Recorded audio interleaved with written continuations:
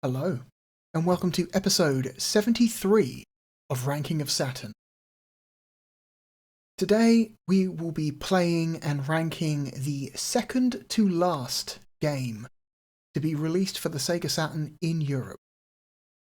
I want to start off by saying that my audio might sound a little bit different than the last few videos because I've made the decision to disable the noise filter on my microphone.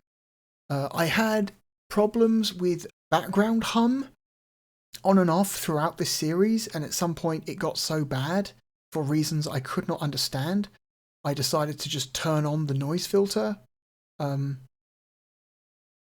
the last few videos, and frankly I've hated the way it sounds. The noise filter makes my mic audio sound like shit in a way that I don't think is worth it. Like, it makes all my mic audio sound super harsh, and it's constantly clipping, and it's awful. It's awful sounding. For the sake of getting rid of a little bit of background hum, I don't think that's worth it. So instead I've taken extra steps to try and get rid of background hum. So I've turned down the gain on my microphone entirely. So there is zero additional gain on my microphone. So I may have to speak up a little bit more than I normally do, but that's fine. Also, I have purchased a anti-vibration mat pad thing that I currently have my microphone sat on top of. It's this big, thick, like foam and felt brick that's about almost 2 inches thick. It's about that thick. It's serious, and it does actually make a difference. Looking at the volume bar before I started recording, I noticed that the difference in recorded background hum is like 3 to 5 decibels less when this microphone is sitting on the anti-vibration pad, so it is absolutely having an effect. So hopefully my audio sounds okay and doesn't sound like complete shit. I've also recalibrated the noise gate a little bit to be a bit more buttoned up, so hopefully that also helps. Fingers crossed, because oh my god, the noise suppression filter is just in OBS is just fucking shit. It makes everything sound terrible. So I'm hoping that this works. Okay, so the game we are going to look at today is an RPG, a strategy RPG, if you will, and is one of my favourite RPGs ever. It is, of course, Shining Force 3.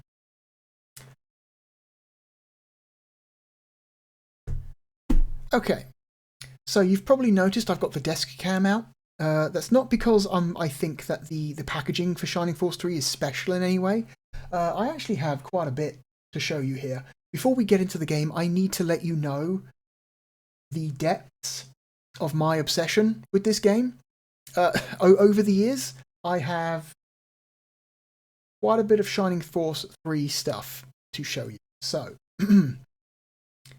this game was kind of a hyperfixation of mine for a little over 2 years, back in the, I'm going to say, early 2010s.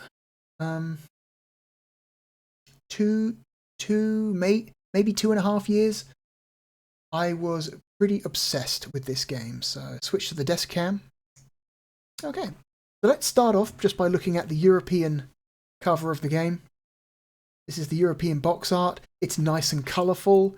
It's you get four of the main characters of the game in nice, colourful, high-res art right on the front. In general, it's actually very nice box art. They did a good job. Here's a view of the back.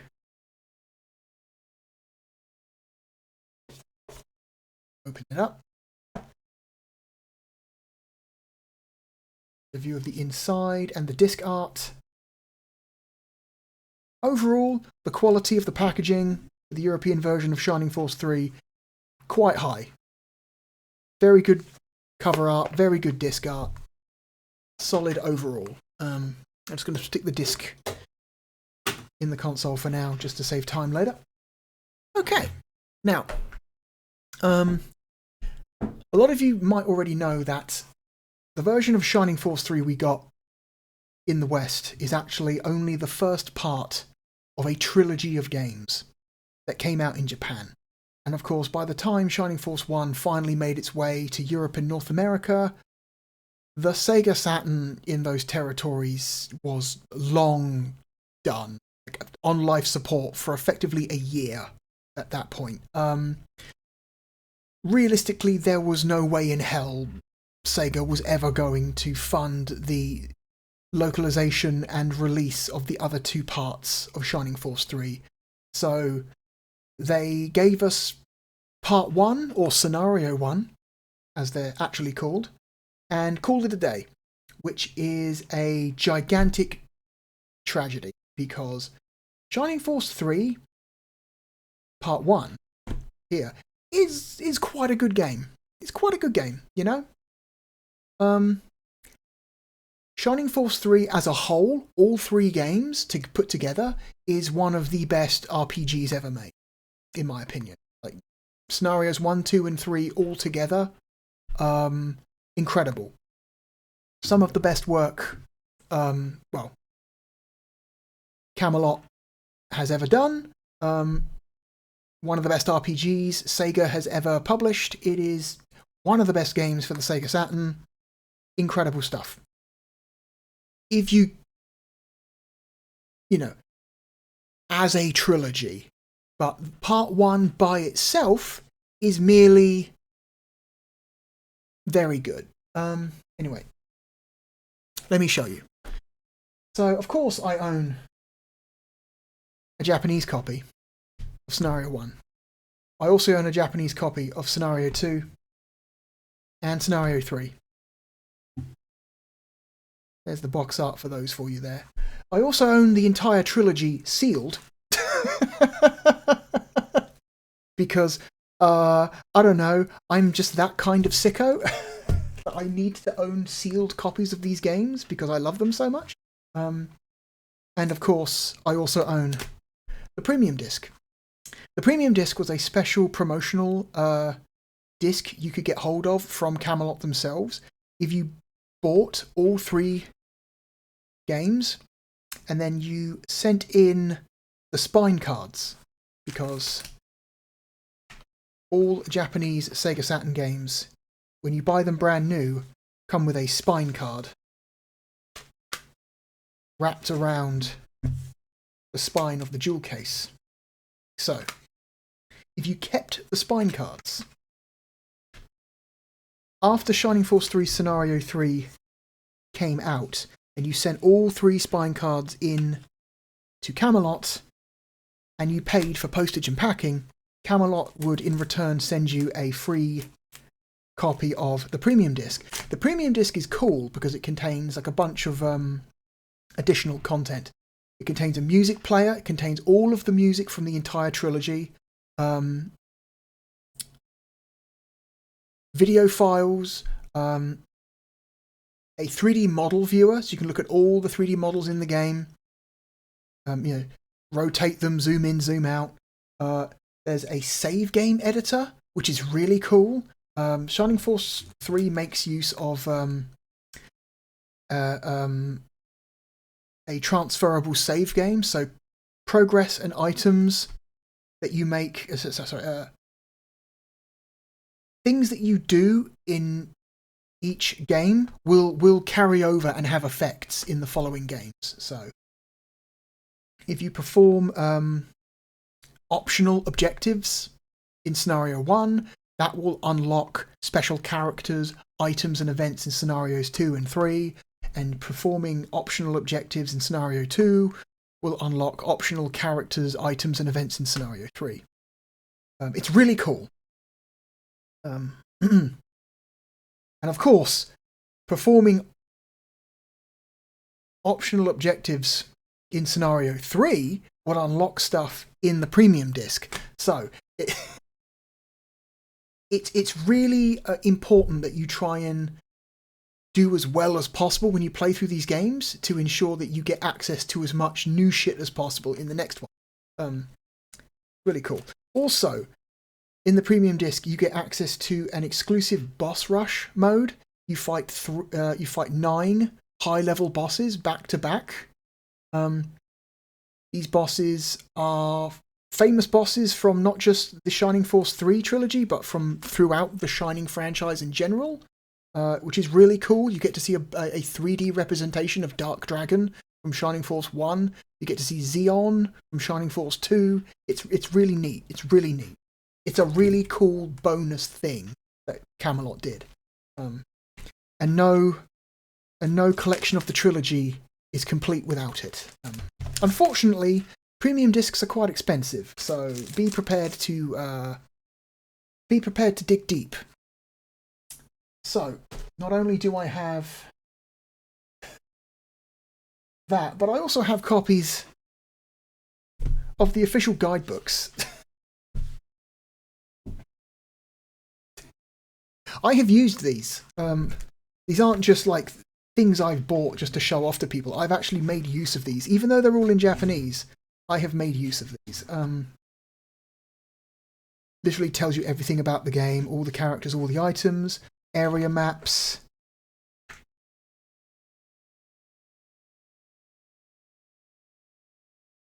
Enemy stats. Obviously it's a walkthrough as well. Really cool little thing. And at the back of every guidebook is this section here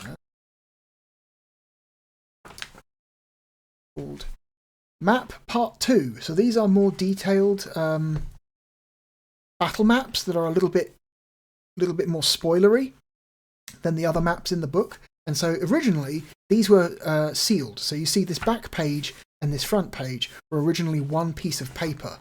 In order to access these maps, these more complete, more detailed battle maps, you have to actually physically cut the paper, as you can see someone has done here.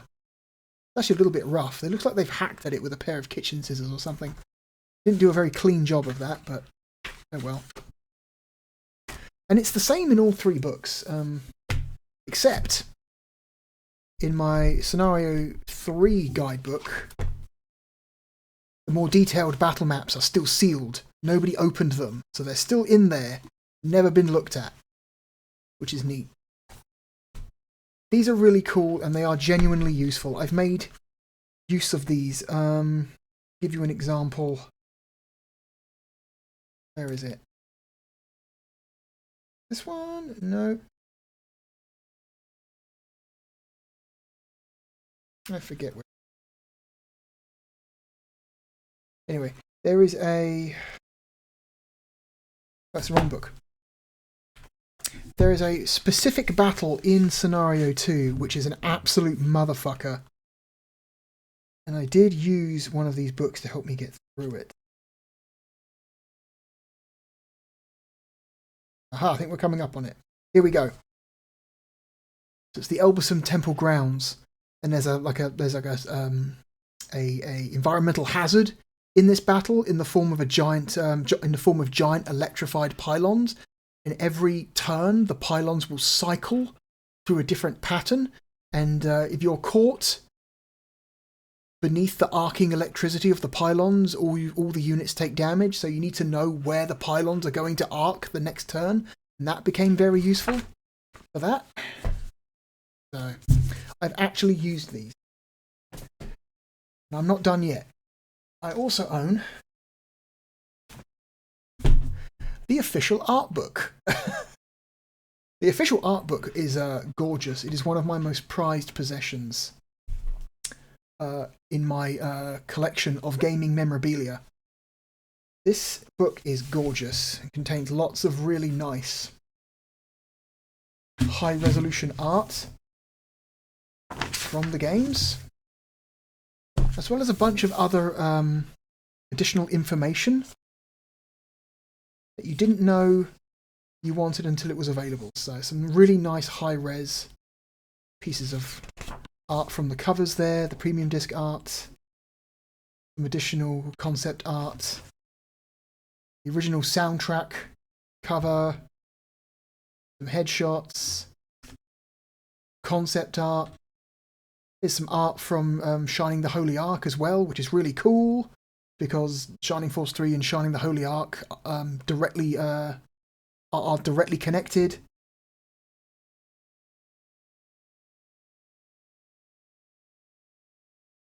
Some cool character art for all the main characters. It's really fucking good. This is one of my favourite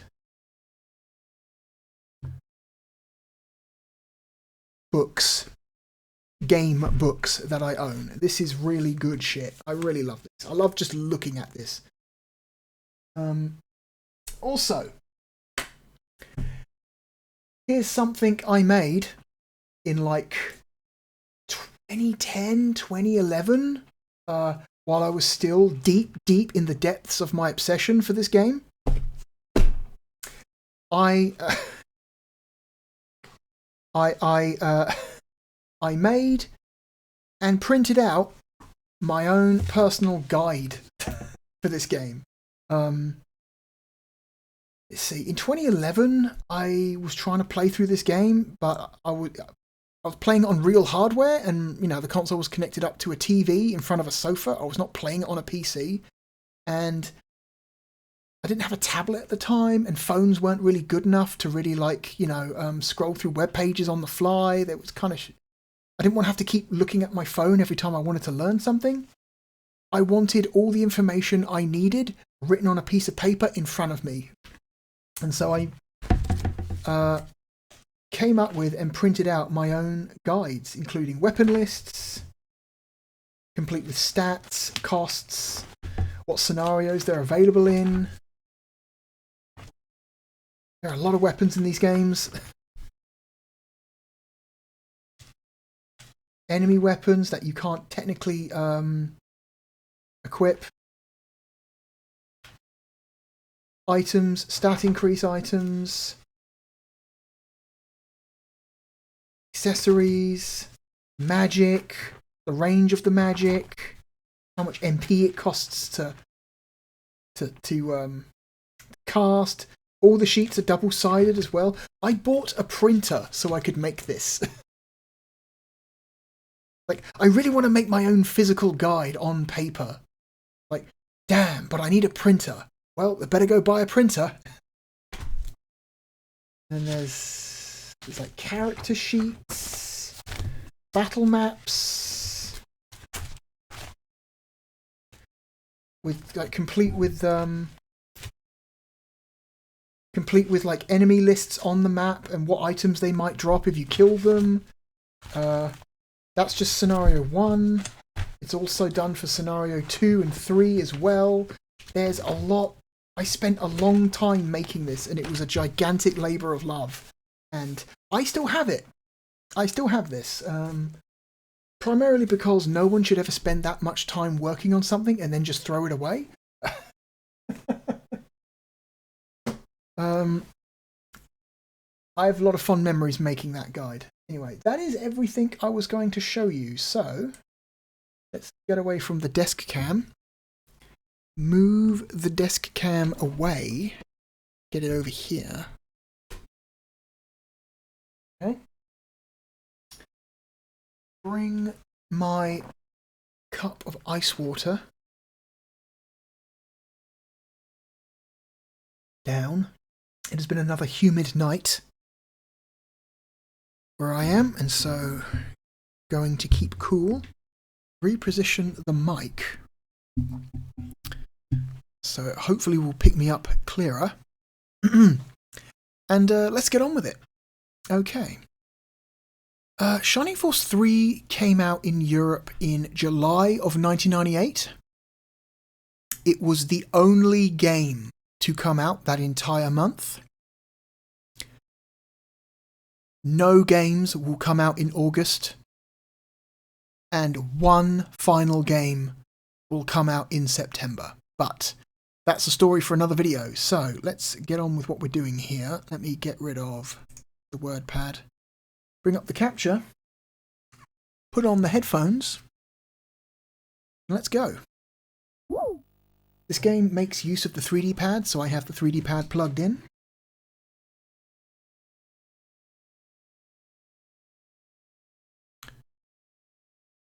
Okay. When I first got Shining Force 3, I struggled a little bit to get into it. This game has a lot of systems, like a lot of systems, and it's not very clear about how its systems function.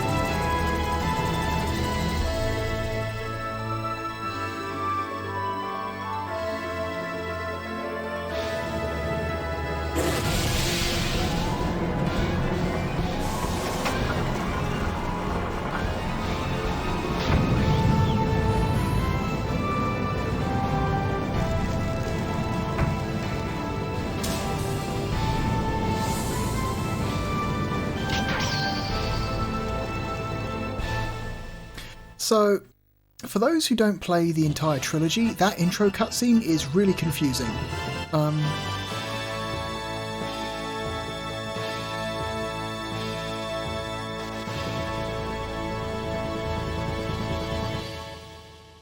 That intro cutscene contains characters, places, and events that don't actually take place in this game, but are teasers for the next 2 games. But of course, we wouldn't get those 2 games, so a lot of questions to be asked.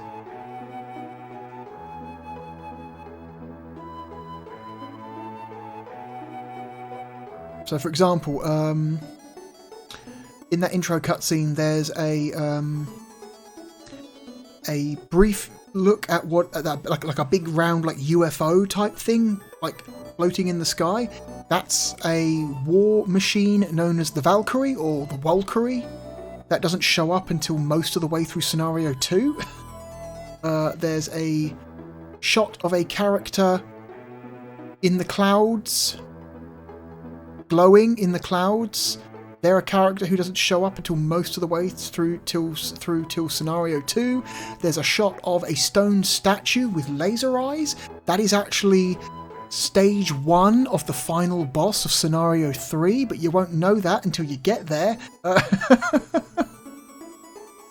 Anyway, like all classic Shining games, this game has people who talk to you on the main menu, who take care of your save files.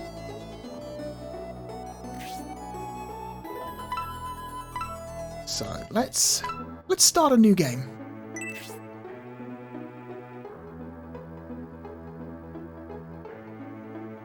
Traditionally, it's the person on the main menu who looks after your save files is some kind of...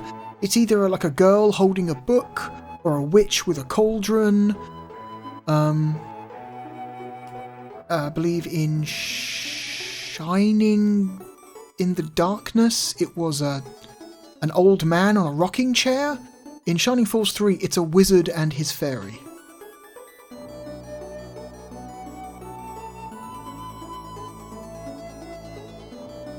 The fate of many lives hangs in the balance. Didn't Faye explain the situation to you yet?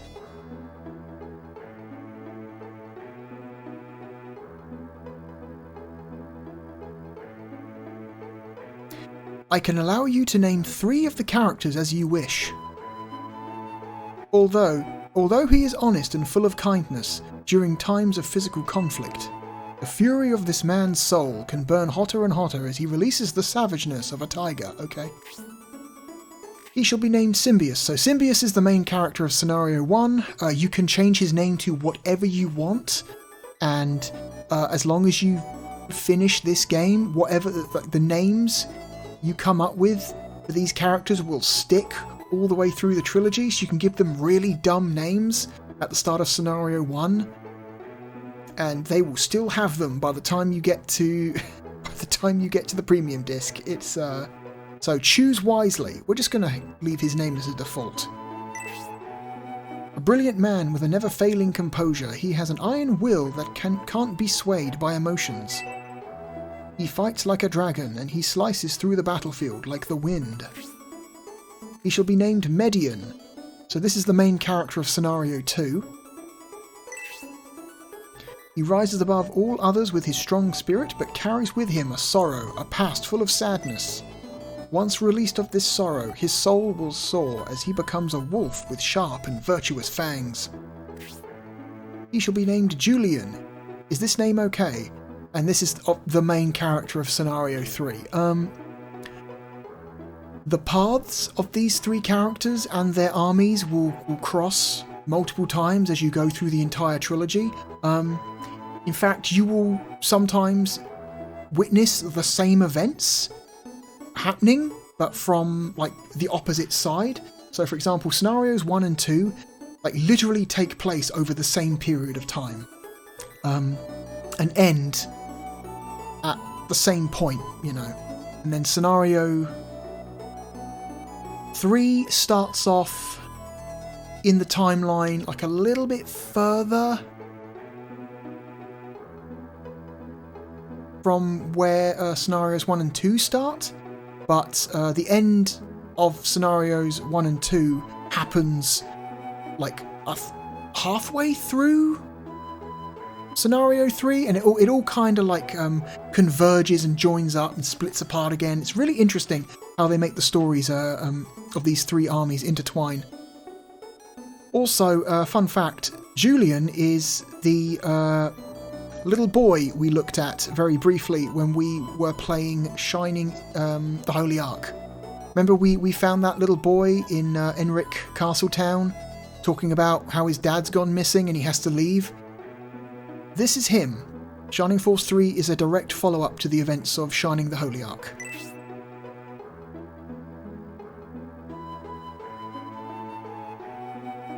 Which is a rarity in the Shining franchise.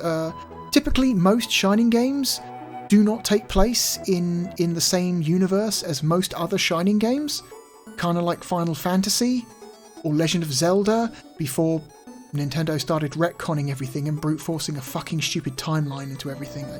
Whatever. But yeah, there are exceptions, so Shining Force 1 and Shining Force CD are directly connected. So Shining Force CD, or the Gaiden games rather, is a direct sequel to the events of Shining Force 1. As far as I know, Shining Force 2 exists in a vacuum. There are no other Shining games that are directly related to Shining Force 2. Shining Force 3 is connected to Shining the Holy Ark, and there is a very tenuous connection to Shining Force 1, but it is so small that it's almost not even worth considering. There is a single character who shows up in this game who is from Shining Force 1. And people argue that it is the same version of the character, so they must be the same universe. Some people say, no, it's just a reference. They're just putting a different version of this character in this world as like a reference for fans, you know? People can't really agree on it, so I'm not really gonna talk about it too much more. It's not worth it. It's just not worth it. Anyway, Chapter 1, Nightmare in the Floating City of Saraban.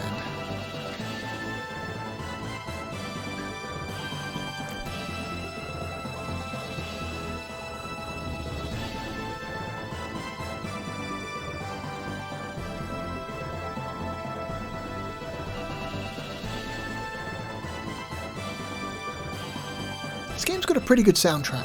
I like it quite a bit.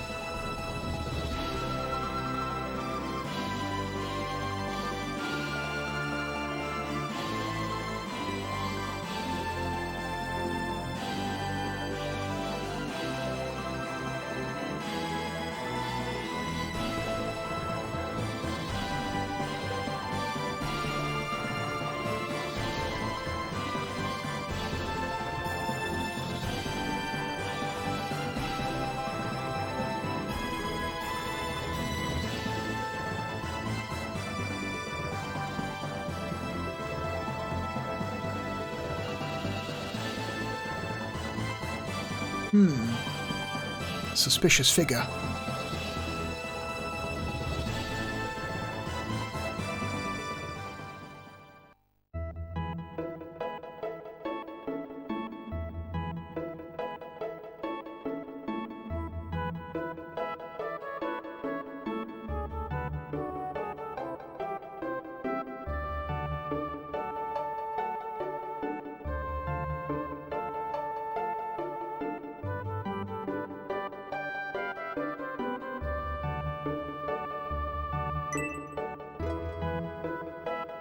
Alright.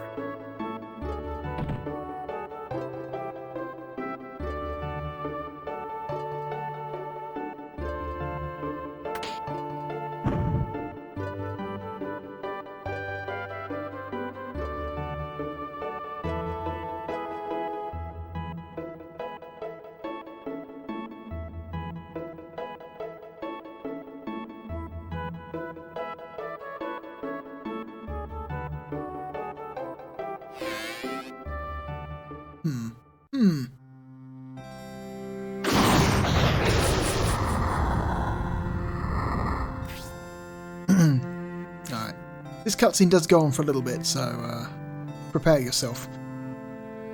You seem to be in a terrible mood, Tybalt. Just because the peace conference with the Empire is not going well, there's no reason to act like an ogre. You can't just blame Tybalt for that. It sure doesn't seem like the Empire is truly interested in cooperating. So this game begins with a peace conference between two world powers, the Republic and the Empire, who are basically on the verge of going to war.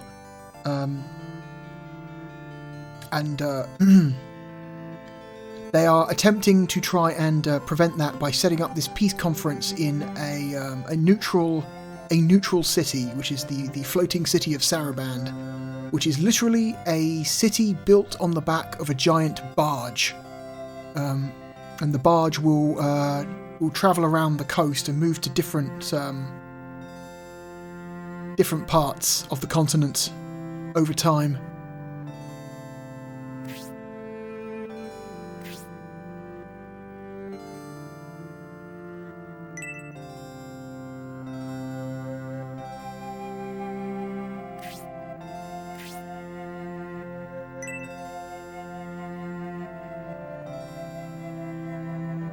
I would say that this game has a pretty good amount of like political intrigue if you're interested in that kind of storytelling.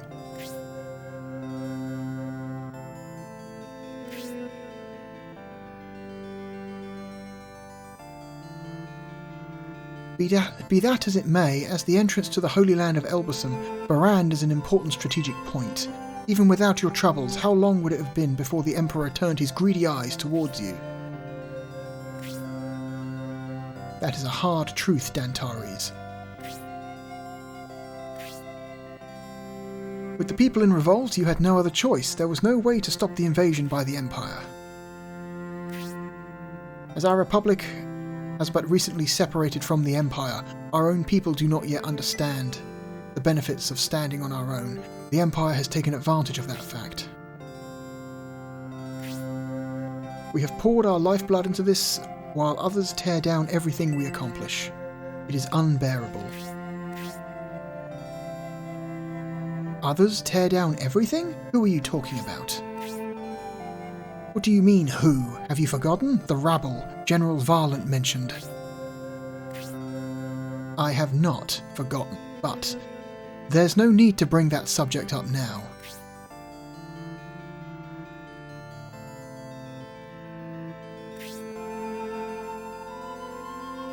I haven't heard about this. Please continue. So it's weird. It's a republic, but you have a king. You have an absolute monarch, but you call yourselves a republic. Weird. It's weird.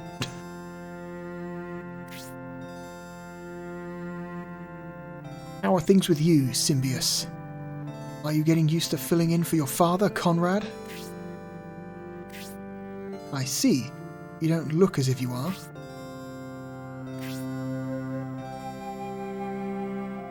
It is a shame his health would not permit him to come. It is at times like this we need him the most. Are you unsatisfied with Symbius? You would prefer General Varlant, perhaps? Is that what you were implying, Tybalt? We don't know who Varlant is yet, but we will find out later. Well, not in this video. No, Varlant wanted to be here. Okay, I'm just going to start buttoning through this because it goes on for a while, and this video is going to be long enough as it is. We're not going to spend too much time in this intro because it does go on. If you want to read it, you are welcome to read it.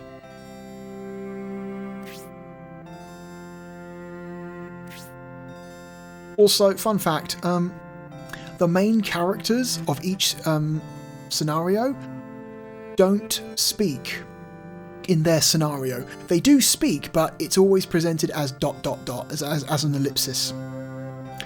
Main characters do talk, but, so for example, Median and Julian do have lines of dialogue in Scenario 1, but Symbius doesn't. Symbius and Julian have lines of dialogue in Scenario 2, but Median doesn't. And Symbius and Median have lines of dialogue in Scenario 3, but Julian doesn't. It's very strange. They've made them all mute protagonists, but only in, like, their games. In their scenarios.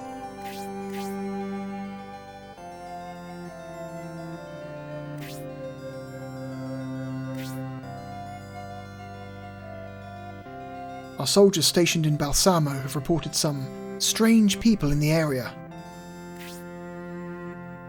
I see, strange people. Could you perhaps be a bit more specific? He refers to the ones General Varlant mentioned, the monks, that bizarre religious sect, the ones with the masks.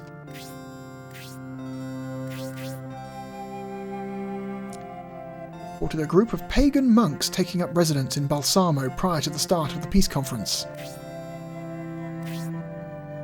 Masked pagan monks, you say? I'm sure it's nothing. I'm sure it's not a problem.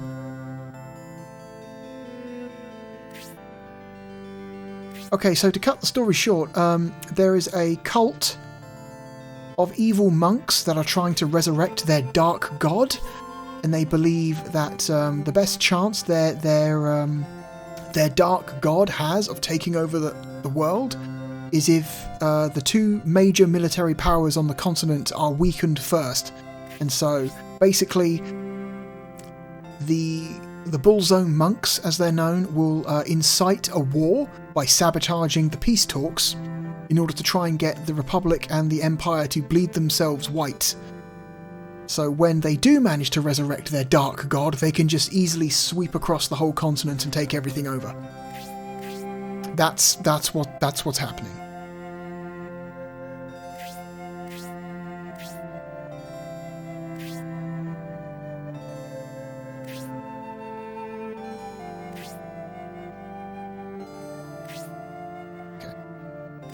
I'm just holding down the button at this point because I really want to get through this intro cutscene.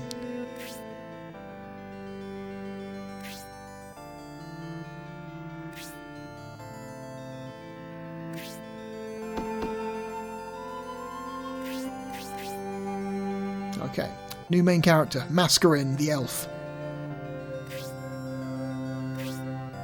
Messenger from Saraband is here to see you.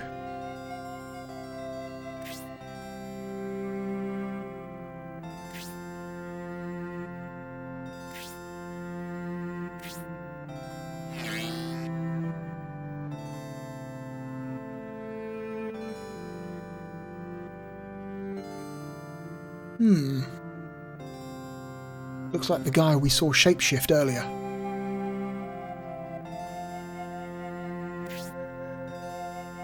You're here a bit ahead of schedule, aren't you?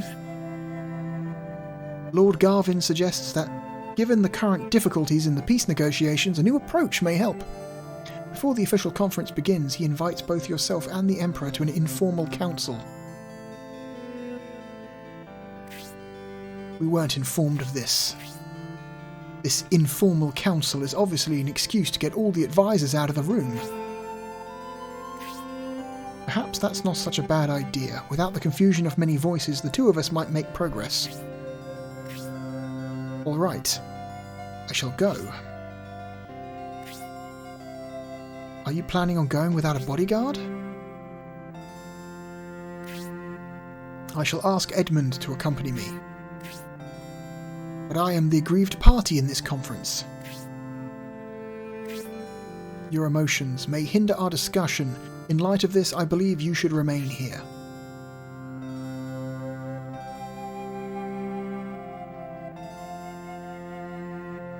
His province has been occupied by the Empire, and that's what's causing everything to come to the brink of war. So that's why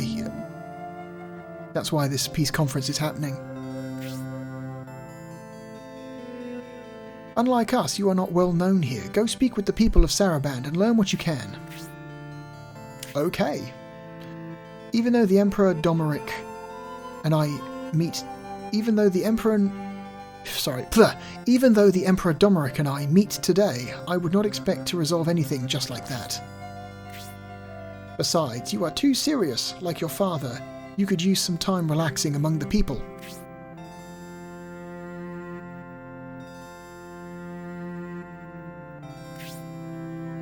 I also need to tell Dantari something. I think an Imperial Knight, Campbell, is here in Saraband, accompanying the youngest prince, Median. Campbell, sounds familiar. I've heard tales of a brave knight. A while ago, during a border skirmish, he fought brilliantly against us. You may find him somewhere in town. Okay.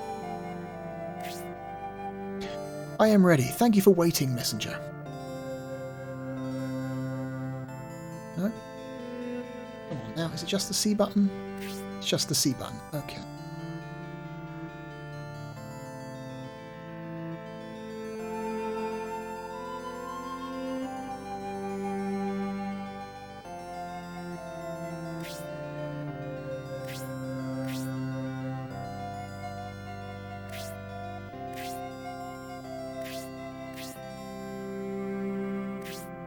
Okay, alright.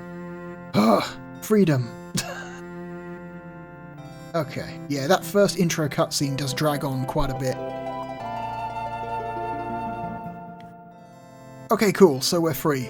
Okay. So, movement controls. Use the analog nub or D-pad to move around. Since we have the 3D pad plugged in, we can use the 3D analog movement. It's very silly. There's no reason why you would need this in this mode. But you do in fact have full analog control over the speed of your movement. It's very silly. Okay. Shoulder triggers to rotate the camera. And again, you have full analog, because we have the 3D pad plugged in, we have full analog trigger support, so we can decrease or increase the spin speed of the camera depending on how far you push down the trigger. It's very unnecessary and silly, but I'm glad it's there. Okay. A button to bring up the in-game menu, inspect. So if you're standing in front of something, you hit inspect. You can search things.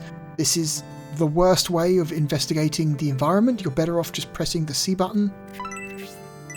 If you're standing in front of something you can inspect, you're better off hitting the C button. A button will always bring up the menu, whether there's something there or not. Okay, you have the option to use magic if you want to, outside of battle, but right now the only magic spell we know is Return, and that's not useful. So we have items. Like many Shining games before Shining Force 3,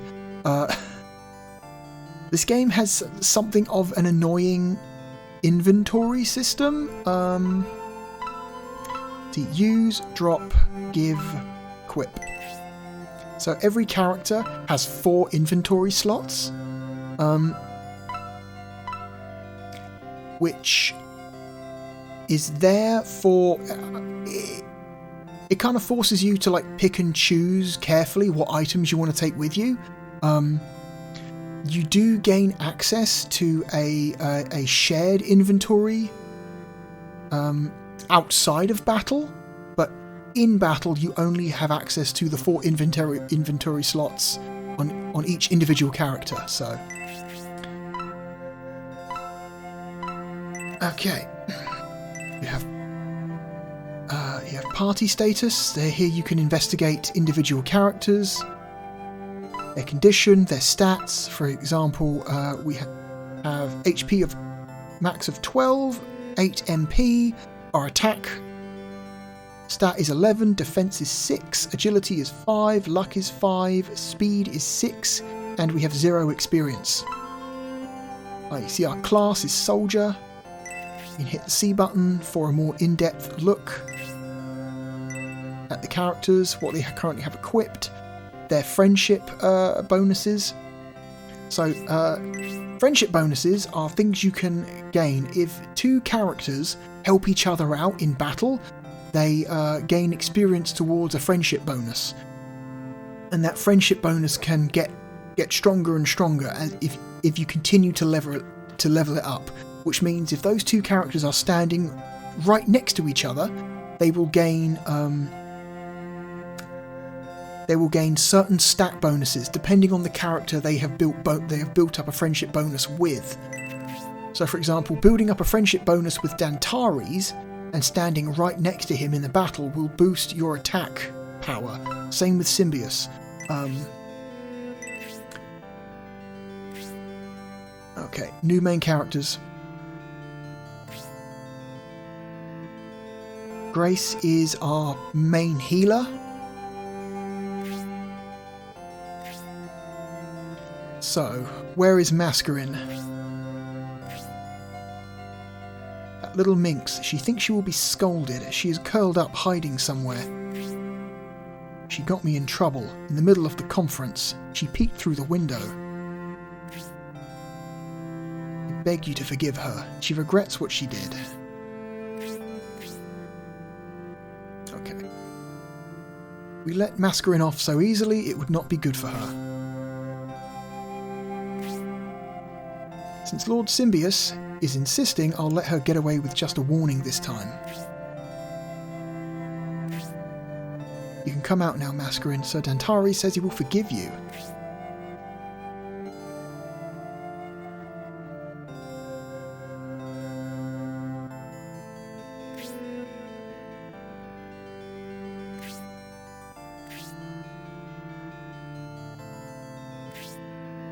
Mascarin is a mage.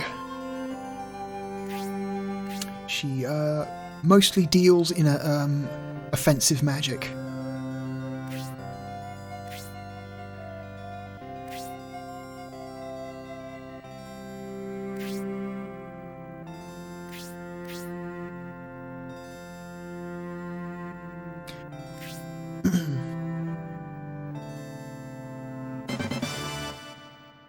Little fanfare.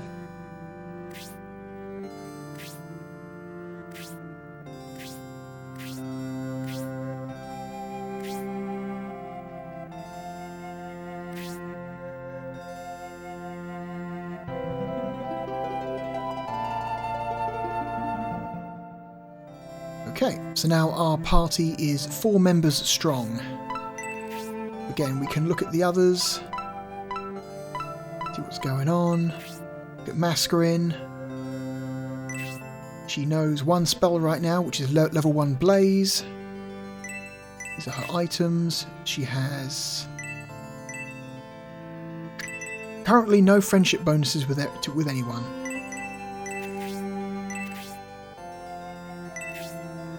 Okay. So you can actually explore the environments and try and find items. There are a lot of hidden items around the game, some of them extremely well hidden.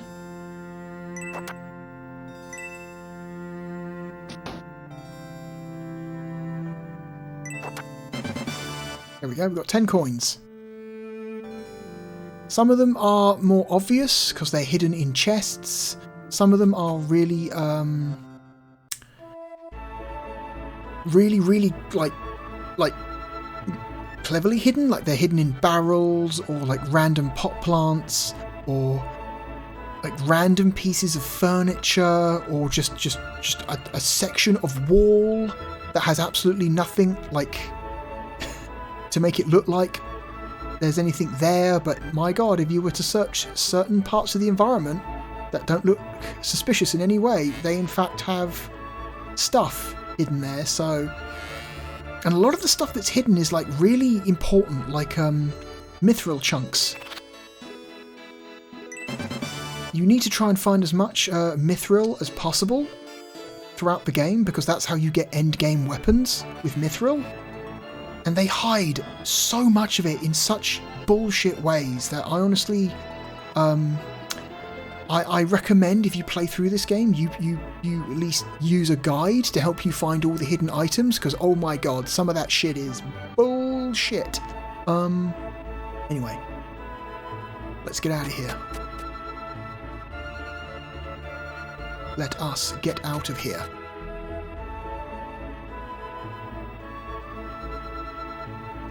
Okay. And talk to people with the C button. Everyone has something to say. Not everyone has something important to say.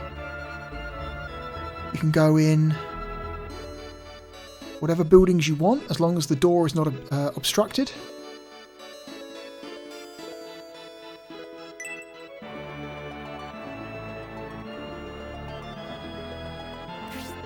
This guy has a portrait, which means he's obviously important. Anyone in this game who has a portrait is obviously not just a random NPC. He's healthy, wealthy and happy. Good for you, Garrosh. Good for you. I'm sure that'll last forever.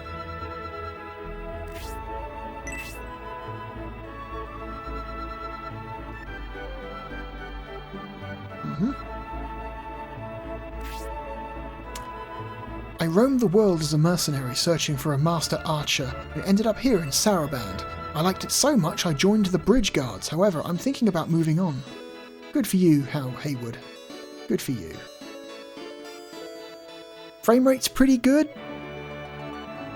You know, like the frame rate's pretty smooth. These are quite like relatively complicated 3D environments. And the frame rate stays nice and smooth the whole time.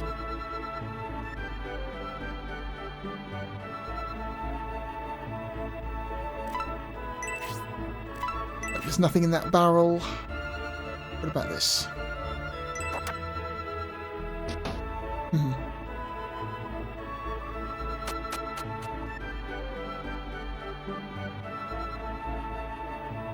Alright, let's get out of here.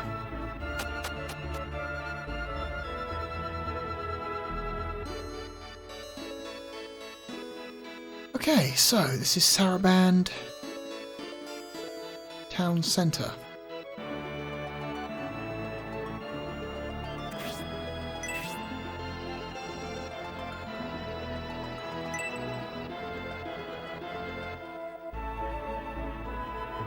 Okay, so we can't get into Saraband Castle itself, but we can in scenario 2. What's this? Go in here, where we will find a mysterious person doing laundry. Now, you don't know who this person is yet, because in this game they don't have a portrait. But in scenario... what was it? Is it 2 or 3? I forget. In either scenario 2 or scenario 3, you find out that this is Arthur from Shining Force 1.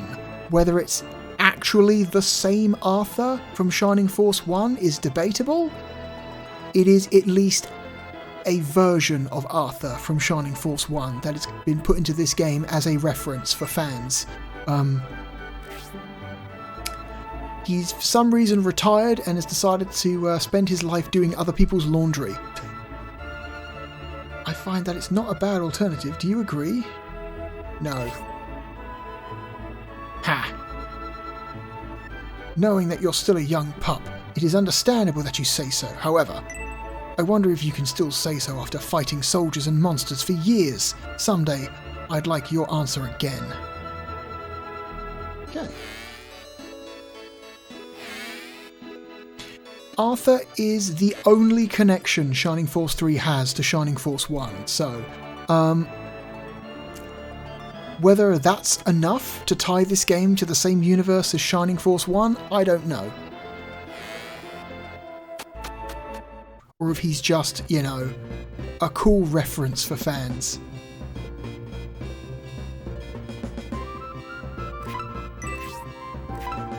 About these barrels. Anything in these barrels? No.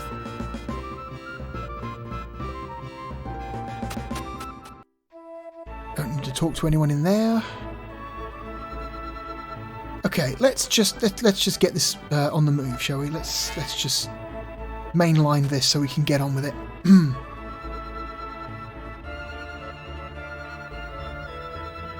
So we've entered the Imperial District.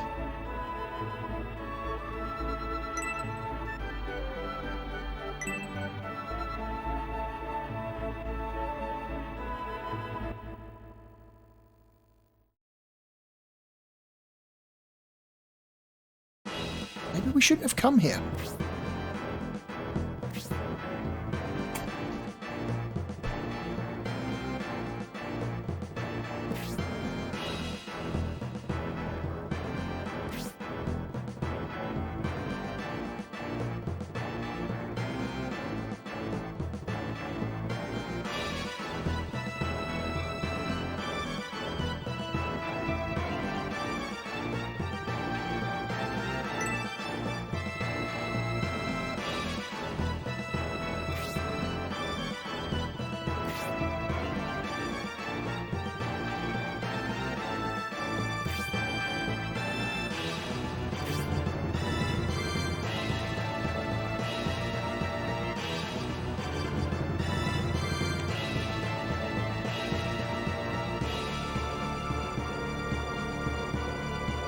I like the way that the character sprites will sort of like twitch to show when characters are like feeling shock or surprise.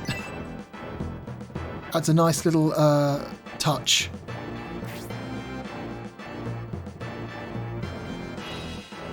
Adds a nice little touch to character sprites that are otherwise quite devoid of, you know, the ability to show emotion.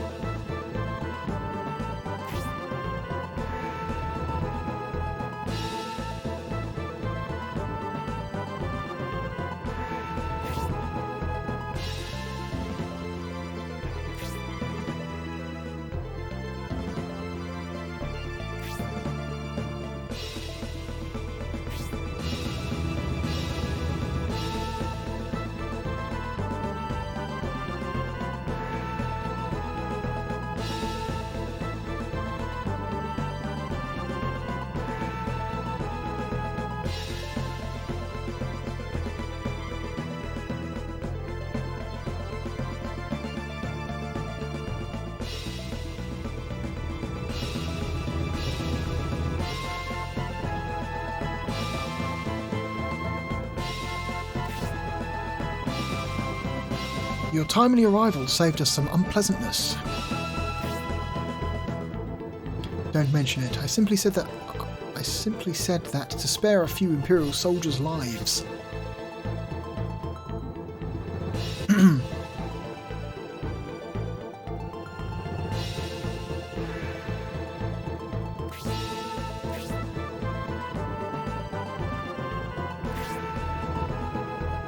So this exact same cutscene plays out in Scenario 2, but in Scenario 2 version of this cutscene, Median is mute and Symbius has lines of dialogue.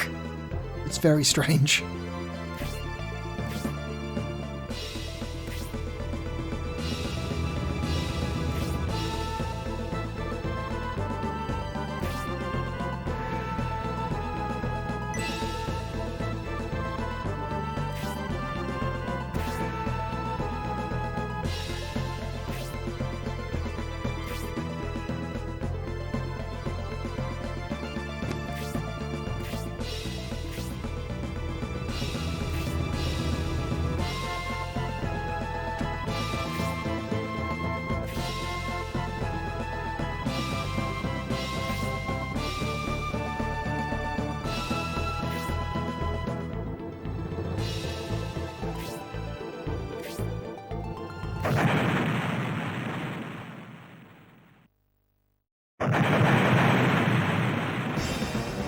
Oh no.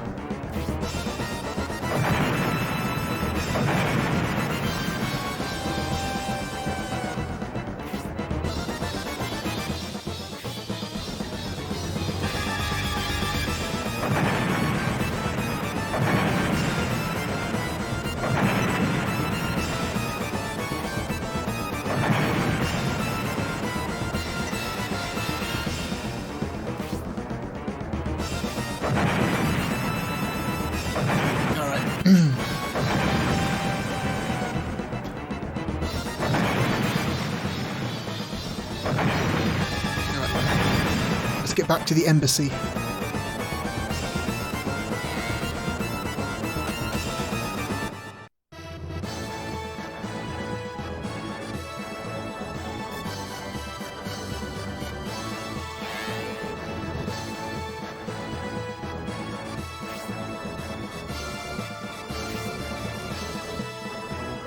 Okay. And now we get to fight our first battle, finally. An hour into the video, we're at our first battle. Because we detonated the explosive in time, he seems to have returned to his lodgings.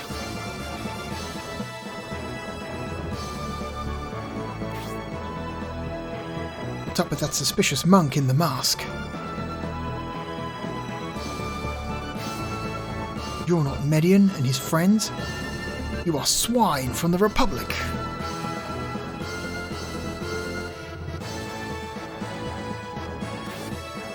It seems that these are the ones Median was chasing after.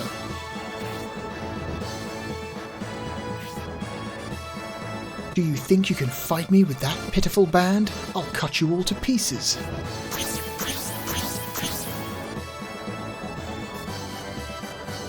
Okay, so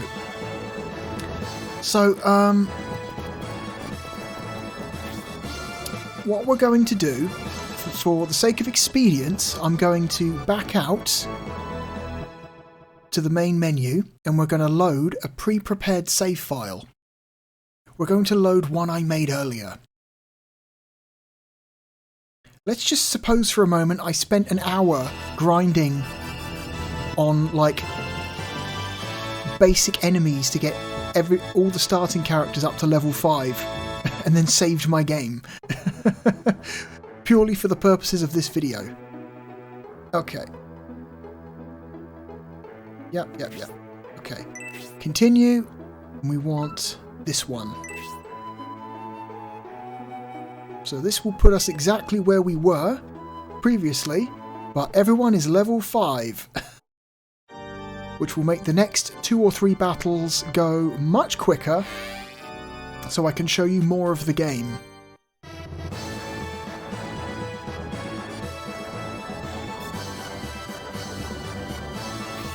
Okay, so battle controls. You can press B at any time to disconnect from any character. You can examine enemy units, see what their stats are, see what items and equipment they're holding. You can go to an empty patch of ground, hit the A button to view status, view the battle map, like this. Save your game mid-battle, ask for advice,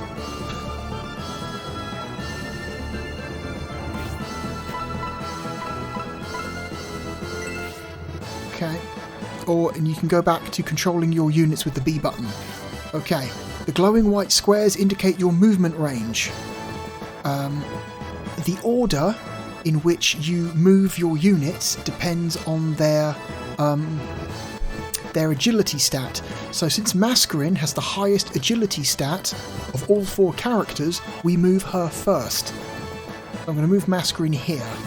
We're going to use the church as cover because they will go for her. Characters have a hidden aggro stat. The aggro stat is what determines how likely they are to be targeted by enemies. Symbius, I believe, has one of the highest aggro stats in the whole game. If he's out in the open, enemy units will focus on him. Even if there are other allied units nearby, it's very likely they will all go for him if they can. After that, magic users like Mascarin and Grace also have very high aggro stats, so if it's possible for them to be attacked, they probably will. Whereas non-main character units that specialise in close combat, like Dantares here, have a very low aggro stat. It's very unlikely that an enemy unit will target Dantares unless he's the only option. So if you keep that in mind, and you know that certain characters are more likely to be targeted than others, you can force enemy units to do things that would put them in strategically bad situations. I also love the sheer number of frames of animation on each sprite, like the rotation, the number of sprites for individual frames, of each side of this sprite is weirdly crazy high. Anyway, Dantares is going there. Okay, Grace, I think, has the same agility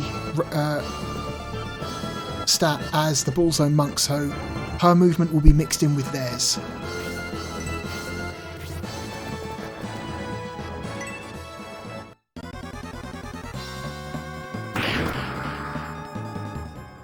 Okay.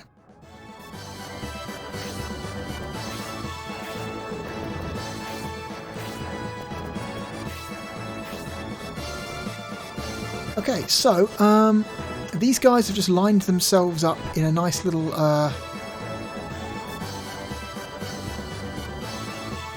line for me, so I'm just going to go ahead and roast all 3 of them with a Blaze 2.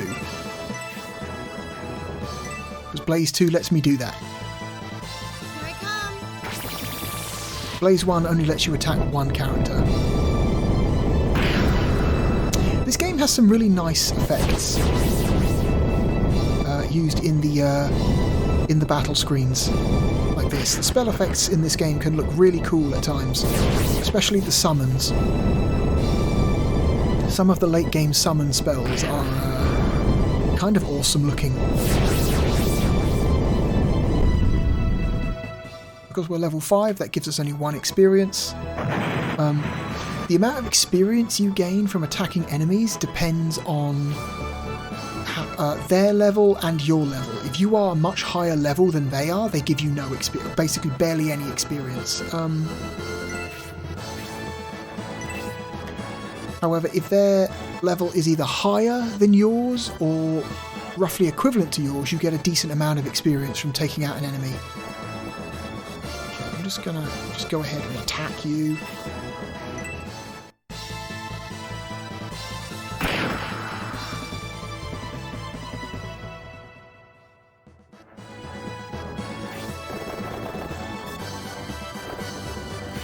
Okay, the little bubbles floating above characters' heads, that indicates that we have a friendship bonus with those characters. Actually, we might even be able to look at details. Hang on.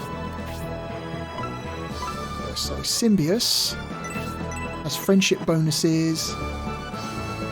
Okay, so he has a friendship bonus with Dantares, decreases enemy critical chance, increases magic damage. and increases magic, defense, and luck. So that's what they gain. Antares is friendship bonus, increase attack strength, increase magic attack. It's the same. So depending on the character, it will change what the every character has a slightly different friendship bonus. Some are more useful than others.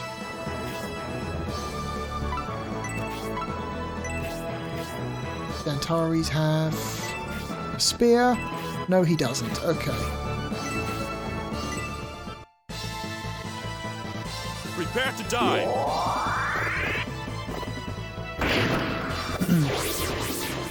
Okay, and there are special moves. This game has special moves. Whenever you attack an enemy, there's a dice roll in the background that determines whether or not you attack them with a special move. You cannot activate the special move manually. It's purely luck based, I believe.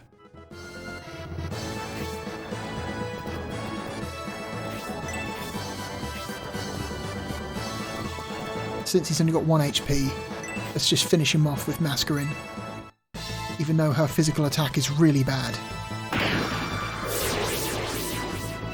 Or at least it would be normally, but she's level 5 and he's level 1, so she does 8 damage.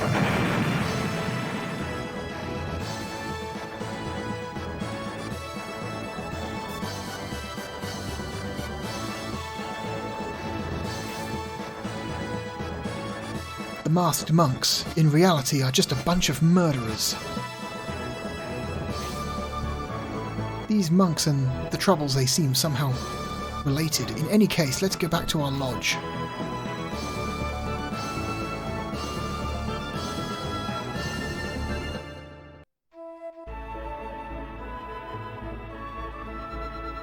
Okay.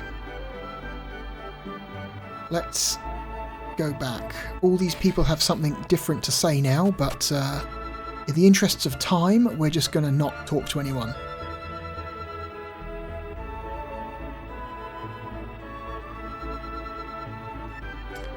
And funnily enough, we can't go this way anymore. Oh, I guess you want to go through here. I'm sorry, I'll get out your way.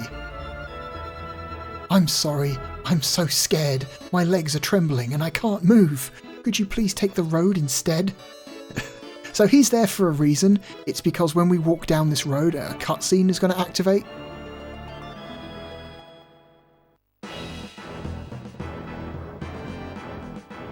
Benetram?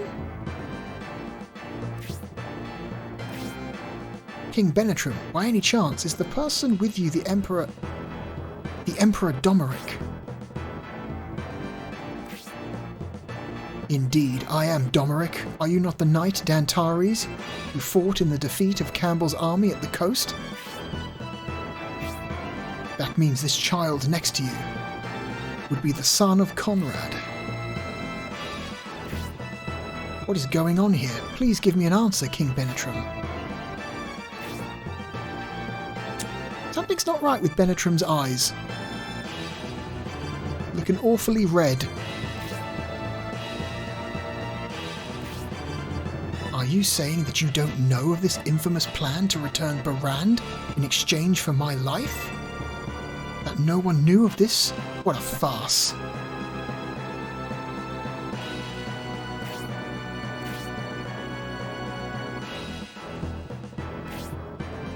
Even if we release the Emperor now, it won't change a thing. The die is cast.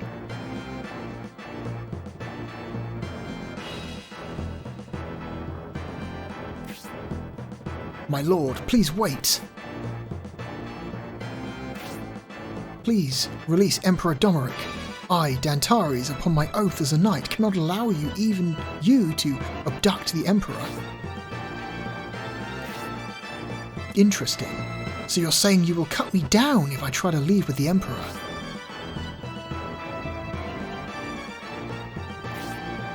Oh my, the fierce noble knight Dantares is about to skewer me.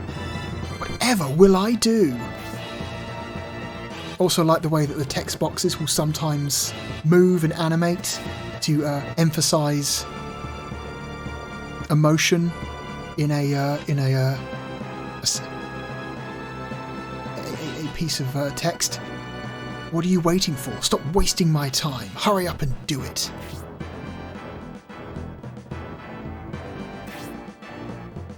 So you've changed your mind. Then my business here is complete, and I'll be on my way.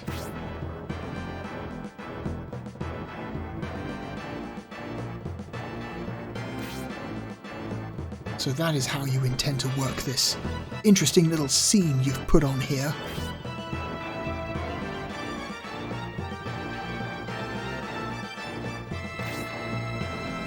We can't just give up yet. King Benetram will be at the camp.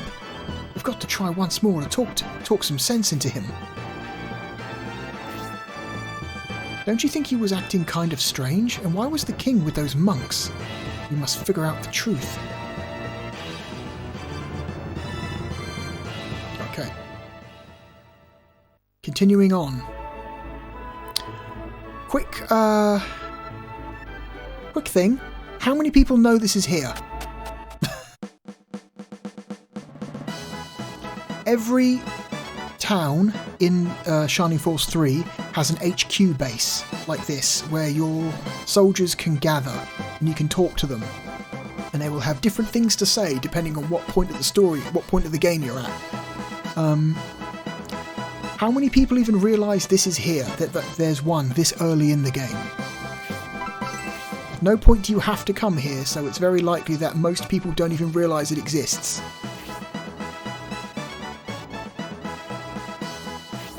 Everyone has unique dialogue based on current point of the story.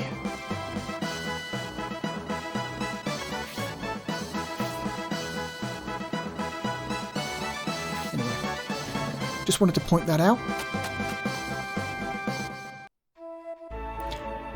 At no point do you have to go in there and it's tucked away in the corner like that, so it's like really well hidden. And unless you do a lot of exploring around the environment beforehand, it's very unlikely you'll ever see it. So, just wanted to point that out.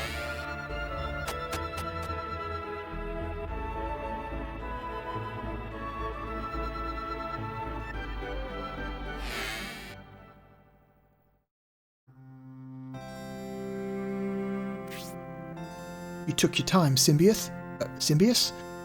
With all of the chaos outside, I was concerned that something had happened. What's wrong? Symbius, you look pale. What is the matter, Symbius? Where is the Emperor Domeric? Did you say Emperor Domeric? What have you done? Answer me, Benetram! Guy just comes in and starts screaming.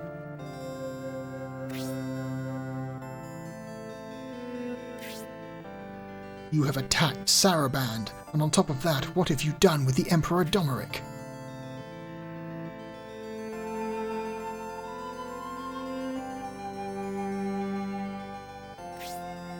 The Governor General's office is up in arms. Mascarin also asked the same thing. What is going on with the Emperor? We all saw it. King Benetram abducted the Emperor Domeric and took him away to the camp.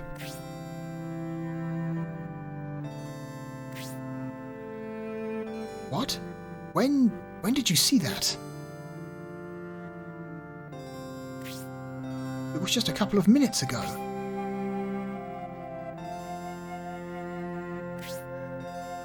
Do you see, Benetram? There is a Republican witness. Do you still want to play innocent? But Benetram was here. He returned quite a while ago, saying that the Emperor did not show up. However, we really did see it. There's no doubt it was King Benetram. Interesting. There's a doppelganger. So you saw.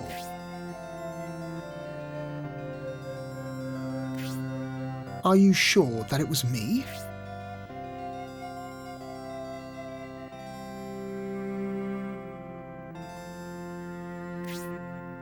That's right. There is another witness to Benetram's doings.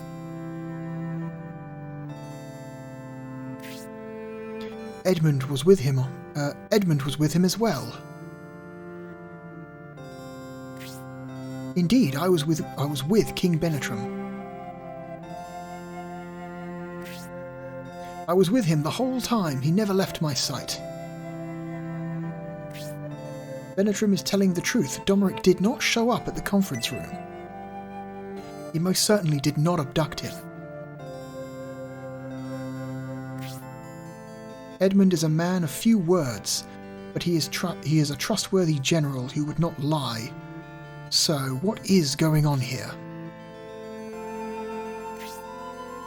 Then perhaps Symbius saw both Benetram and Edmund abducting the Emperor?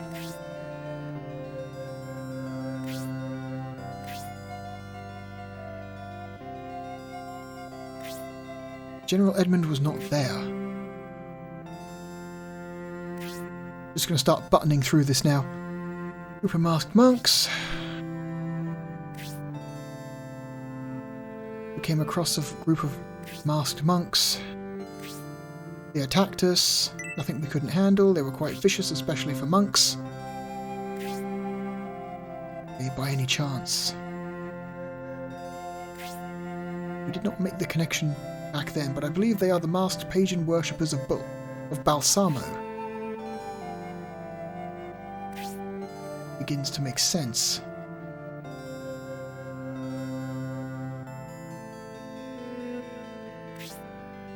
You know something about this, Benetram. Now that I think about it, you were curious about these monks. From the very beginning, what is going on? Speculation, perpetrators... Clear ourselves, the Imperial Army is... Incident happened, neutral country of Saraband... Blah, blah, blah, blah. Yep. Button through. This is taking so long.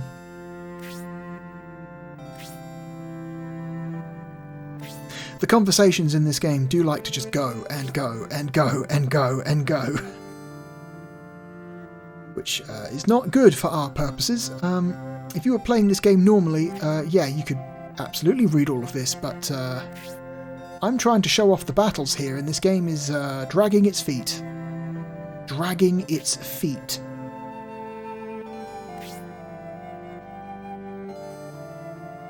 Okay. Your forces will be used as a decoy. While my army creates a diversion, you can leave Saraband with Symbius and return to Aspia.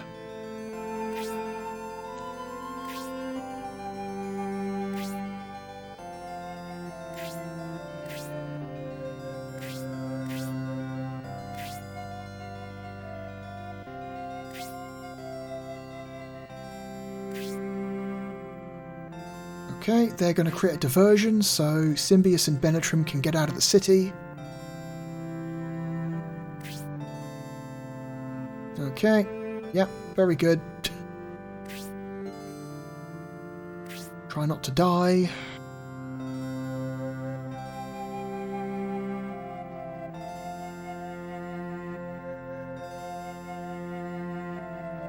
Okay.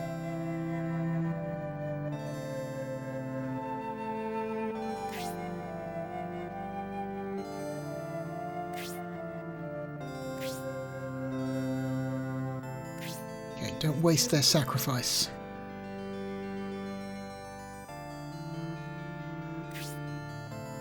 Okay. Let us two get moving. Yes, let's. However, not to run away. We are going to get to the bottom of this and clear everyone's reputation.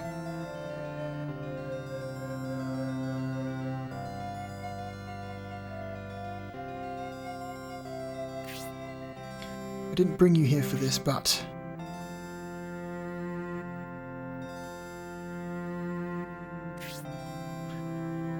Great responsibility with no warning. I'm relying on you. Okay. Come on, let's go.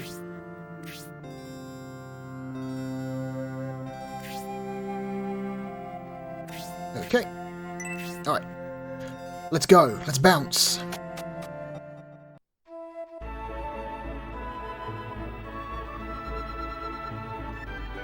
Okay, let's get out of the city.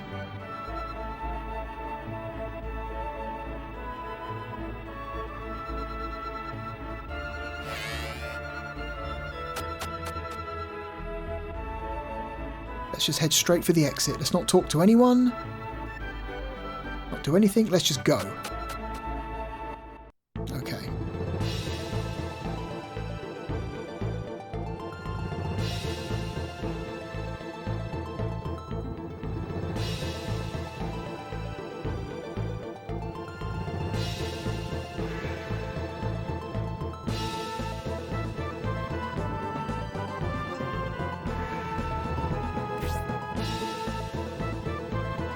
We almost had to fight the bridge guards of Saraband, who got here first. By any reckoning, this is a sad state of affairs.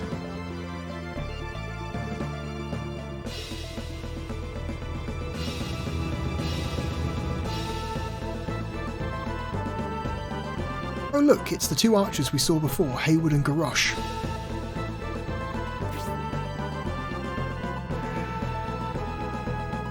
King Benetram? That's you, and you're here. Then who is that other Benetram? You have no wish for corpses to clutter up on the landscape. You will move aside and let us and leave us alone. It will also be much better for your health.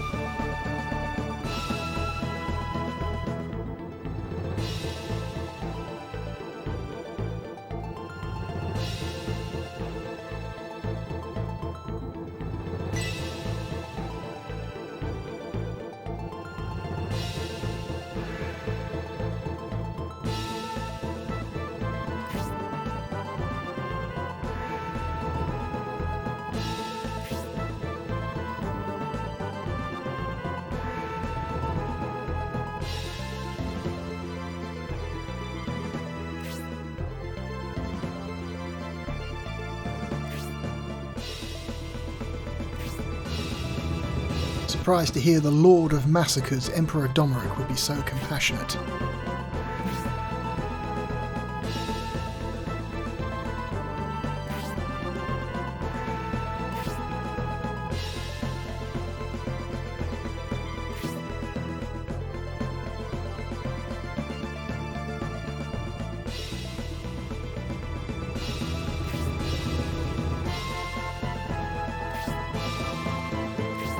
Okay.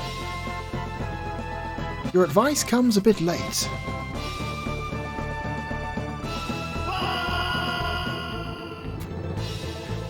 Big spinning text box. No, my dear brother.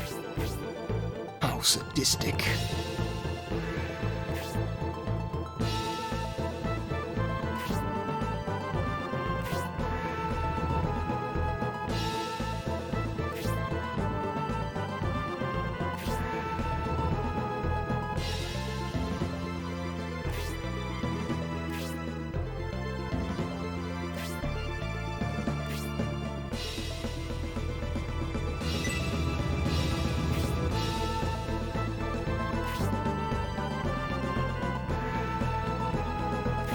Okay.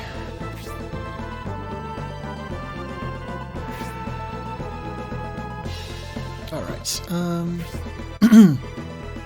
They plan to kill the guards who saw through their plan, and us along with him. That guard is the only witness who can prove my innocence. We must do everything we can to protect him. Okay. So, you know how when most people compare Shining Force to Fire Emblem, they usually say, "Oh, Shining Force is the game without the permadeath." So that's not entirely true. Shining Force 3 has limited permadeath. What I mean by limited permadeath is specific characters during specific fights are placed in a heightened state of vulnerability, and if they are knocked out during that fight, they are permanently gone. The two characters in front of us, the two archers, they are now placed in that heightened state of vulnerability. If they die during this fight, they're dead forever. And we want to try and save at least one of them.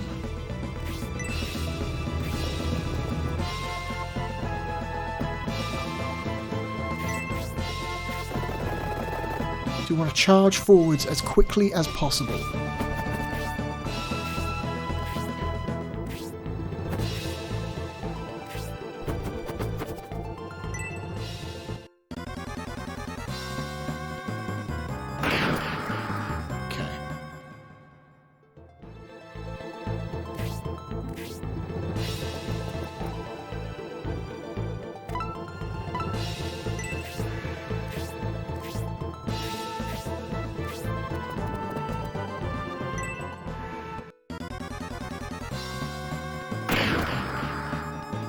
We've only got like three turns to get them out of there.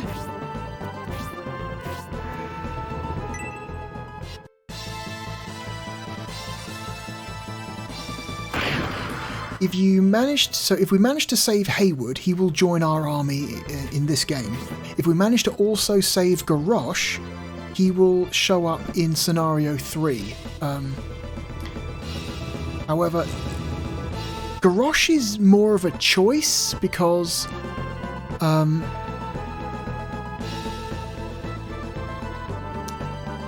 if you don't save Garrosh here and Garrosh dies, he's replaced by a different character. So it's not like you're losing out on a character if you don't save him on this bridge. You're just determining whether it's him or someone else by the time you get to scenario 3.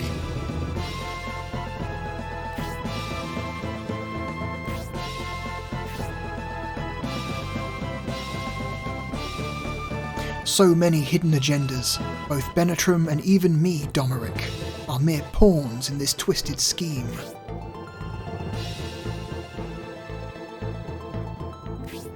Okay, let's kill this bat. Is it going to be enough to kill the bat? I don't know. Is it just going to take 10 points off of him?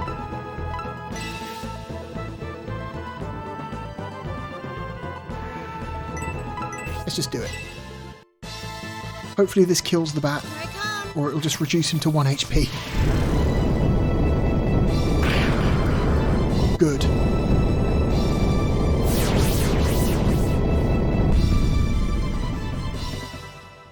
Okay.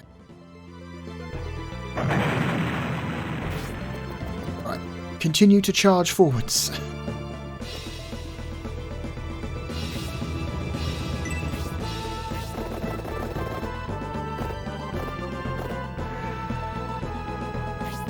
I'm going to attack this barrel just to get it out of the way, to give us more movement range. Otherwise it will block character movement. Sometimes barrels contain items as well. Not that one though.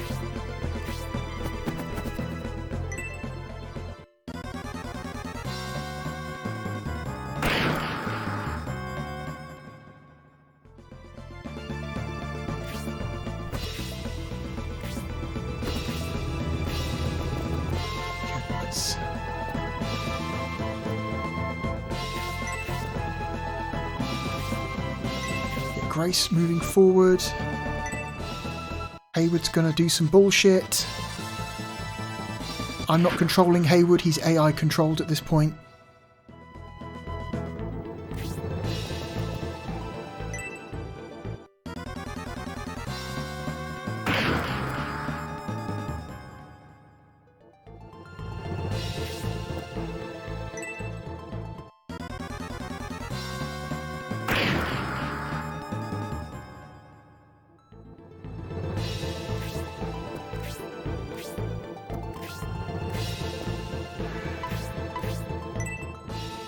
He's going to finish off the bat for us, which is nice of him, I guess. Garrosh is down to 1 HP. He is on the verge of death. We have to save him in the next turn or die trying, or not die trying, but or he will die. He's definitely the harder of the two to save. But like I said, he's also kind of optional. So we're going to talk to him first. So we position Symbiose next to him, and you see we get a new option, talk. So we're going to talk to Garrosh first, because he's on the verge of death. And once we talk to him, he will leave the battlefield.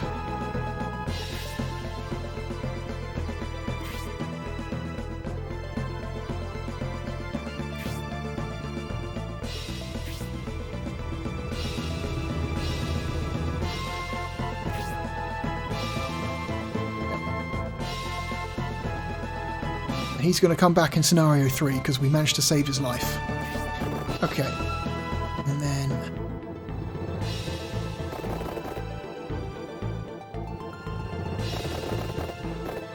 going to attack... Oh, I'm also going to talk to Haywood because Centaurs can do that as well. Sometimes only Symbiose can talk to characters, but in this case other members of your army can also do it. I'm a mercenary, and my name is Haywood. I'm glad you came along to help when you did. I see the famous Sir Dantares is with you. Does that mean you're the army of the great Lord Conrad? His son, Symbiose, commands here. We are chasing those masked monks. To pursue such a powerful enemy, you seem to be at an obvious disadvantage in strength.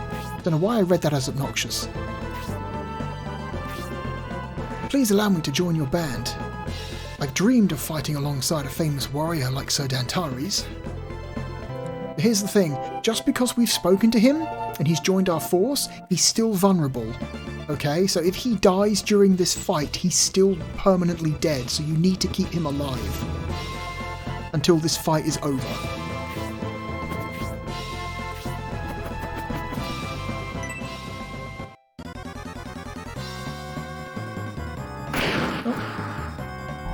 Grace has been poisoned. Cool.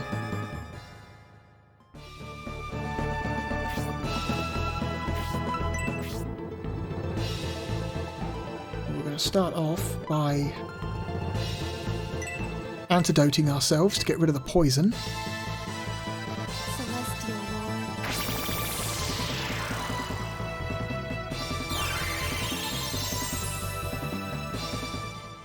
Lord. Okay. I'm going to pull him back. I'm going to have him attack the bat because archers have an attack bonus against flying enemies. Different types of characters will have bonuses against certain other types of characters. For example, characters armed with swords do extra damage against characters armed with clubs or axes. Characters with spears or lances will do extra damage against characters with swords, and characters with clubs or axes will do extra damage against characters with lances or spears. And as I mentioned earlier, archers or ranged characters do extra damage against any flying enemies. That's good to keep in mind. Okay, I'm going to intervene here because there's a lot of guys coming up. Here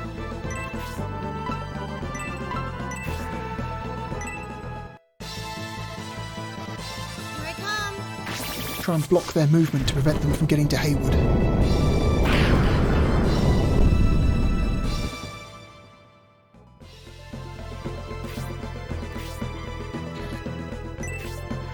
You attack that guy. One hit wonder, 14 damage. Because he's level 5.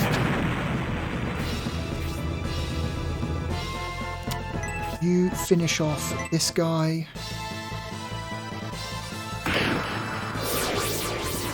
Enemies do the same amount of damage regardless of their health, so it's more important to finish off the weaker ones than it is to try and do damage to a lot of them at once.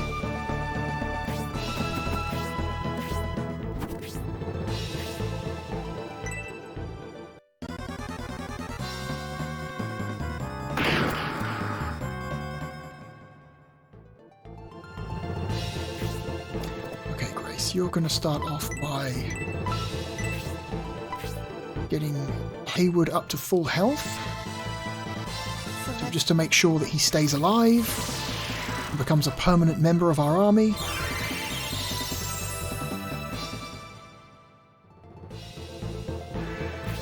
Haywood is going to finish this bat off. Yeah.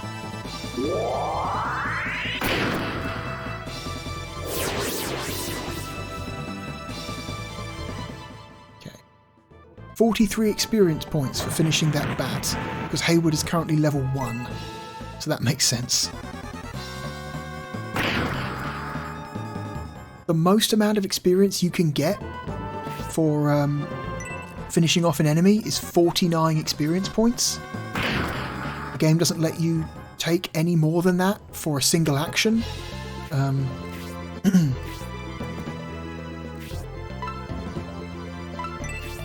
just going to attack normally.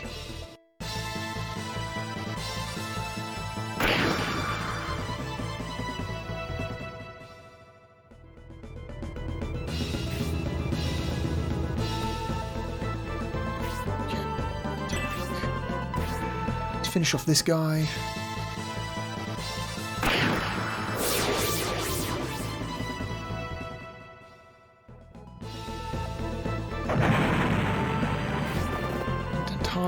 Can come in here and maybe kill this guy, because Dantares is equipped with a lance. He does extra damage against enemies equipped with swords. So, yeah, the reason I'm killing these guys so quickly is because I took the time to level all my guys up to level 5.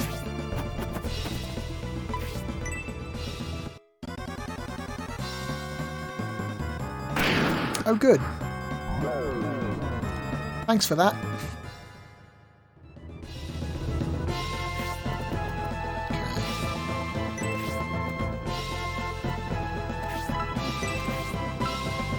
Antidote, Mascarin.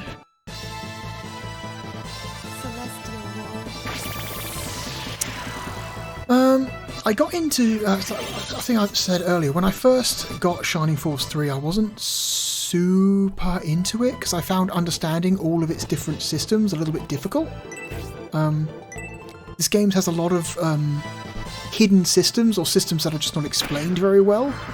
And so, but I managed to finally, like, understand the game and get into it thanks to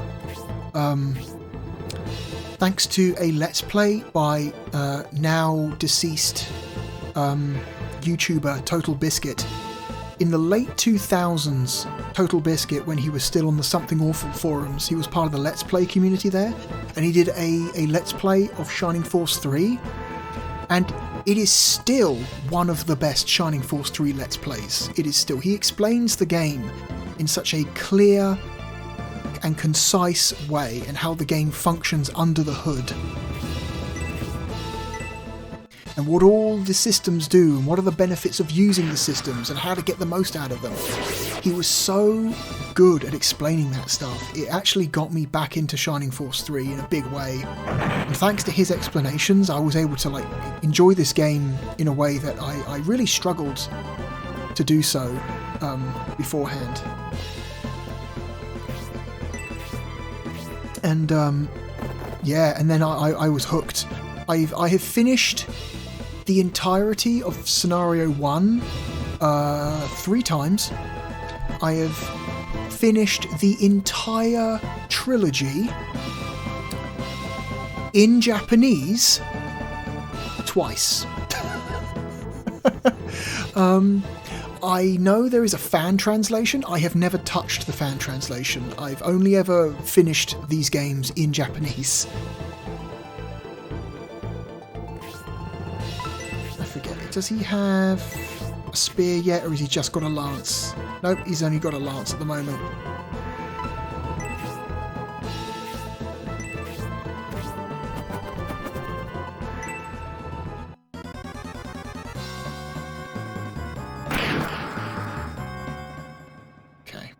These bats are not that dangerous, but they are very annoying. Okay, I'm just going to start healing characters. He's at 16, he's fine. Mascarin is what? 11 out of 15. I'll give her a quick boost. Celestial Lord.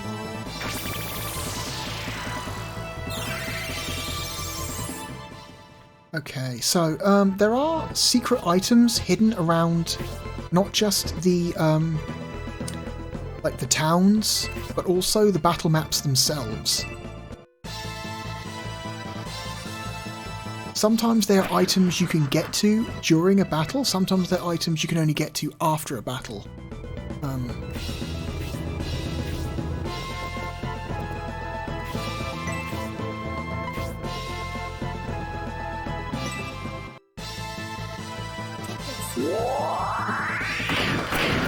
Didn't really need to be a special attack, but I'll take it. Mascarin doesn't really get to do her special attacks very often because it's best if you don't let her engage in physical because she's not very good at it. Okay, so we're just going to have Dantares come over here, over to this little bridge over here temporarily, and we're going to have him destroy that barrel at the end of the bridge. Because if we don't destroy that barrel, we will not be able to get the item on that barge after the battle. See, look, see?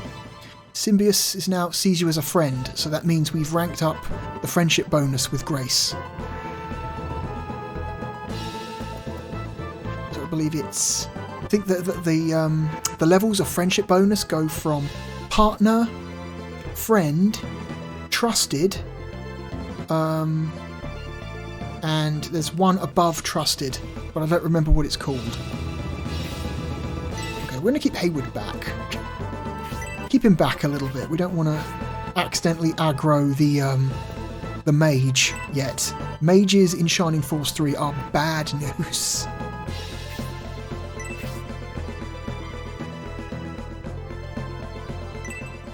Also, let's get rid of this barrel.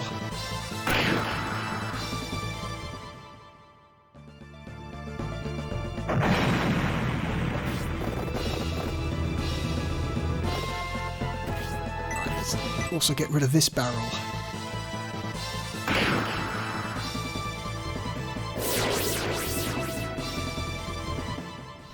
So what's interesting about something else that's interesting about this game is that it makes really interesting use of the Sega Saturn's memory in order to ensure that the transitions between the battle screen and the loading screen don't require the transition between the battle screen and the the combat screen, you know, when you attack a unit or a unit attacks you, you see their 3D models line up and animate and attack each other. That typically would have required a loading screen in between, which I think would have absolutely destroyed the pace of this game, which is already very slow. But Camelot were able to make use of the Sega Saturn's memory architecture in some unorthodox ways to ensure that they could always keep the data for these combat screens available, so they don't have to use loading screens. Could you imagine if there was like a 10-second loading screen between like loading into a combat scene and then loading back to the main battle screen? Could you imagine that? That would be terrible. That would be awful.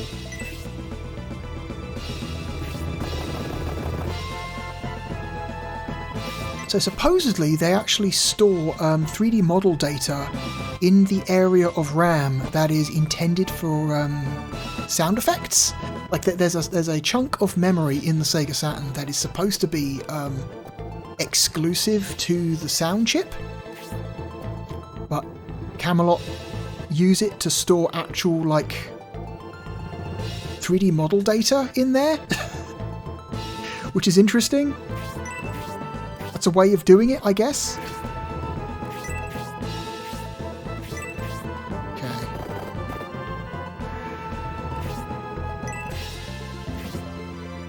God. Okay, I'm going to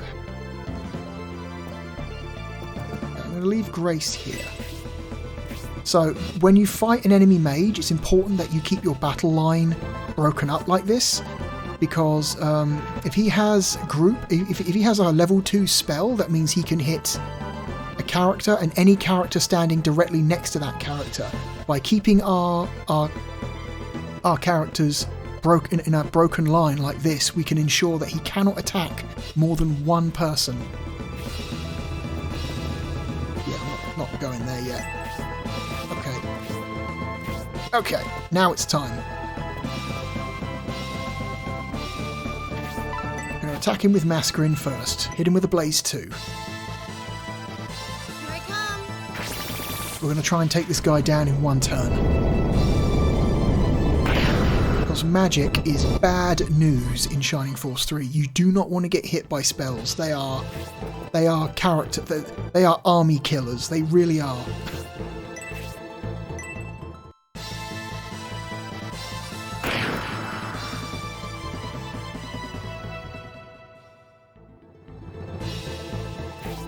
And then Dentaries can finish him off.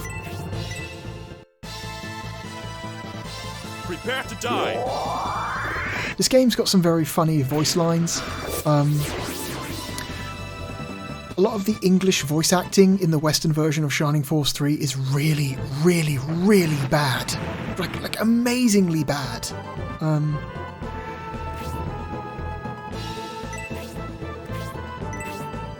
We'll swap a medical herb for an antidote herb. Yeah. And there's one character in particular called Noon, who has maybe the worst voice acting of any game ever. He specializes in ice magic, and whenever you use ice magic on an enemy unit, you will hear the most awkward voice line come out of him. He'll go, was it, something like, take my Arctic blast. But he'll say, like, it'll be something like, take my Arctic blast! And it's like really silly. It's really, really bad voice acting, but in like a really charming way. Okay.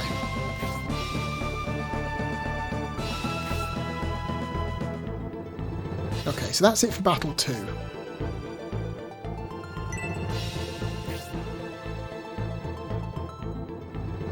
Okay. But before we go, let's explore that barge. We had Dantares destroy that barrel. See, if the barrel was still here, it would block our entrance to this boat. But because it's been destroyed, we can now enter the boat. And there's a hidden item here.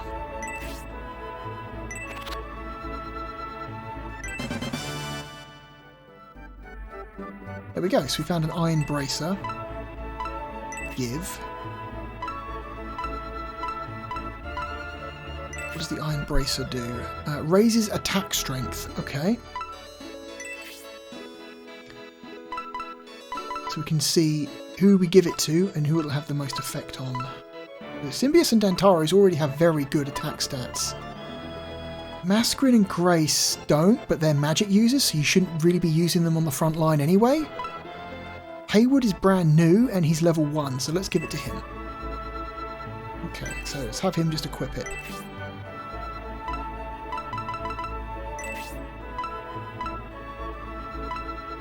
Wear accessory. Iron bracer. There we go. Okay. Equipped weapons and accessories are temporary. Even though your character still has them, they're no longer taking up space in your inventory.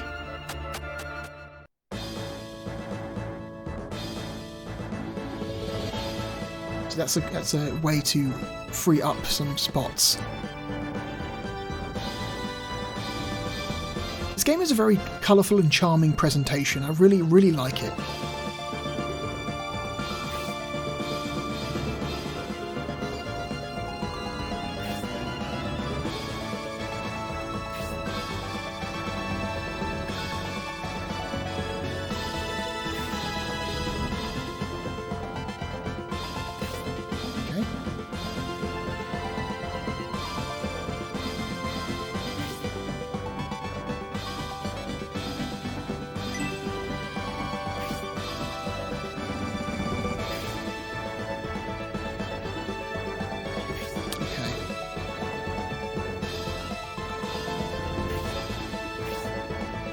game also has like a good...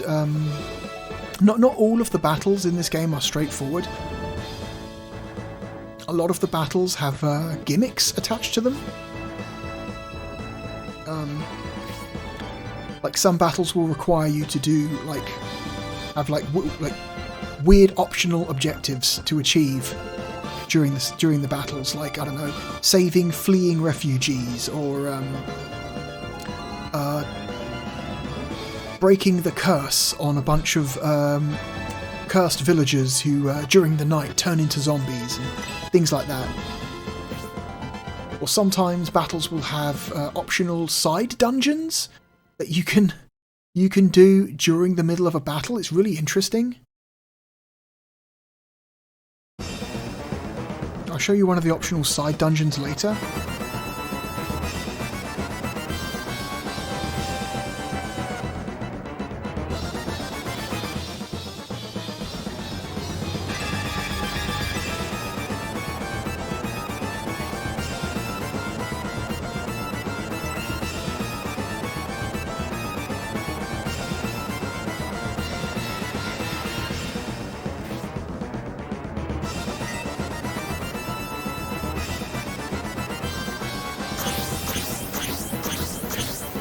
Okay, the monks have summoned a bunch more soldiers to try and deal with us.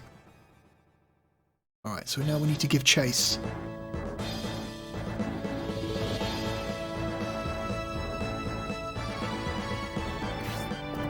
Alright, so let's move everyone up. Different parts of the environment have defense bonuses. So for example, the flat road gives you 0% defense bonus. The grass gives you a 15% defense bonus. The trees give you a 30% defense bonus. And I believe the mountains, if you can get up there... Oh no, the mountains also only give you 30%.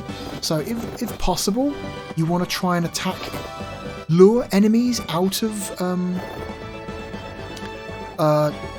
positions that give them defense bonuses and try and force them to fight you when you're in areas that give you a defense bonus.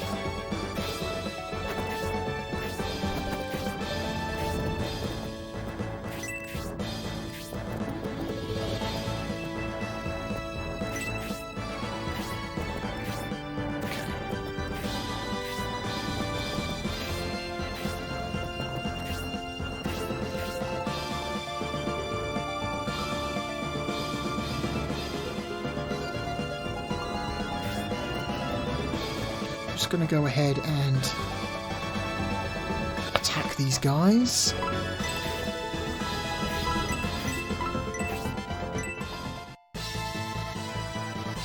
I come.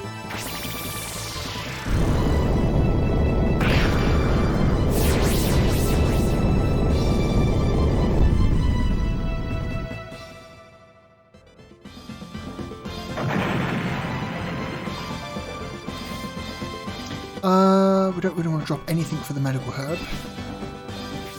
Yes. Okay.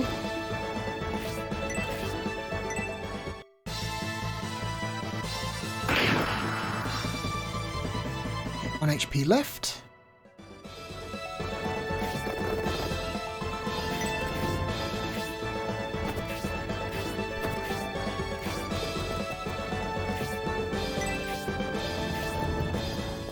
Have Haywood finish off the monk so we can get some XP.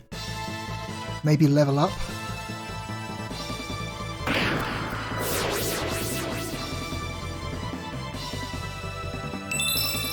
Level 2.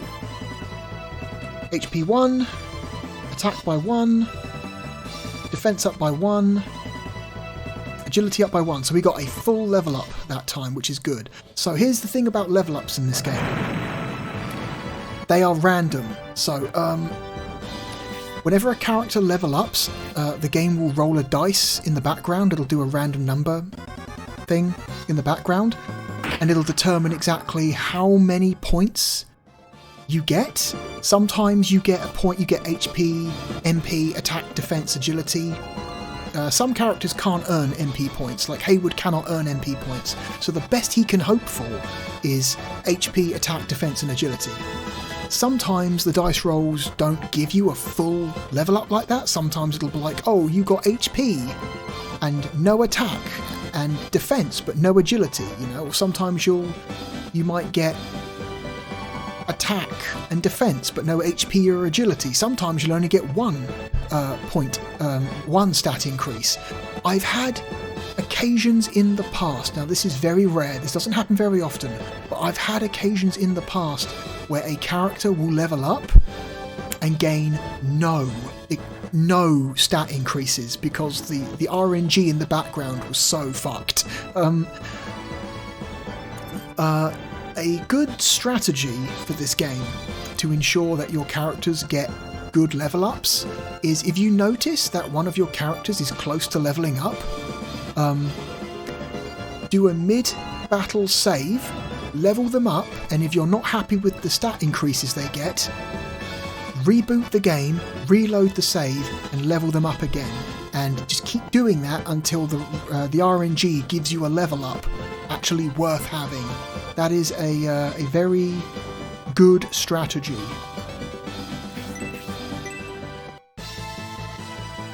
To making sure that none of your characters get left behind.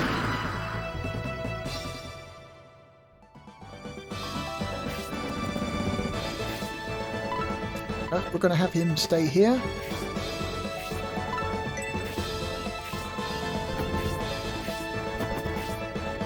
And then we're going to have Haywood kill this guy as well.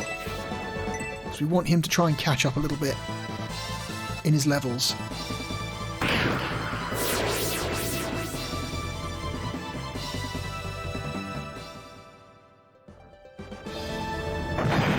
Because there are certain side objectives in this game that are literally impossible unless certain characters have certain stats. Like for example, there's an objective in a later battle in this game where you have to save a group of refugees at a railway crossing, and in order to properly save those refugees, you need to make sure that Dantares can get down to where they are before the enemy gets to them. And if Dantares' agility stat is not high enough, that is literally impossible. So you want to try and make sure that Dantares is always earning agility points every time he levels up. Otherwise you end up making that side objective a quite important side objective. You know, you want to make sure that that's possible. And even if Dantares does have a high enough agility stat to complete that side objective, it's still weirdly difficult. It's probably one of the most annoying side objectives in the game, the saving of these refugees. But it's worth it if you are planning on playing through the entire trilogy, because those refugees come back later in Scenario 3 and give Julian the most powerful weapon he can hold. Like the best weapon in the entire trilogy that Julian can hold is given to him by those refugees if you save all of them. And only if you save all of them. So it's very important if you're planning to go through the entire RPG, the entire trilogy rather, that you save them. And it can be incredibly annoying. It's maybe one of the most annoying battles in the whole trilogy.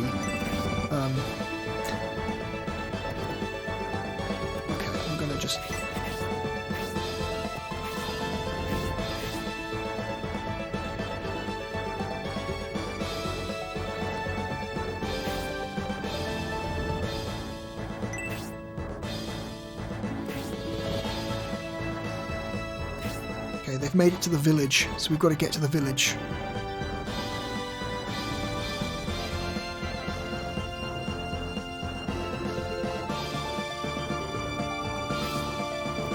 Okay, I'm going to move everyone up. Well, what's this?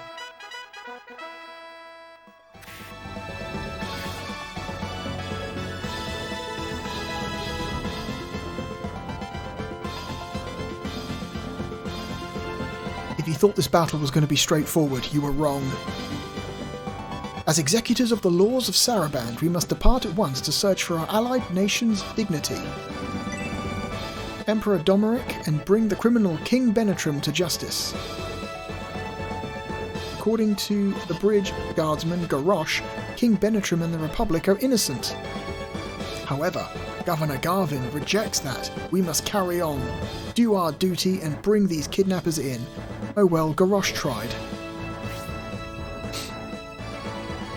A pursuit party from Saraband. We must make for Balsamo and stay ahead of them. Stick to terrain that is unsuitable for horsemen. So here's the thing, you don't actually have to avoid them. It's weird that they would just run ahead like that. That's weird. Why does the map go all the way out here? That's weird. Remember there being a weird bugged out part of the map that you can find. But I can't see it. Sometimes when you fight this battle, there's a weird section of the ocean that is just kind of bugged out and not displaying correctly, but it looks like this time around it's working properly. Oh well. Okay, I'm going to fight this guy. Holy shit. Yeah, leveling all your guys up to level 5 in the first fight does make the next 3 or 4 fights kind of trivial. Yes.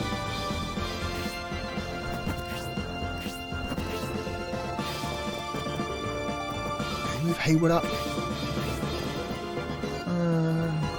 Grace can't do anything, but we'll put her in front of Mascarin because Mascarin has very, very low defense. She's probably one of the more fragile members in the entire game.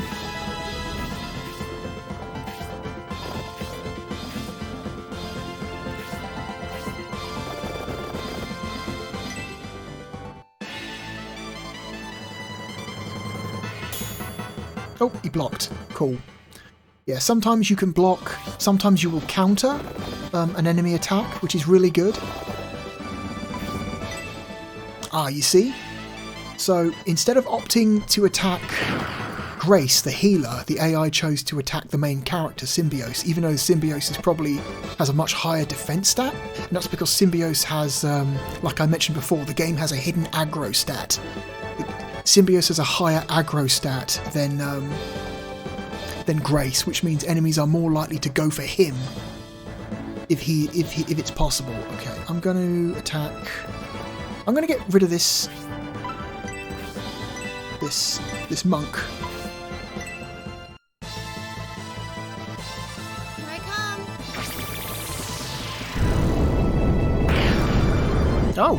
Oh dear.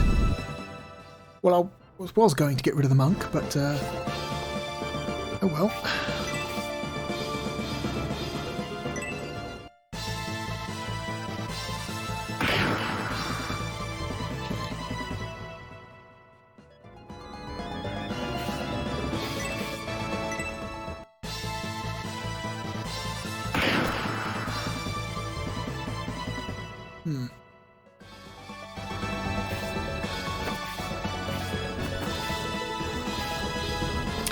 Alright, I'm going to have Haywood kill this guy because he's slightly stronger than the monks are. He should be able to do at least 2 HP. 24 experience, pretty good. Grace can knock this guy's skull in.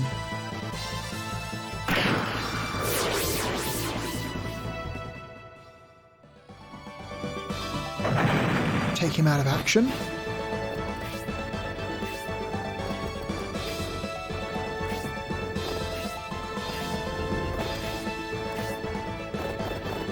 Yep, you see that the Saraband Knight has gone for Symbiose because he's a way juicier target, because all the enemy cares about is how high your aggro stat is.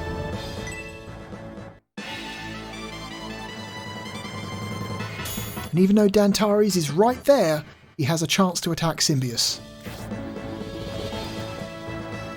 Okay, I'm going to blaze this guy again. Oh, he's only got 2. I didn't even need to do that. Here I come. Oh well. I forgot he only had 2 HP. I would have had Haywood kill him for the experience, but oh well. What's done is done.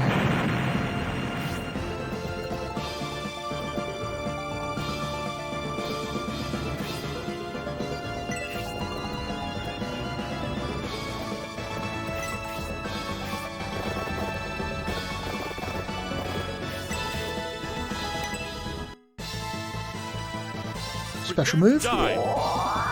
It should take him out in 1 hit. Yep. Special moves are tied to weapon proficiency. Weapon proficiency is another system in this game that is mostly hidden from the player. So as characters get used to certain weapon types, they will build up experience for that weapon in the background in a way that you can't see. So you don't know how much you can't actually see a number, you know, or a bar for how much experience a character has with a weapon type. And you know when a character has leveled up in weapon proficiency because they learn a new special. But that's the only way you know.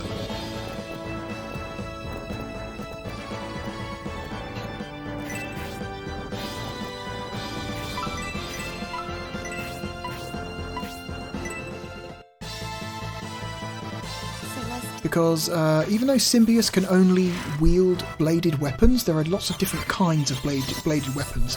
You have regular short swords, which he's currently got now.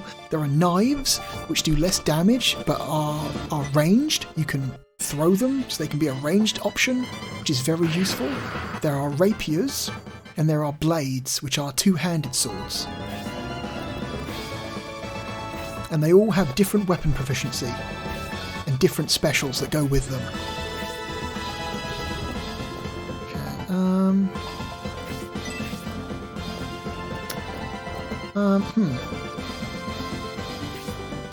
Gonna park Masker in there for now. And I'm gonna have Symbios sit here as a nice juicy target. Oh, the commander. Holy shit. 44 HP. That guy's serious.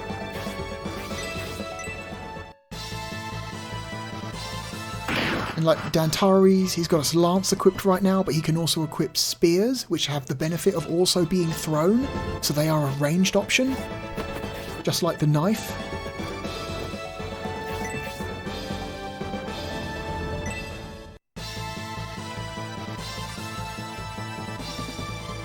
And he missed. Fuck. Fuck you, Haywood. I'm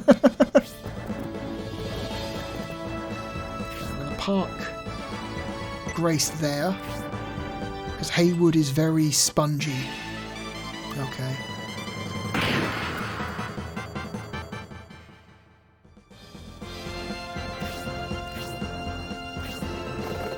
Yeah, they're all going to go for Symbios.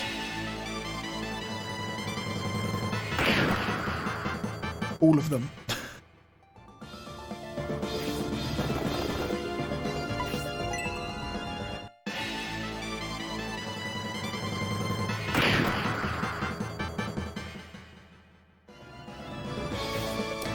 Okay, I'm going to hit this guy with some fire. Here I come.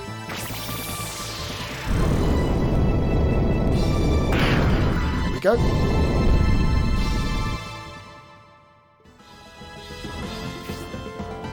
Okay, I'm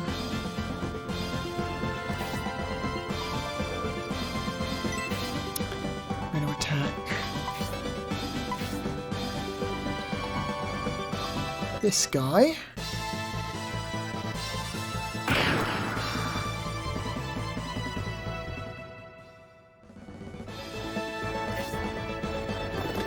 I'm going to have Antares attack this guy.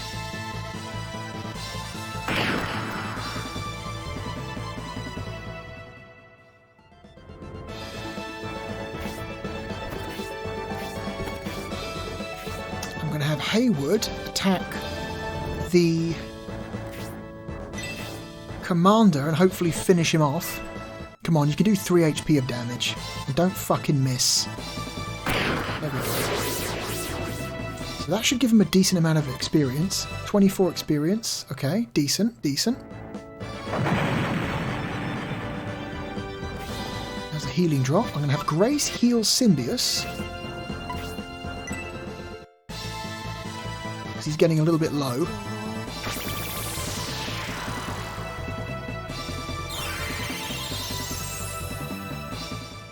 Okay.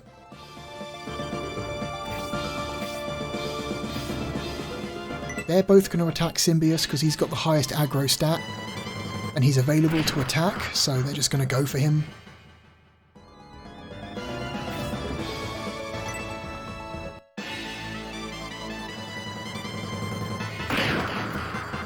Okay.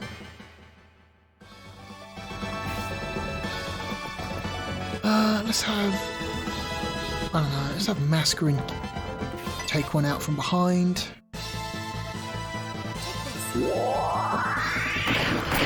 She gets to show off her special again. Very rare.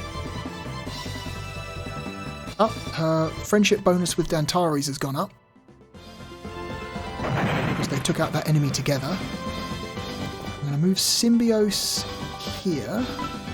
Not attack.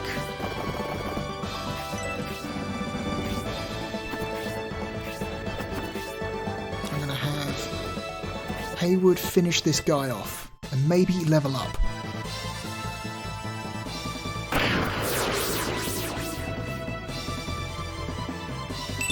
Yeah. Level 3. HP. Attack. See, so we didn't get a defense up that time. The RNG didn't give us a defense point. So if we wanted to, we could, if we had made a save before he leveled up, we could have hit reset on the game, reloaded the save and tried again, and maybe we would have gotten a different result with the level up. Okay, let's finish this fight off and move into Balsamo.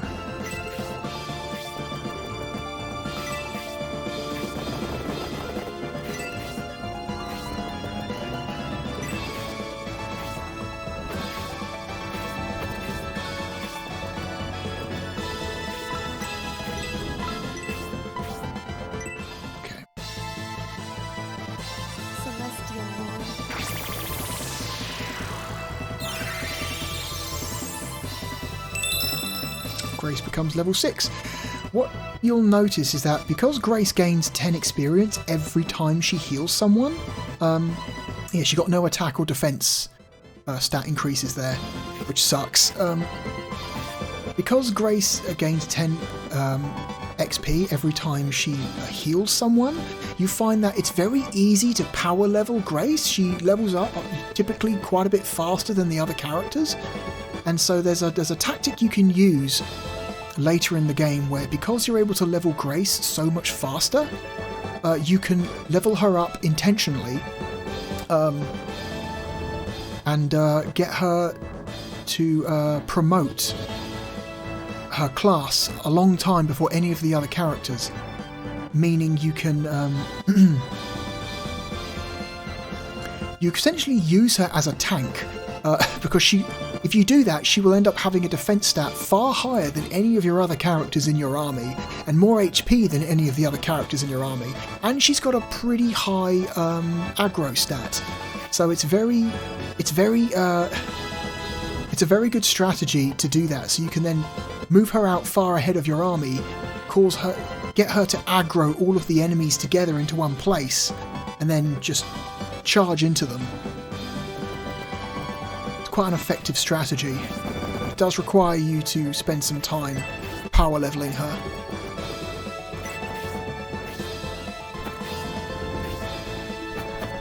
Okay, now the bat wants some.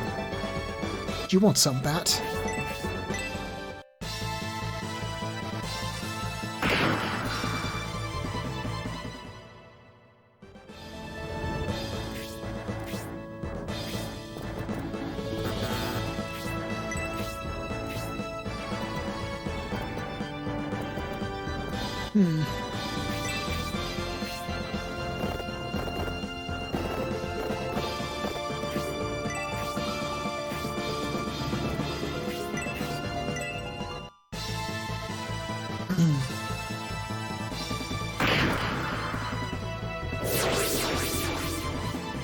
That expires. 22 points of experience. Seems weirdly high for a bat.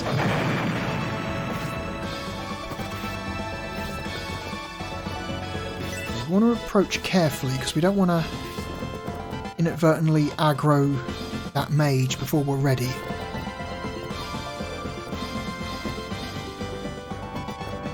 Also, we don't want to group our guys up too much because, again, if we do aggro the mage, we don't want him to be able to hit multiple members of our army in one go.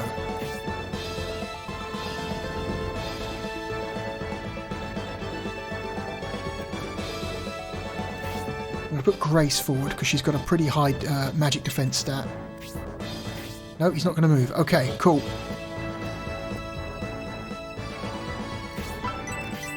So I'm just going to go for it. Here I come.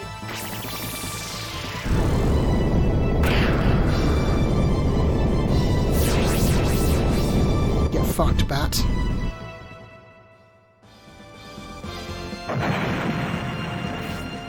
Okay, so I'm just gonna go for it. Or should I attack him? No, I'll attack him here.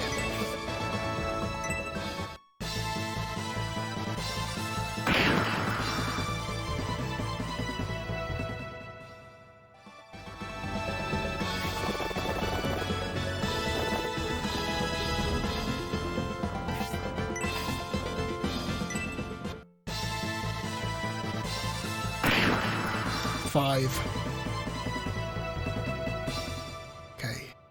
Symbius and Antares have leveled up there. Stat and oh my god. If you miss, Haywood, I'm going to be really pissed off with you. Okay? I'm going to be really pissed off with you, Haywood, if you miss. Don't miss. Okay, he didn't miss. Good. Drops an antidote herb, 20 experience. And that's the battle. It will drop a medical herb for an antidote herb. Okay. So we'll do a little bit more in Balsamo, or watch a cutscene maybe, and then I will load up another save file for significantly later in the game. So we can see what it looks like when we have a much more filled out party.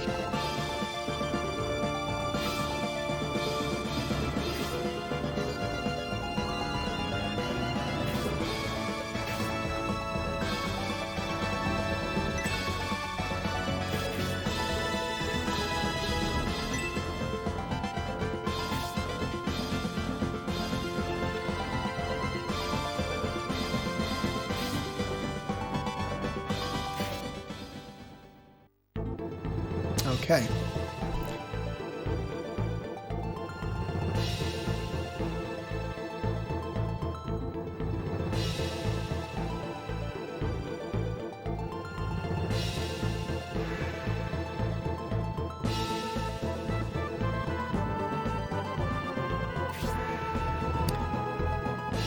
Here comes Spirial. Spirial is quite an important character in Scenario 1.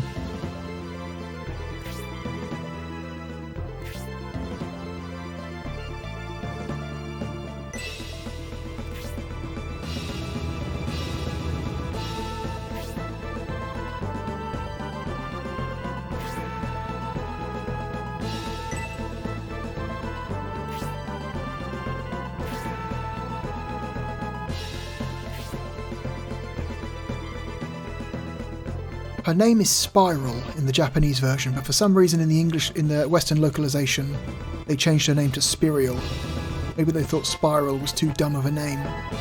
Cruet was called Cruel in the Japanese version, but they changed it to Cruet. Maybe again because they thought the name was dumb.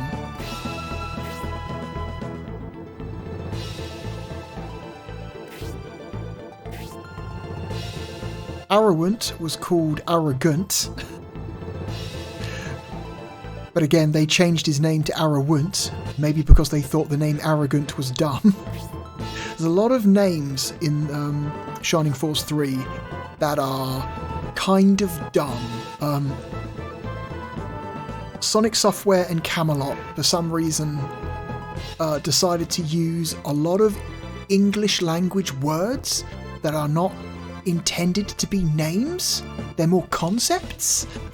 And decided to use them as character names, and it's like it's really goofy.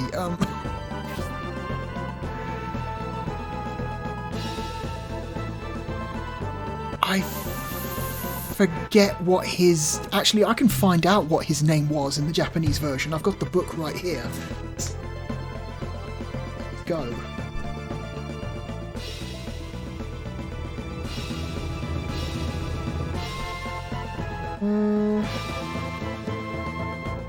Majesty. His name is Majesty in the Japanese version, but they changed it to Magaron in the Western localization. It's very strange.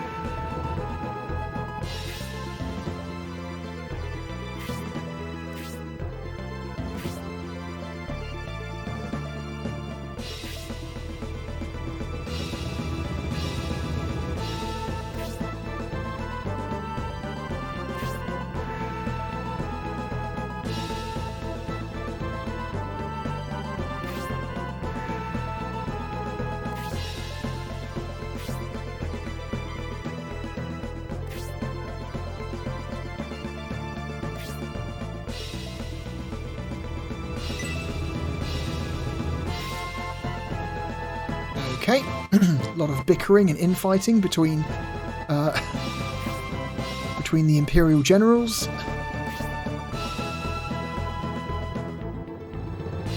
All trying to secure glory for themselves.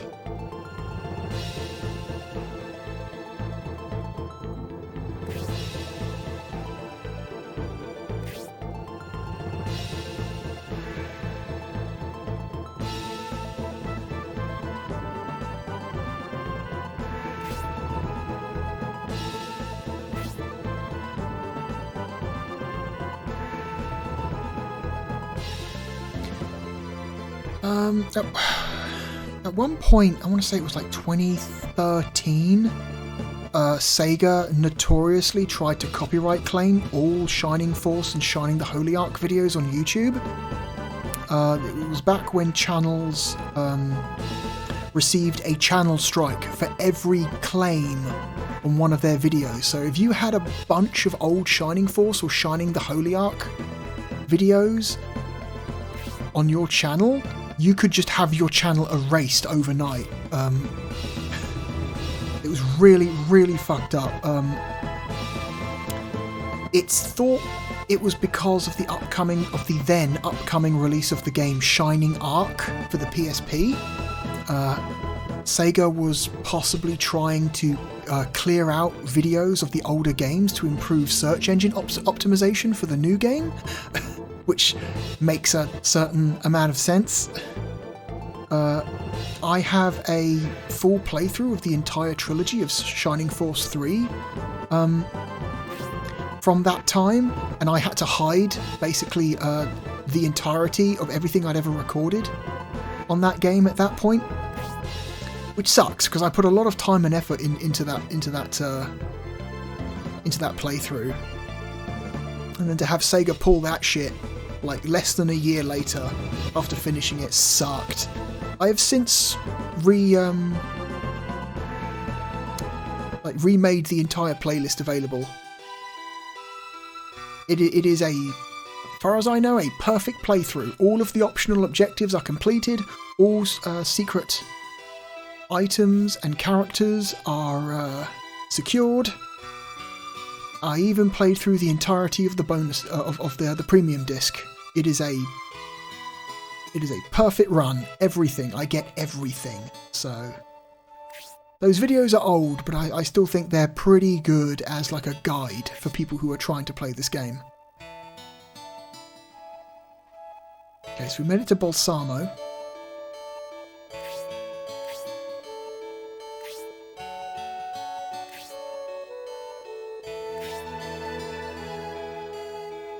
Okay, we've got to find the Emperor. Okay, so we've made it to a new town, and there are just monks walking around like nothing happened.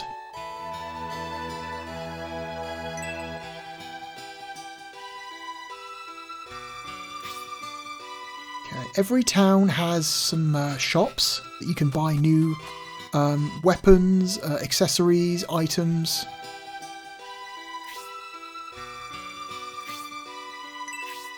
So you can like outfit your army with new stuff. Like we want to buy a knife here. Even though it does lower damage, it's good to equip it. Oh damn it, we can't because he's already carrying too much stuff. Anyway, typically you want to buy a secondary weapon for Symbios in the form of a knife, so at least he has some kind of a ranged option, even if it doesn't do as much damage. That's usually a good tactic.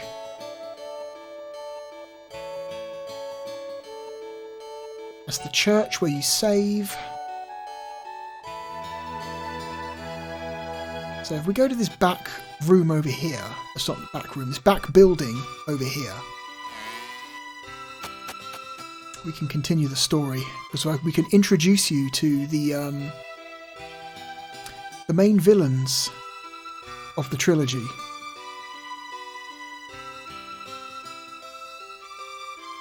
Right now, we have no vacancies. All their rooms are taken up. The Balsamo sect behaves quite well. They don't get drunk or cause trouble. Our job is a lot easier, but when we speak to them, they don't care much for talking. I guess a tame life means no problems. Okay, let's go upstairs.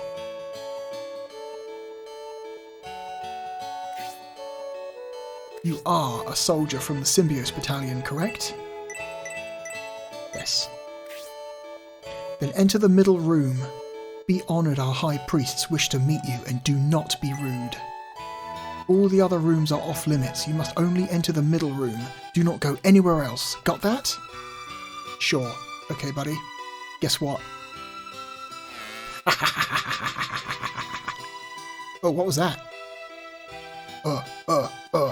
So, what you just saw there is a hint about a hidden secret in this building. You notice at the back here there's a room that doesn't apparently have any way to get into it.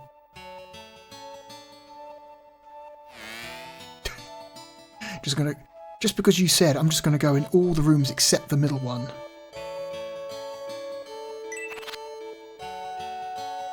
The power wine. Okay, so the power wine is a permanent stat increase item. It increases attack strength. Drop. Who has the lowest attack? Masquerin, but that doesn't count. Grace. Haywood. Haywood could always use extra attack. Let's have him drop a medical herb.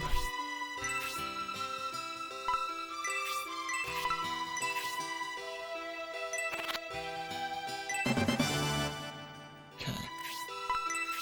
Let's have Haywood use the power wine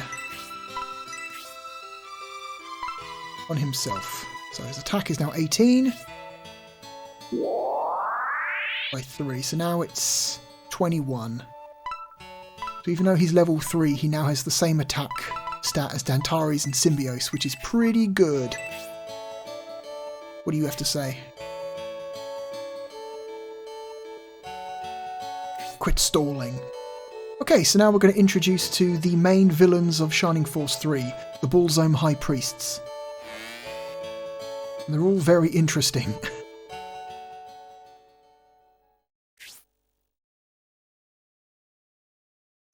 Fial, Basander, Goriot, and Desheron.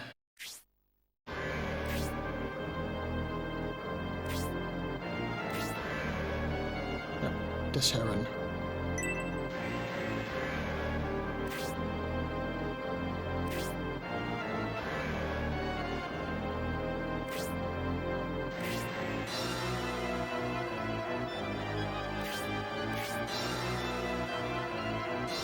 Goliath is quite obviously a mistranslation of Goliath, but we won't hold it. We won't hold that against him.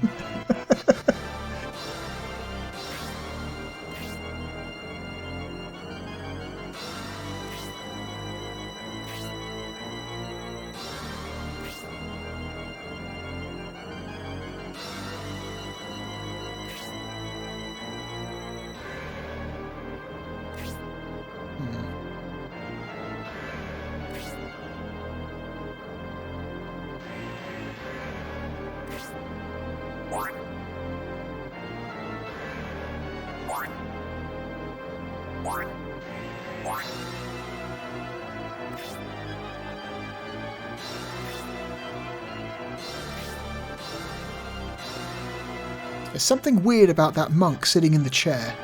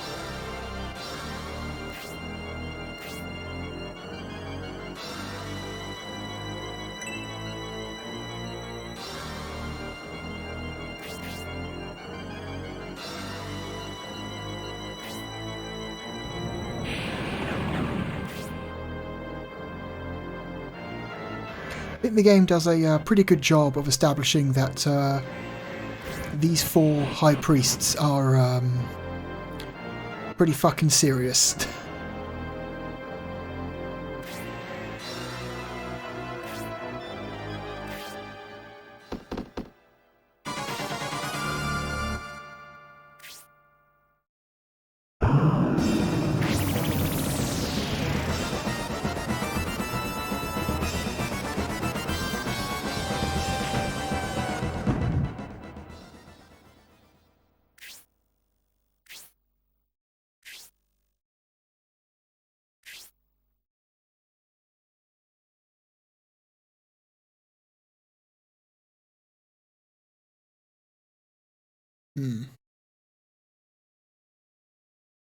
Now is not the time.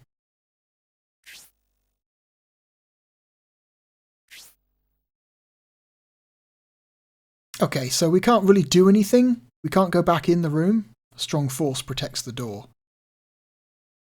So we have no choice but to leave.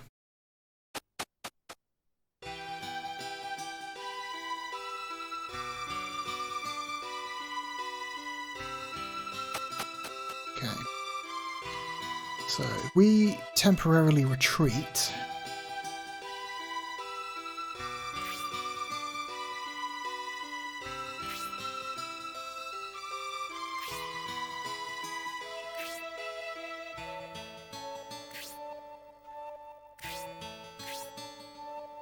I don't think an extra 2 or 3 people is going to make much of a difference. Really, I just don't think so. 4 endgame level bosses are not really, or at least very least mid-game level bosses are not going to be swayed by a bunch of people, like 4 or 5 people who are like level 5. I don't think that's just going to work.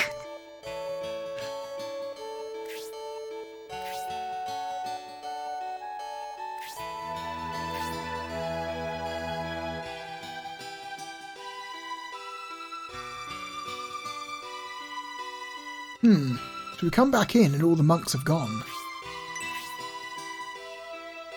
All the rooms are unoccupied. You can choose any room you like. And these people, the people who run the place, have no recollection of the monks.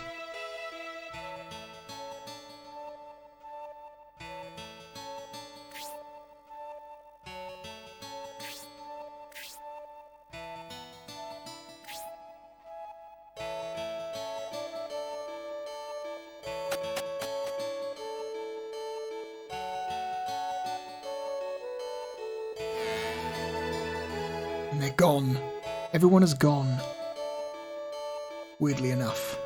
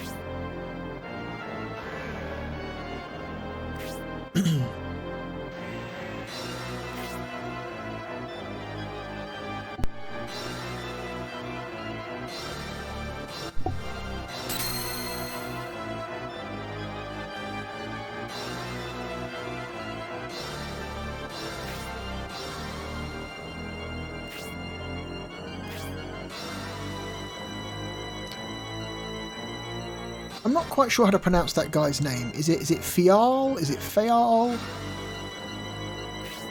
His original name in the Japanese version is Feral, but you know, like spelt fear.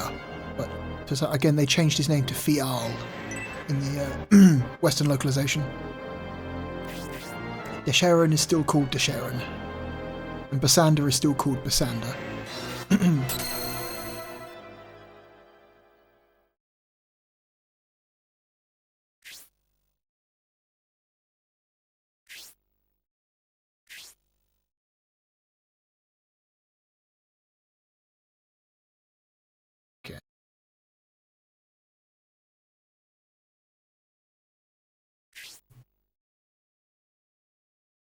Look for a secret path. Speaking of secret paths, let me show you one of the incredibly secret optional characters you can unlock. So if you examine this back wall, you go straight through, and then you walk around the outside of the rooms. There's that again. And now we see, in this back room here, there's a guy tied up. Yes.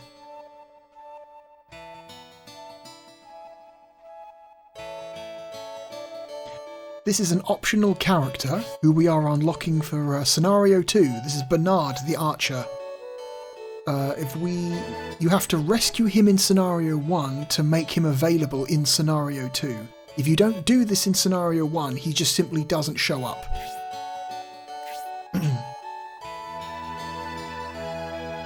He's one of the more bullshit secret characters.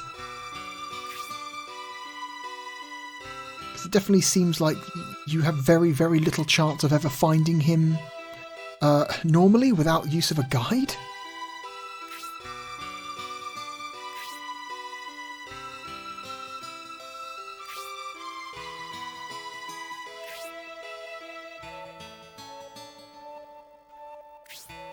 Okay, buddy. You go on. Anyway, also one of these barrels. There's a potion in it.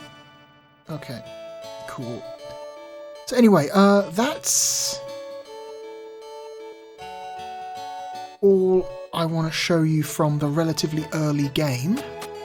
So we're going to... Come on now. Am I hitting the wrong buttons? I might be. Here we go. I think I'm hitting X, Y, Z instead of A, B, C. There we go. Let's quit out to the main menu again and load up another pre-prepared save file that takes us to, I think it's the mid-game. So the end of chapter 3 is this upcoming file that I'm going to load.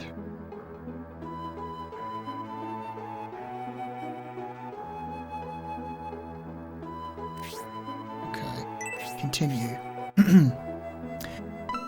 I am 18.5 hours into the game, and all of my soldiers are roughly level 12. And we have a full party.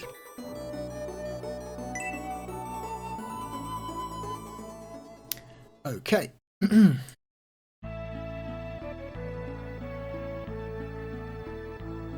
So we are much further into the game. We're in a travelling caravan.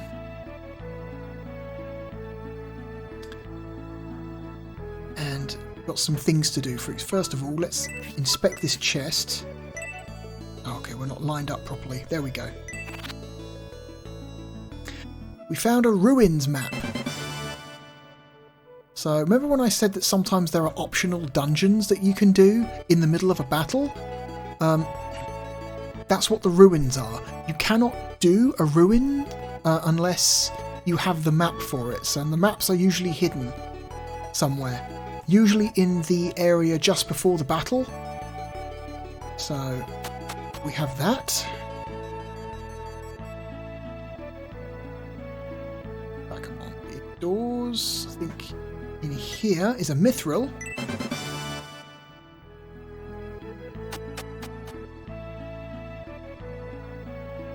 We can't do anything with mithrils yet. Over here is a character we encountered in the previous town.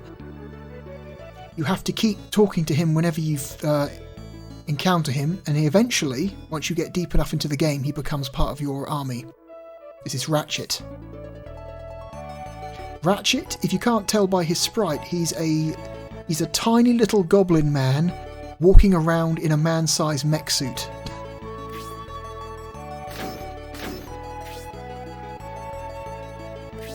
It's a pretty good character design.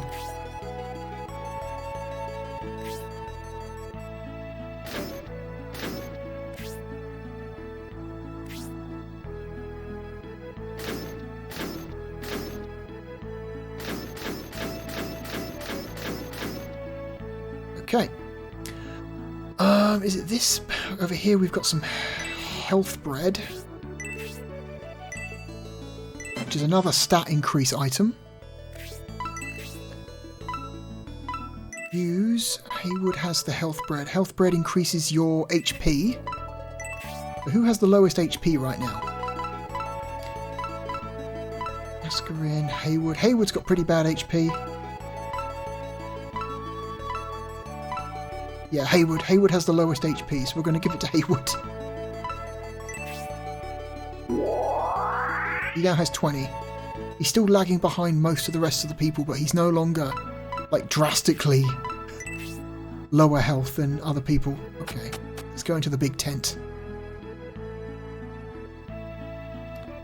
Okay, over here we have a new character. This is Justin. He's a bow knight. I'm sorry, please leave me alone. I have nothing further to say. Okay, Justin doesn't really want to talk to us right now. But if we go around the other side and we look at this box, we find the Swift Boots. The Swift Boots are really cool because... So, let me explain the stats here. Obviously, attack represents how much damage you do when you attack an enemy. Defense represents how much, how much damage enemies do when they attack you. Agility determines your order, your action order in battle. The higher the agility, the more the more sooner your turn is. Luck determines things like whether you dodge an enemy attack, counter an enemy attack, initiate a special move, get affected by a status ailment. Speed Speed is just straight up your movement range. So Symbius can move a maximum of 6 squares, Stantares can move a maximum of 7 squares, Mascarin can move a maximum of 5, yada yada yada. Obright has 6, Irene has 5, Julian has 6. Oh yeah, we have Julian with us. Julian's temporarily part of your army in Scenario 1. Sybil is 7, Eldar is 6, Khan and Noon is 5. Okay, so who would we give the Swift Boots to? I think we should give them to Grace, because Grace is our healer and we need her to get to people quickly.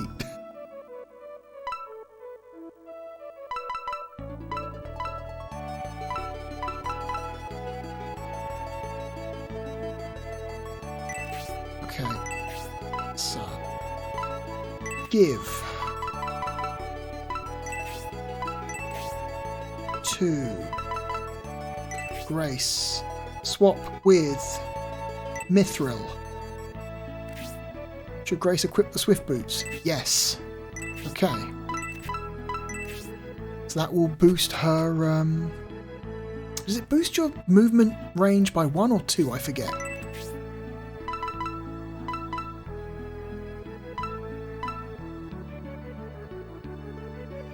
Oh. It should boost your movement range. Maybe it just isn't reflected on the stats screen. Maybe. Okay. In this tent,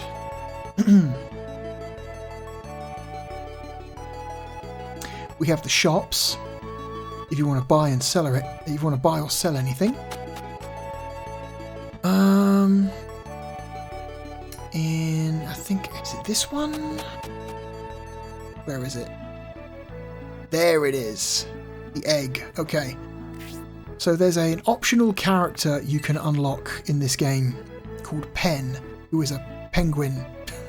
It's a dumb like joke character, and it takes a lot of time and effort to get. But if you do the necessary side objectives, you can hopefully get his egg here.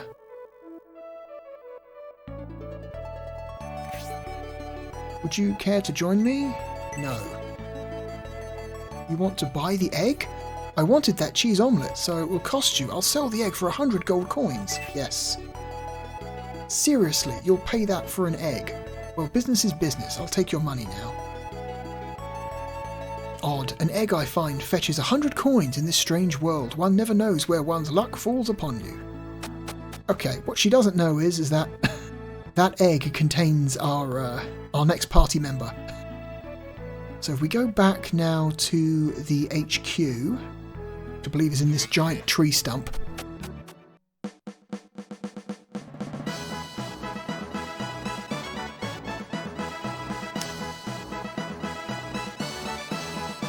So we have some more party members now. We have Khan, who is a monk. He's a good all-purpose character. He has good combat abilities, and he's also a pretty good secondary healer. We have Noon, the ice wizard, who I talked about earlier. Getting Noon is a pain in the arse, but we got him.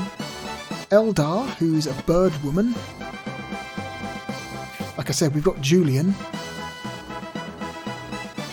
who is obsessed with killing vandals, who are a race of very powerful monsters. We have Irene, who is another monk, but of the Asian variety rather than the Middle Eastern variety like Khan.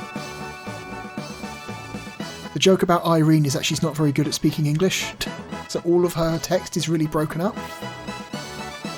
Obright, who is a dwarf. And Sybil, who is another knight like Dantares. So now that we've got the egg, if we talk to this chicken that we gained earlier in another part of the game. Item, use.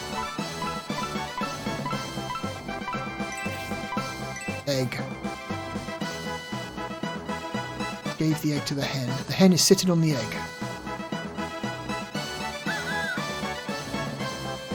Something strange is happening.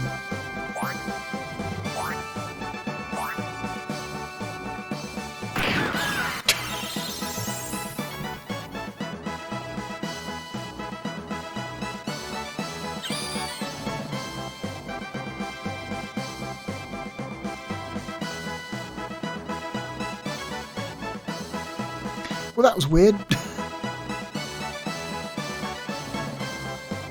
Anyway, I don't think Pen joins you. I think Pen shows up later in the game. But in order for Pen to join you later, you have to hatch him here. So yeah, he's not here anywhere, so... Anyway. Before we start the battle, I want to offload some unnecessary items. So we talk to Benetram. Here we go. Give. Okay, so we can actually give him some stuff. And hold that.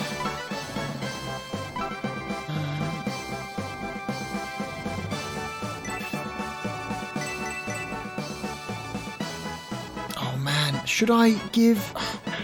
I'm having second thoughts about the Swift Boots. I'm thinking maybe we should keep her defense bracelet on. I think we will. I'll keep the Swift Boots for later, but... Right now, what we're about to face in the next battle, I would really prefer it if she had her defense as high as possible.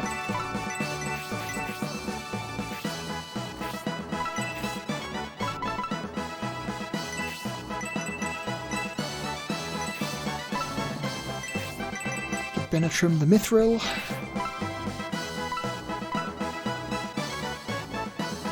Julian's going to need it, I think. Everyone else has a spot, which is good. Okay. Cool. Right, so let's talk to the priest and save. Okay, he won't save unless you talk to him over the lectern. Save. Counter, yes. Replace the file, yes. When it says replace the file, it's referring to the last file that you saved. Or the last file that you loaded, rather. So if you're keeping multiple save files for the same game, it's important that you keep track of which one you're saving to, lest you overwrite a save file you don't want to overwrite. Actually, you know what? We will do something. I typically don't do it this early in the game, but we're going to promote our characters. So whenever a character reaches level 10, you are able to promote them to a higher class. And since all of the characters right now are at least level 12, we can promote all of them. Typically, I don't like to promote anyone until they reach level 16. But that's because the later you wait to promote a character, they earn. If you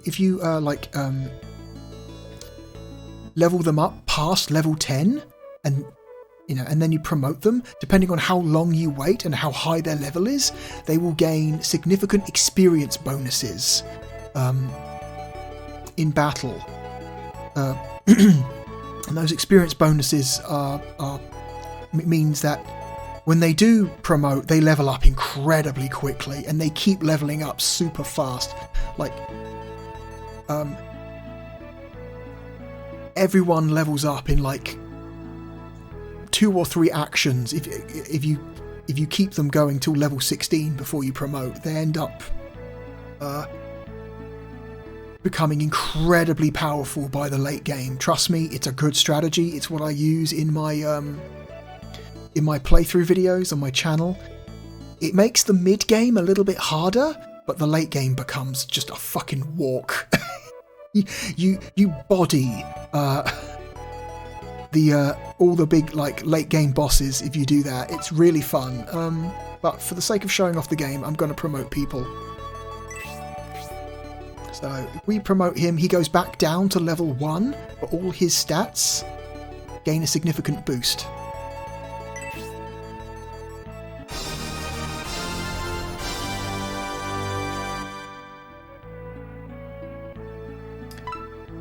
Also, everyone's sprites change as well. So Symbius now has a different sprite, or a different profile picture.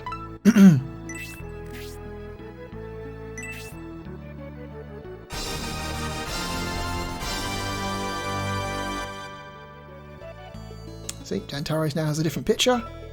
Mascarin, upgrade her from magician to wizard.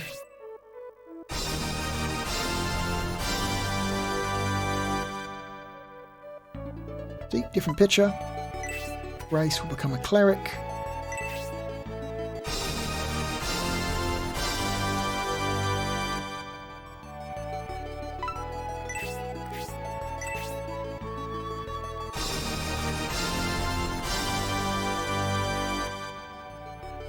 Upgraded to marksman. Obright will become a gladiator.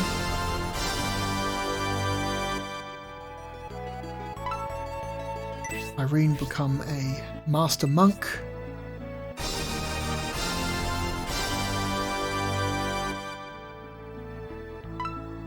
Julian becomes a swordsman. Let's just promote everyone. Sybil.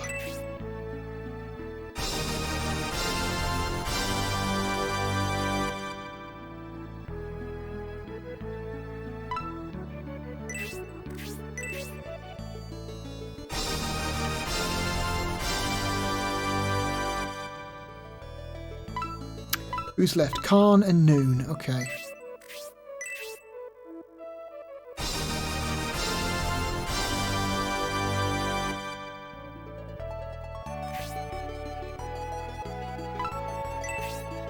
Okay, yeah. I think Noon is already technically a promoted. Like, you get him at level 1, like a promoted level 1. So technically Noon doesn't get to promote in this game.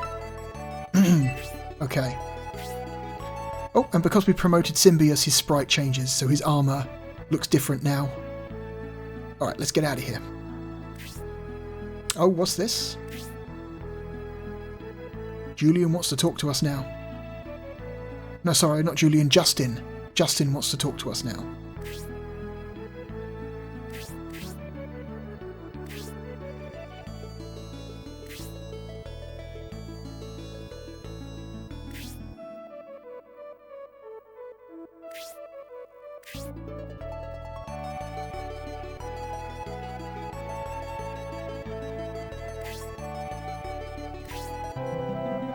Okay.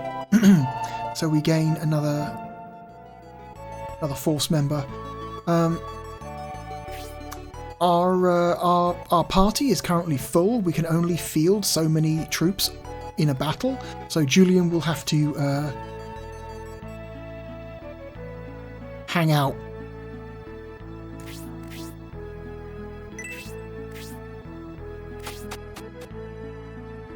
If you wanted to swap out party members,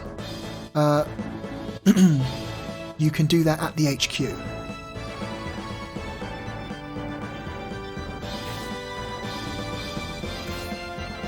So long story short, remember that Imperial General Spirial we saw in a cutscene a while ago? Well, she ends up getting captured and possessed by the Balsamo High Priests, and now they're making her do their bidding. And right now, they really, really, really want to destroy a statue. Because it's a statue that is helping to seal away their dark god.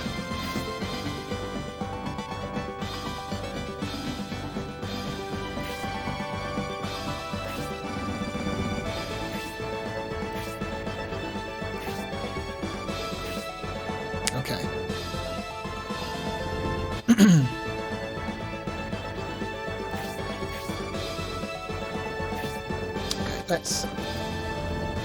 So, here we go. If I disconnect, we've got some new type enemies. We've got vampire bats.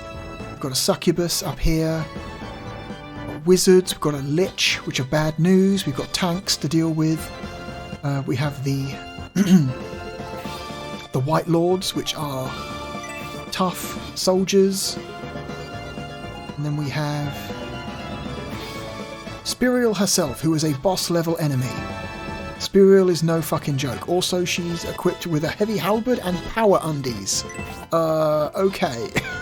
Sure. Also over here, we have this ruin. This is the optional,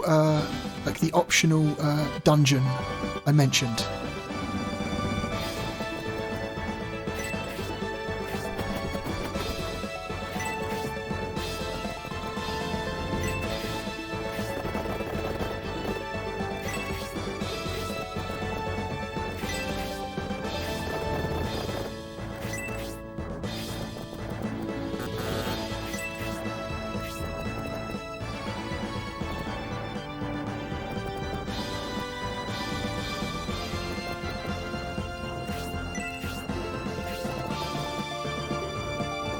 So Julian has a aggro stat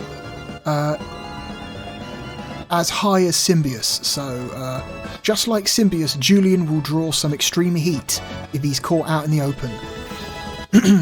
Because all the enemy units who are in range to attack him will attack him if they can.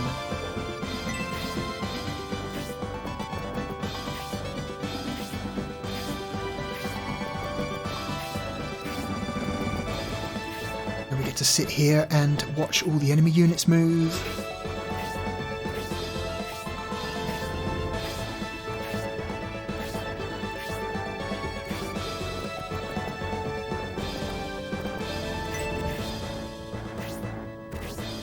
Race is quite slow.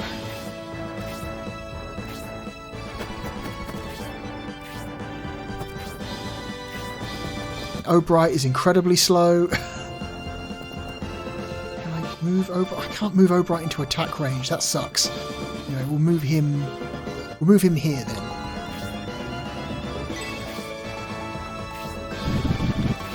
That's weird. He has low agility but very high speed.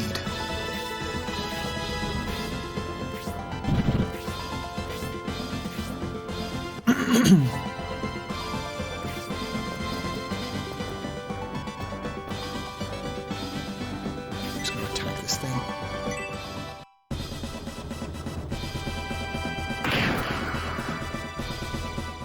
Even though she's promoted, Masquerine doesn't exactly have a great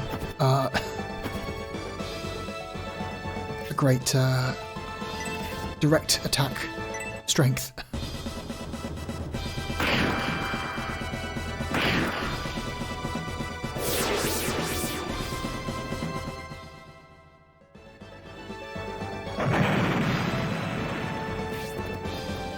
Okay, let's check out what your movement range is though. Okay, so if you highlight an enemy and press the C button, you can see what their movement and attack range is. The white squares are where they can move to, the blue squares are what they can attack. So as long as we don't move anyone there, they can't attack us the next turn. Yeah.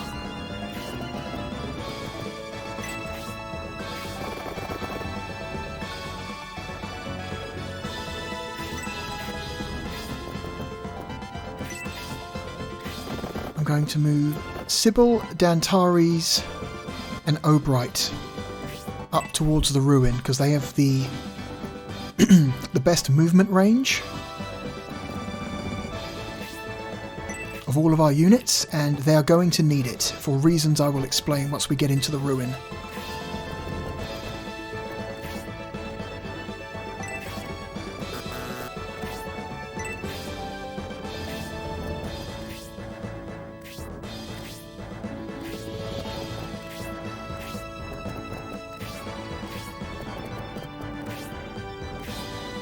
Moved up to attack the statue.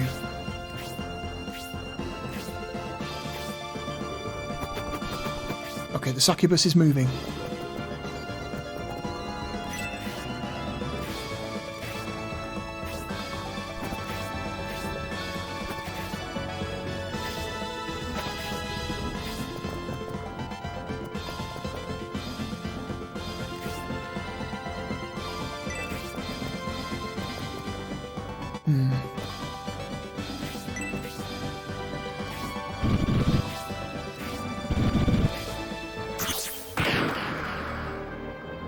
cutscene. Here comes Basander.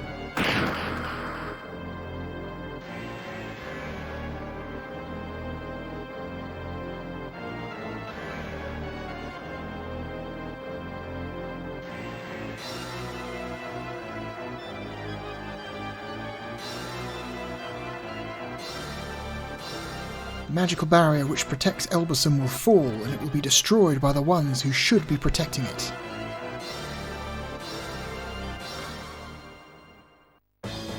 Okay. So they're going to start attacking that statue.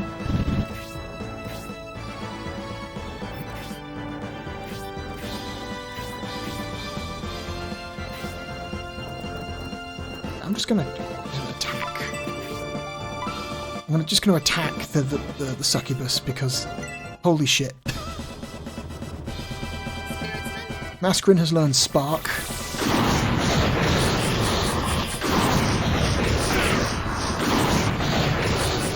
Which is a much more powerful spell than Blaze. Okay, I'm going to move Noon up. Because he's also got freeze magic, which is also quite powerful, and these two chucklefucks have parked themselves right next to each other, which means I can get both of them. Anyway, listen to Noon's voice acting, you'll love this. Now bear my Arctic Blast. Now bear my Arctic Blast! It's great, it's amazing, I love his voice acting.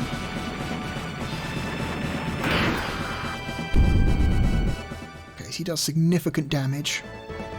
Question is, can we now stop him from dying? Okay, let's finish off the succubus.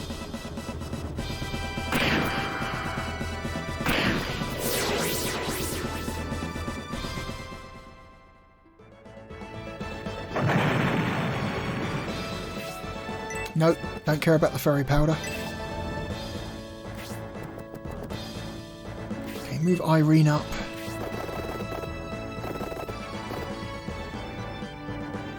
Move up. No. Okay, so have Dantaris stand outside. God. Outside the ruin.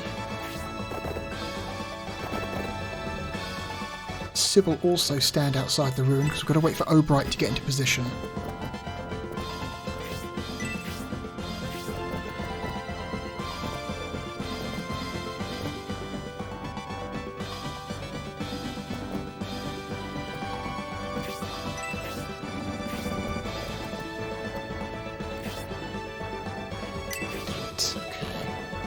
Hayward doesn't have the range to attack that monk. But Julian does, but doing so would put Julian out in the open and then everything is going to go for him, which is a bad move. We're going to park Julian here.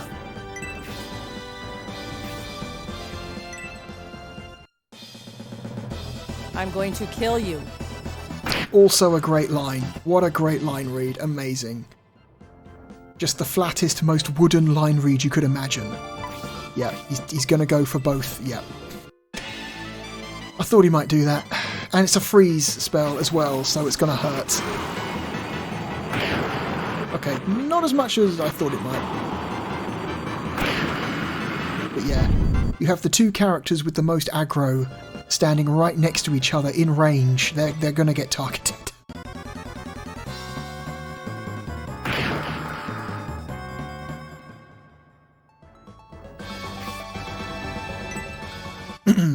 This might take a while.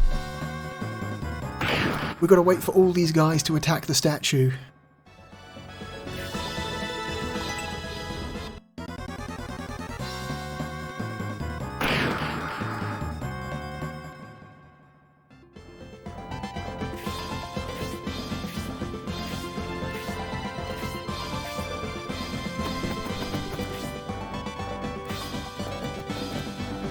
Move Grace up. Yep, they're all going to move in.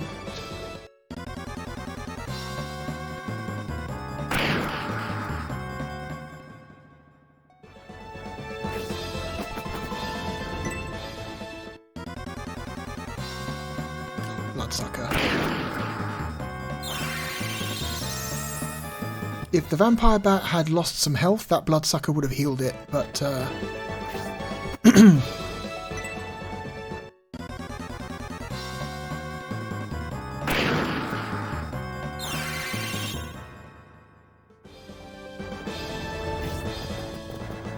move Obright into position here. Okay. So he's the slowest character, so next time it comes around to either Sybil or Dantares, we're going to start moving them into the ruin.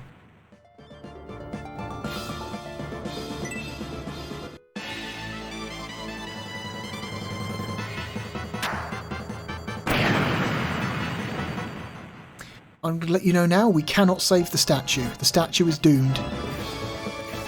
It's losing too much health too quickly.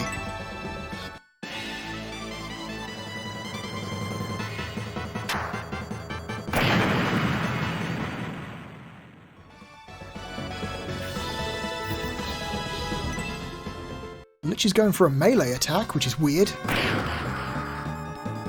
The Lich is like a very powerful magical unit. The fact that it's going in for like a physical attack is very strange, but sure man, I'll accept it. Alright. But the statue can fight back. The statue has magic, so it's going to start doing damage to some of the enemies, which is very handy.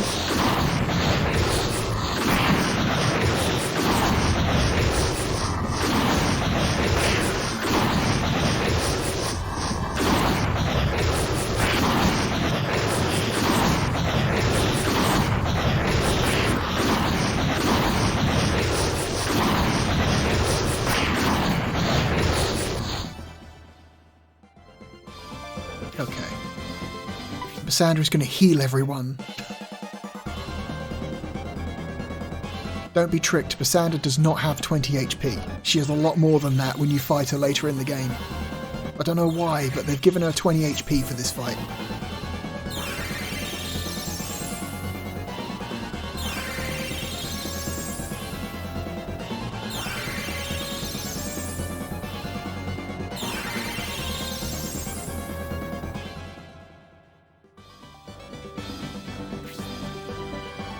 Okay, so I'm going to have Mascarin move up because she's much more useful at the front of the battle than at the back.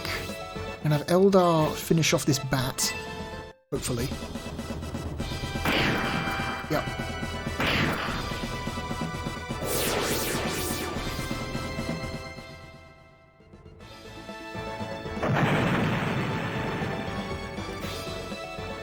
Nope. Yep.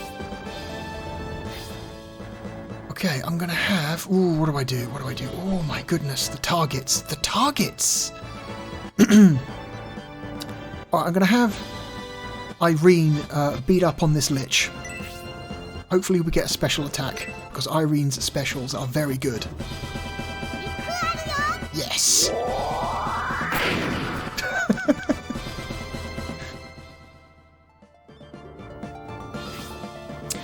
Noon, I'm going to have this guy, again, hit these guys with Freeze 2. Now bear my Arctic Blast. We get to hear that amazing voice line again.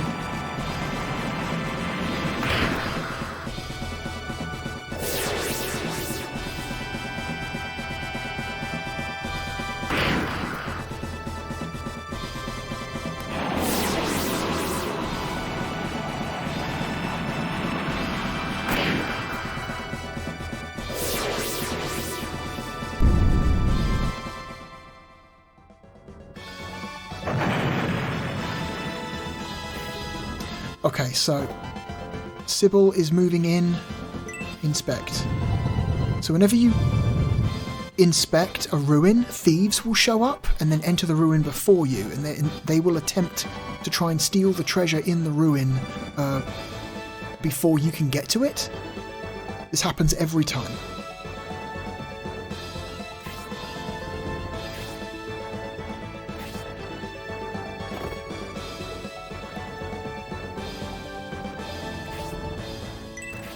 Antares is going in.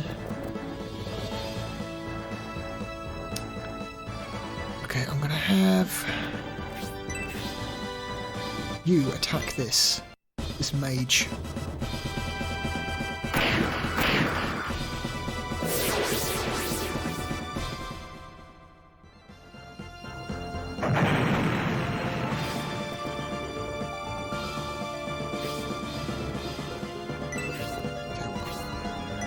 You've got a knife equipped right now, so I'm going to have you attack the bat with a knife.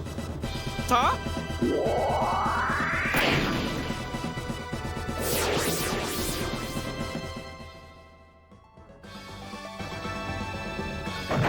And also, Symbius is equipped with an item that will restore 2 HP every turn. Or at least every time he... yeah, every turn, if he needs it.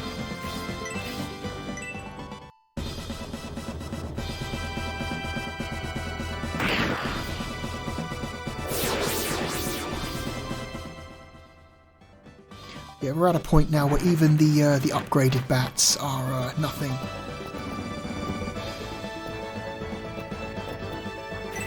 You stand there. I'm going to kill you.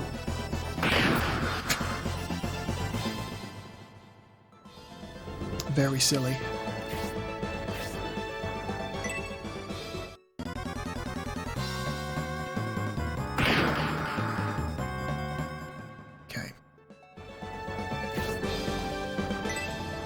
This battle takes a while because you've got to wait for all of the enemies to take their turns.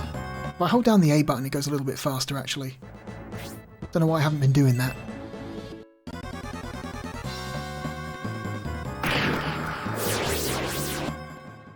And the statue's dead. Oh god. Fucking hell.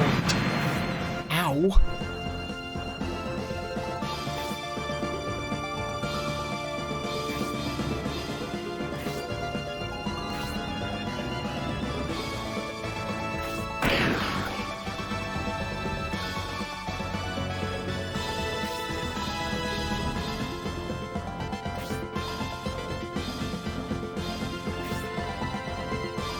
Sense another powerful presence. I shall leave to investigate. In the meantime, kill the Symbios army. Okay.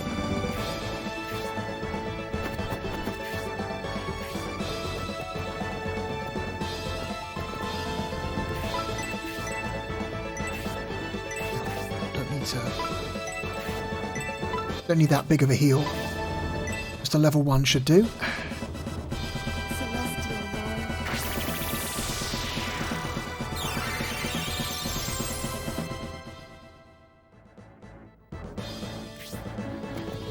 Right, get in there.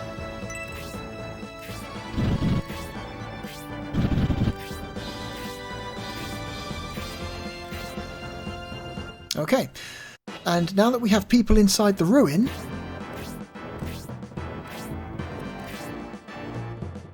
we will occasionally move to a separate map.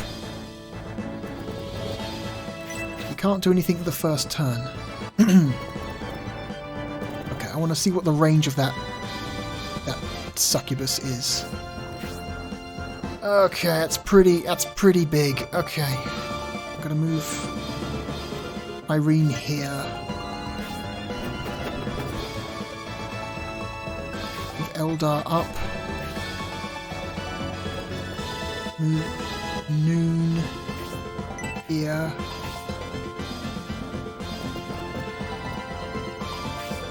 Move the monks up. Move Symbius up. Move Sybil in. Move up Haywood. Move up. Oh my god. Julian. Okay, here comes Spirial.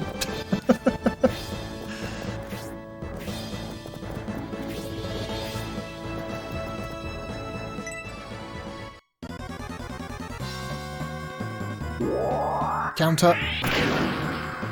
Excellent. You still take a little bit of damage if you counter, but usually do pretty good damage to the enemy if you can do it.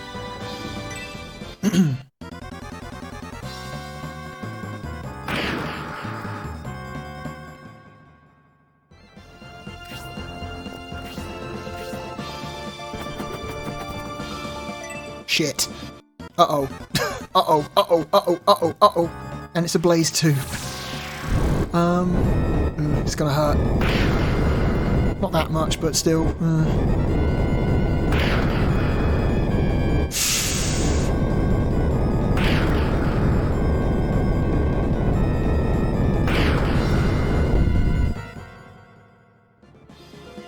Okay. Alright, I'm gonna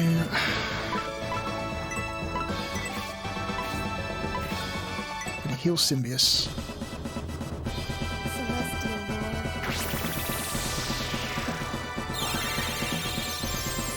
Gotta kill that succubus.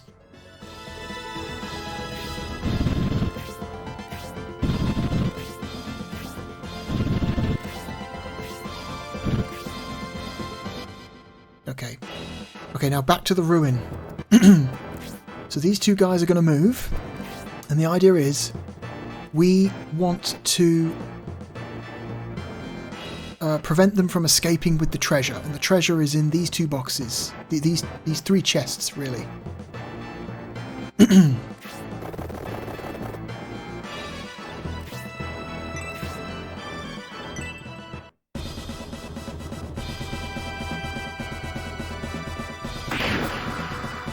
Good stuff.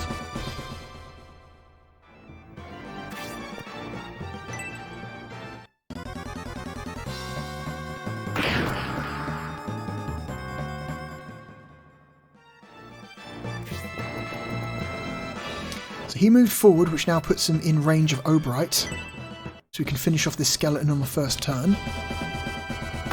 Which is good.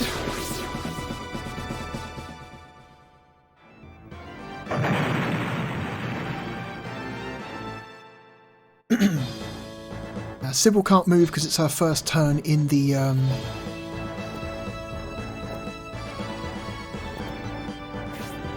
ruin.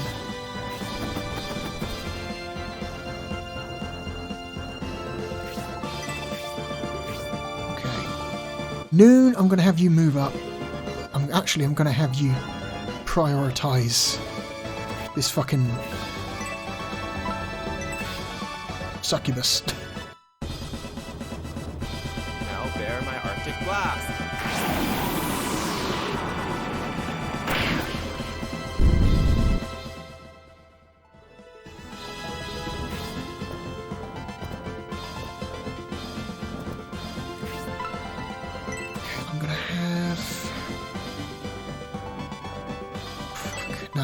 I need to heal.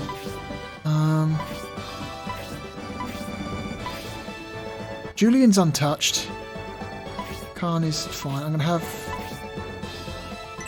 Irene heal herself, and probably have Khan heal herself as well.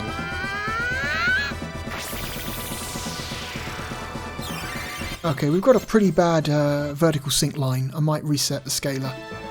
Hang on, resetting the scaler. It'll come back in just a second.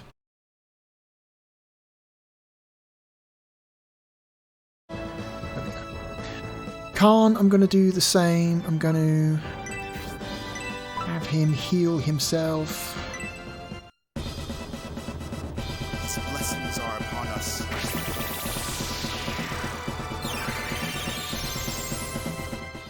Okay. I'm going to have Symbius kill this fucking succubus with a proper weapon. Have him equip his proper sword. Equip. Broadsword. Attack. This thing. Okay. Succubus dealt with. Ignore the fairy powder. I'm going to have Hayward attack this White Lord.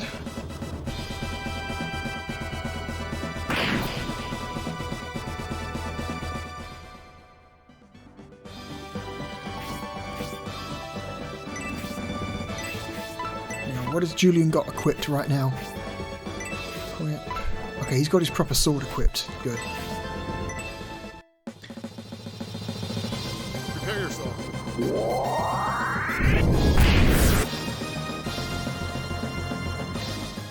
What's fun is whenever you attack someone with Julian, he has a different theme that plays. He has the Scenario 3 theme that plays over him whenever he attacks someone, which is fun detail.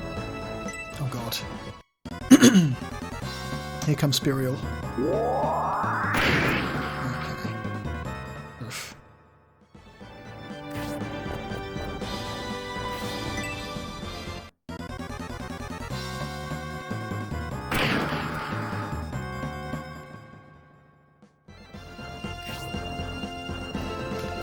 I want to keep Symbiose healed up because Spirial... You know what? No, I'm going to heal Noon and then Khan can heal Symbiose on his next turn.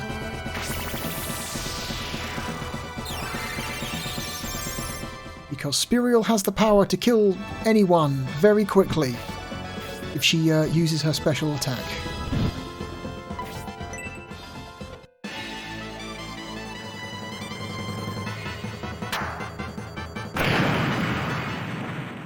Okay.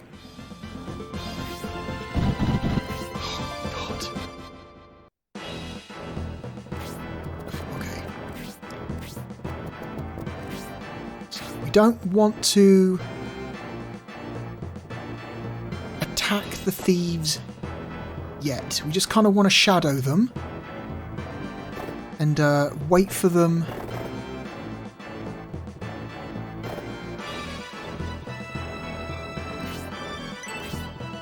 to open the chests before we attack them, because the easiest way to get the items is not to get to the chests before them, but to wait for them to pick the item up and then immediately attack them afterwards.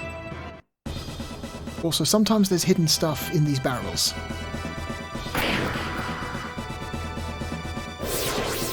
Got a healing drop. Okay, don't really need that, but... Okay, move Sybil up as well. And I have Obright stand here, because that thief is going to go straight for the nearest treasure chest.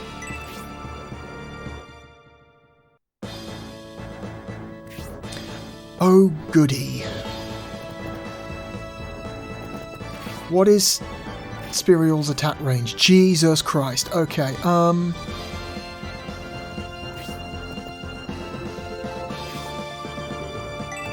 gonna have her over here. I'm gonna attack with Spark. I'll get at least 2 of them.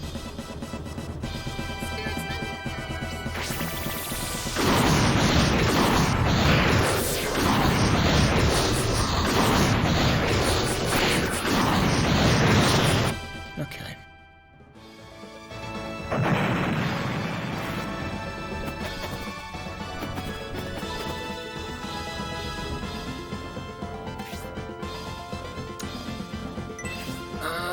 Okay, we can probably get everyone with the next spell. Maybe. Maybe. Now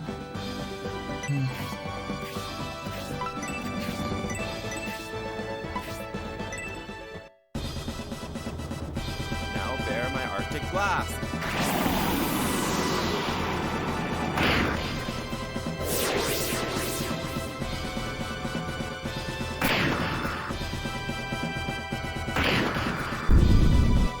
Okay.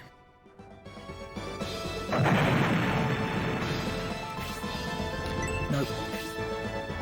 Yep. God. Okay, I'm gonna have Irene move forward.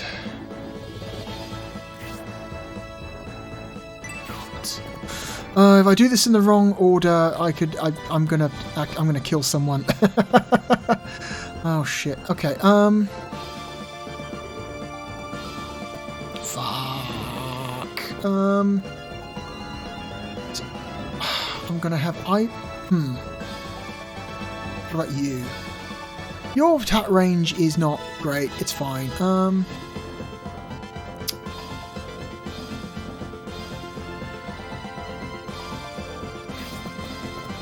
it's Spirials who I'm It's Spirial who I'm terrified of.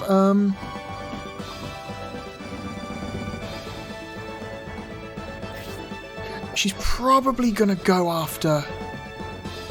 Like she's probably gonna go after one of the two main protagonists. That's just what she does. Let's use Tornado Magic on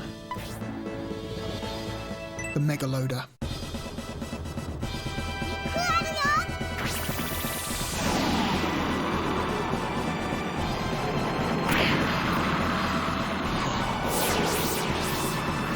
It did do enough damage to knock out the Mega Loader. Good. Good.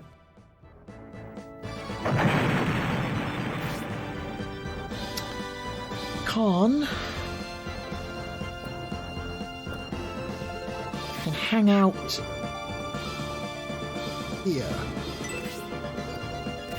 You know what? No, maybe... No, Khan doesn't have any offensive magic yet, so he can just hang out.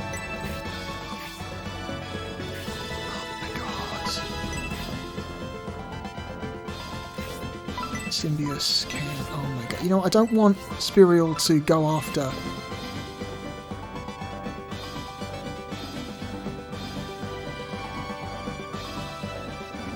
Shit. Hang on. I really don't want him to die, because if Symbios dies, it's game over. Agility 17... Agility 12. What's your agility? Agility 15, so Spirial will move before Grace, which is bad. Okay, I'm gonna have Symbios use a healing drop because I need him to be full health. Because Spirial is just that scary.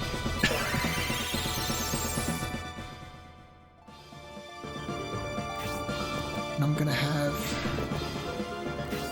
Haywood finish off the White Lord.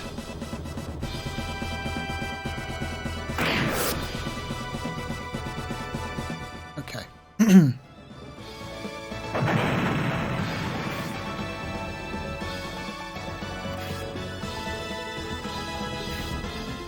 The White Lords are probably going to go after Irene because it's the only one they can reach.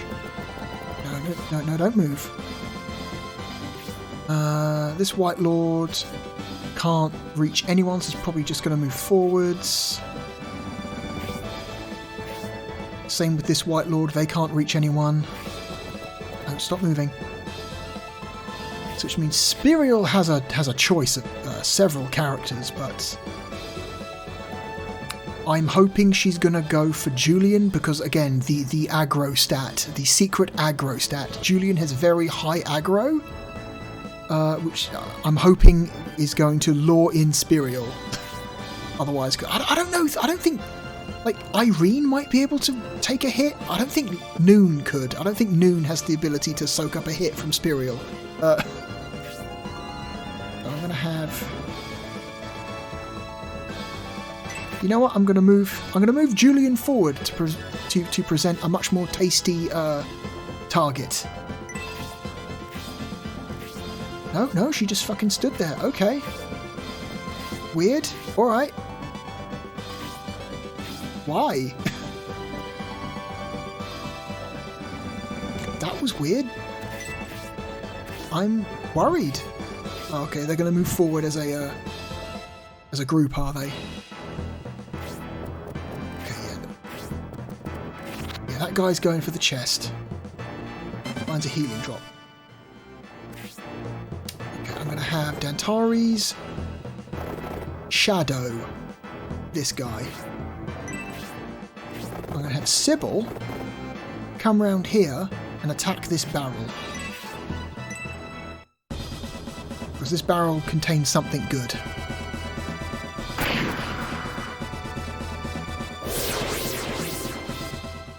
Or not. Okay, I thought that barrel had something decent in it, but apparently not.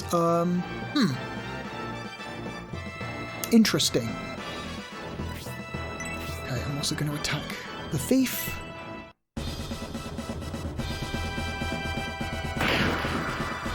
That will make him drop the item. Thief drops the treasure.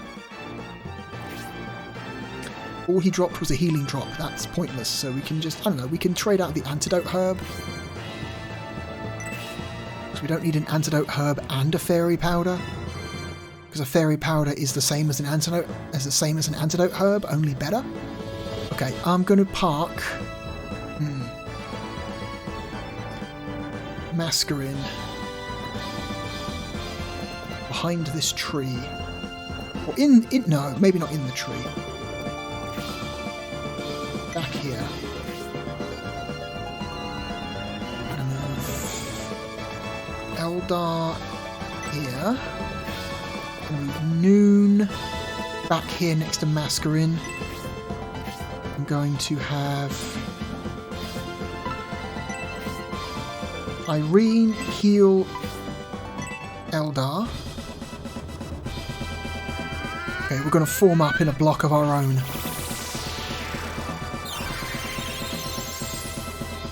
Okay. I'm going to have Khan stay here. Symbios can stand next to Julian, so they can buff each other.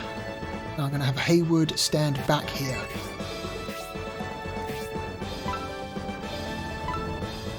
Hold. Come on, we're such a nice juicy target, don't you want us? Yeah you do, yeah you do. That's it, come at us one at a time, you fucking morons. So that's weird, we are within the range of Spirial, but she's not coming at us yet, which is weird. I don't like that.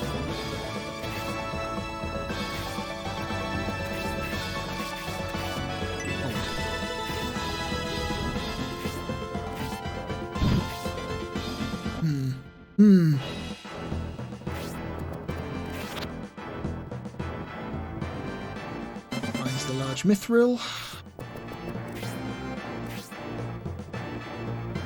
Oh boy. I'm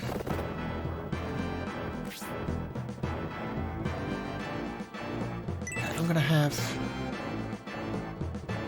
Okay, Dantaris can't open the chest. Shit. Okay.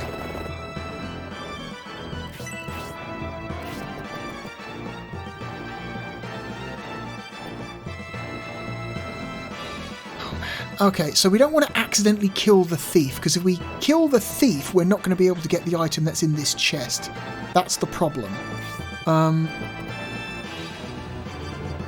So, and Obright has a chance of accidentally killing people because he's so strong. So we're going to have him hold off. Okay, I'm going to have Mascarin. Just, again, hang out where she is. She's in a good position. Eldar, I'm going to have Eldar hang out in front of Irene. Noon can hang out where he is as well.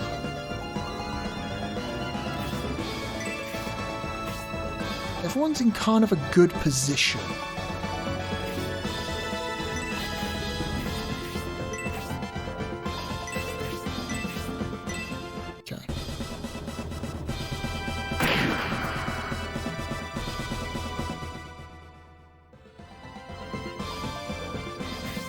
Haywood can finish him off.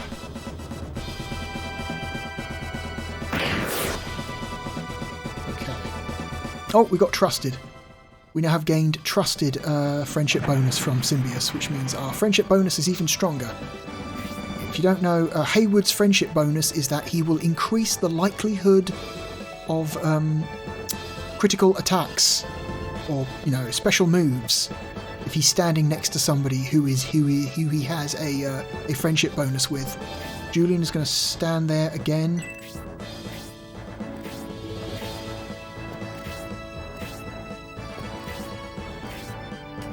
This is creepy. I don't like this.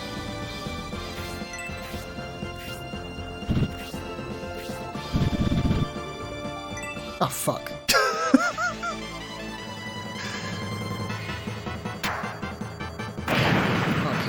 Eldar takes increased damage but from a ranged unit because she's a flying unit, but she's so powerful it's not that big of a deal. Okay, we are now blocking the thief, which means he's going to attack us to get us out of the way. But you know what? Fine.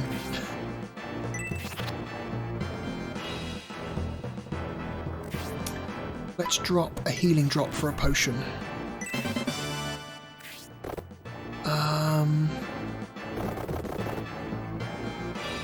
Okay. I'm going to have Sybil attack the thief because here's the thing. You can only gain treasures from thieves in the order that they pick them up. So... Oh, man. Don't kill him. Don't kill him. Don't kill him. Okay, thank God. Okay, so he drops the treasure, but he's still alive, so he can open the next chest. But the large mithril is good. We want to keep the large mithril. Drop a healing drop. Oberite can attack these barrels in case they have something in them.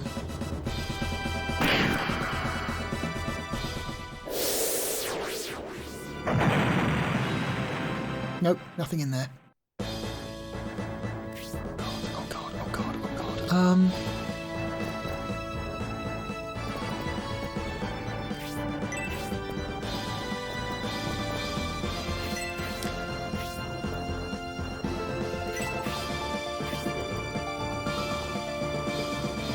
Shit.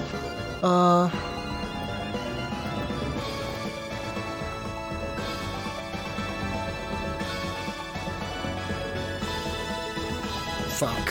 Okay, I'm just going to move Irene forward. Attack this loader. Decent damage.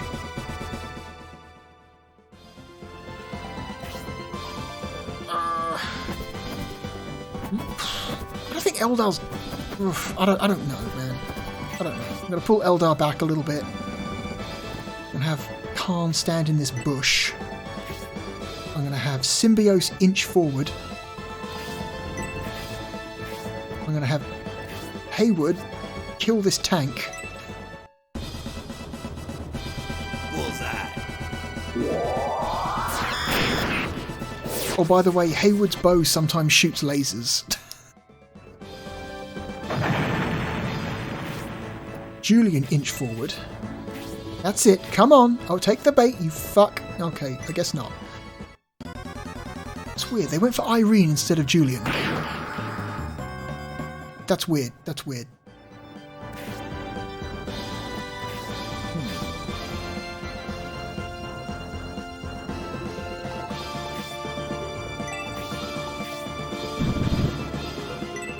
Fuck's sake.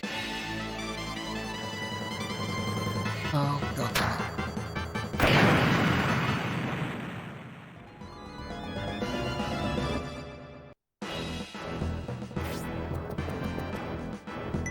No, you have to... No! Oh, fuck. Really? Okay, he's not... For some reason, we may have broken his AI. He's now going to try and attack Dantares instead of opening the chest, which he should do. Shit. Uh-oh. God damn it. Okay, this happens sometimes. Sometimes enemy AI breaks in the most annoying ways possible. Which means we objectively cannot get this last treasure. If I was playing this properly, I would restart the whole battle, or at least reload a mid-fight safe, you know. But that's not an option right now, so I'm just going to kill him and end this. Okay, let's end this. All the enemies are defeated in the ruin, which means the ruin is destroyed and all our characters are ejected.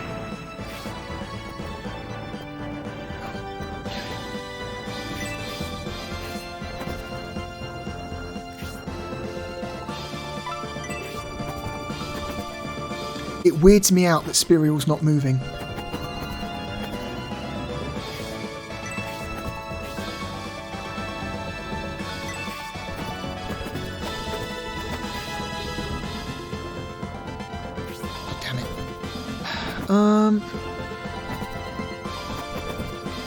Okay, fuck it.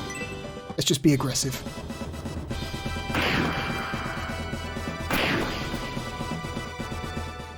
Again, it's not like this game has, like, you know, any kind of significant any kind of significant permadeath or anything, so we can afford to be reckless. Let's just kill shit. Now bear my Arctic blast. I was just trying really, really, really hard to get through this without anyone dying. Just for, you know, I don't know, the kudos of it, not because anyone actually stays dead. Yes.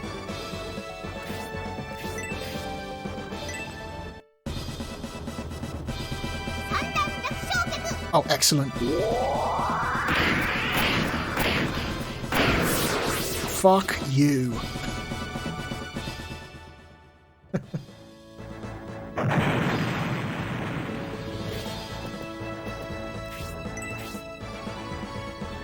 She's going to go for Symbios anyway, so I may as well use his turn.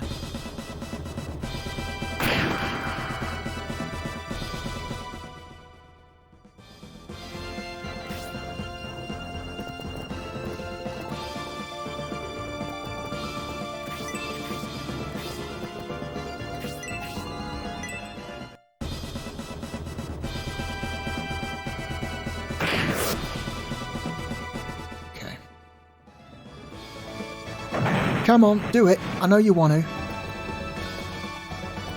Either Symbios or Julian, fucking do it. Come on. There we go. There we go. Die. Okay, this is the move I was worried about. Look at this shit. Fucking hell. 17 damage. Oh god. Okay, so we're gonna have to heal Symbios now. But if we can keep everyone healed, we'll be okay.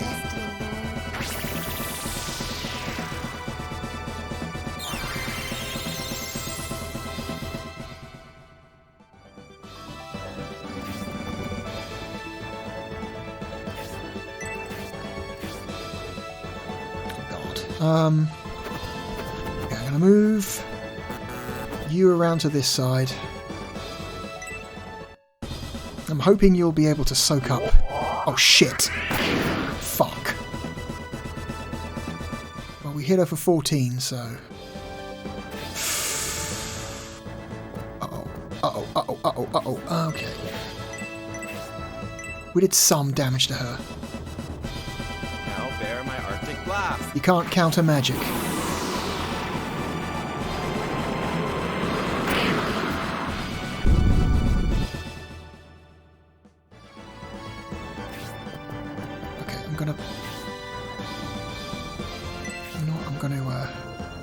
Park Irene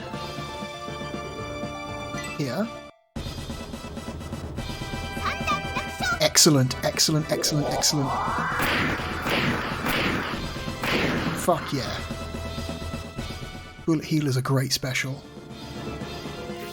Okay, let's get everyone. Let's get everyone up. That was a less than optimal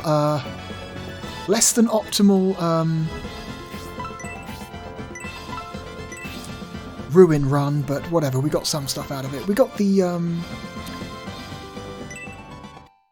mithril, which was one of the main objectives, so not a total loss. It's fine. Okay.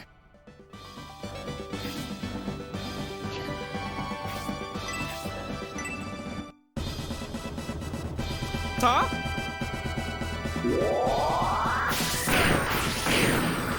We're probably going to take at least one more attack from Spirial before this fight is over. Maybe. Unless we can knock her out before it's her turn. Oh my goodness. Yes, we can. Okay. Spirial is a lot scarier if you attempt to do this fight without promoting everyone. If you do this fight with unpromoted characters, this fight is a lot scarier because she can just take out like almost the entirety of your health bar in one attack. Okay, and that's the end of the fight. That's the end of the Spirial fight.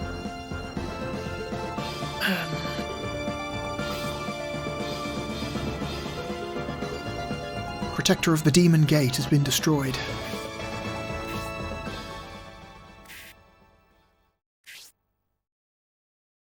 Okay, here comes Basander.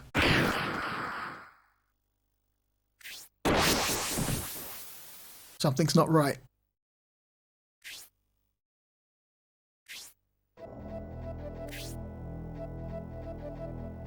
You, High Priest, your powers are woefully insufficient to ever defeat me. So we're introduced to a new character. Well, I say a new character. This is a returning character. This is a major character from Shining the Holy Ark. This is Garm, the Vandal. You encounter him in Shining the Holy Ark, and he comes back again in Shining Force 3.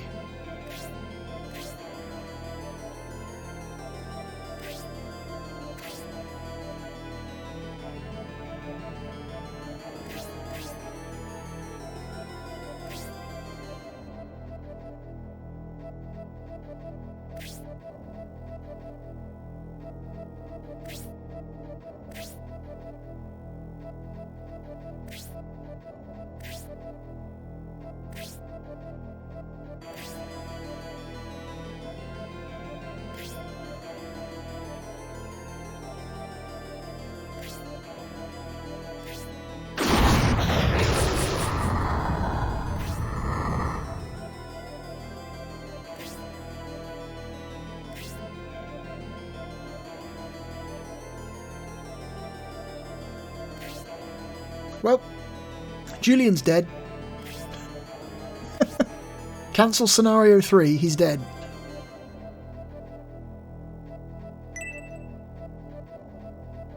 Suggest you rest and prepare for my coming. When we meet again, your end rapidly approaches.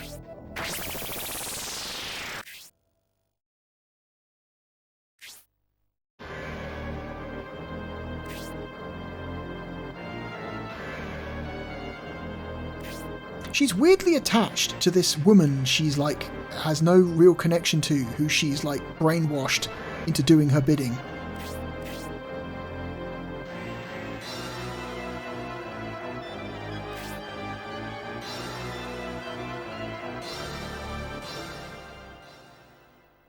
So obviously Julian comes back. He comes back in scenario 2. I believe halfway through the game you encounter him washed up on the shore. And he joins Medion's army.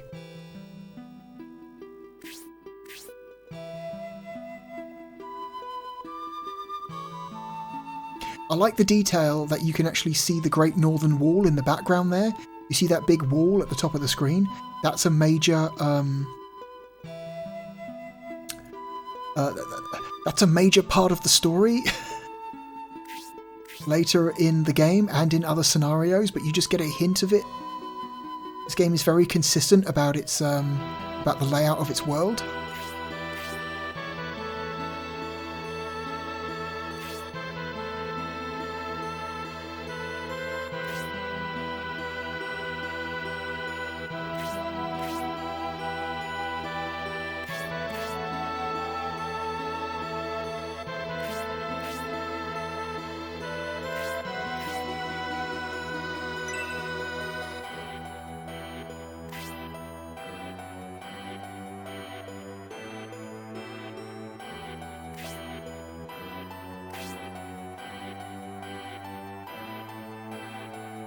Alright, if we examine this, we should get a goddess tier.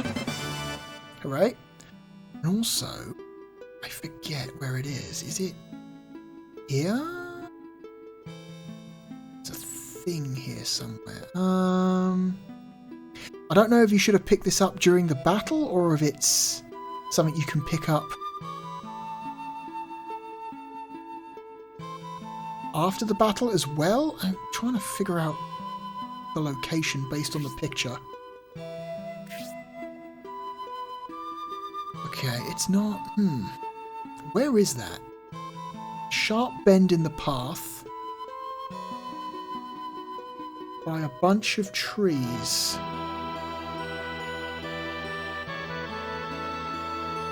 Is that it? No, that's not it. Anyway, that's enough. Oh, come on now.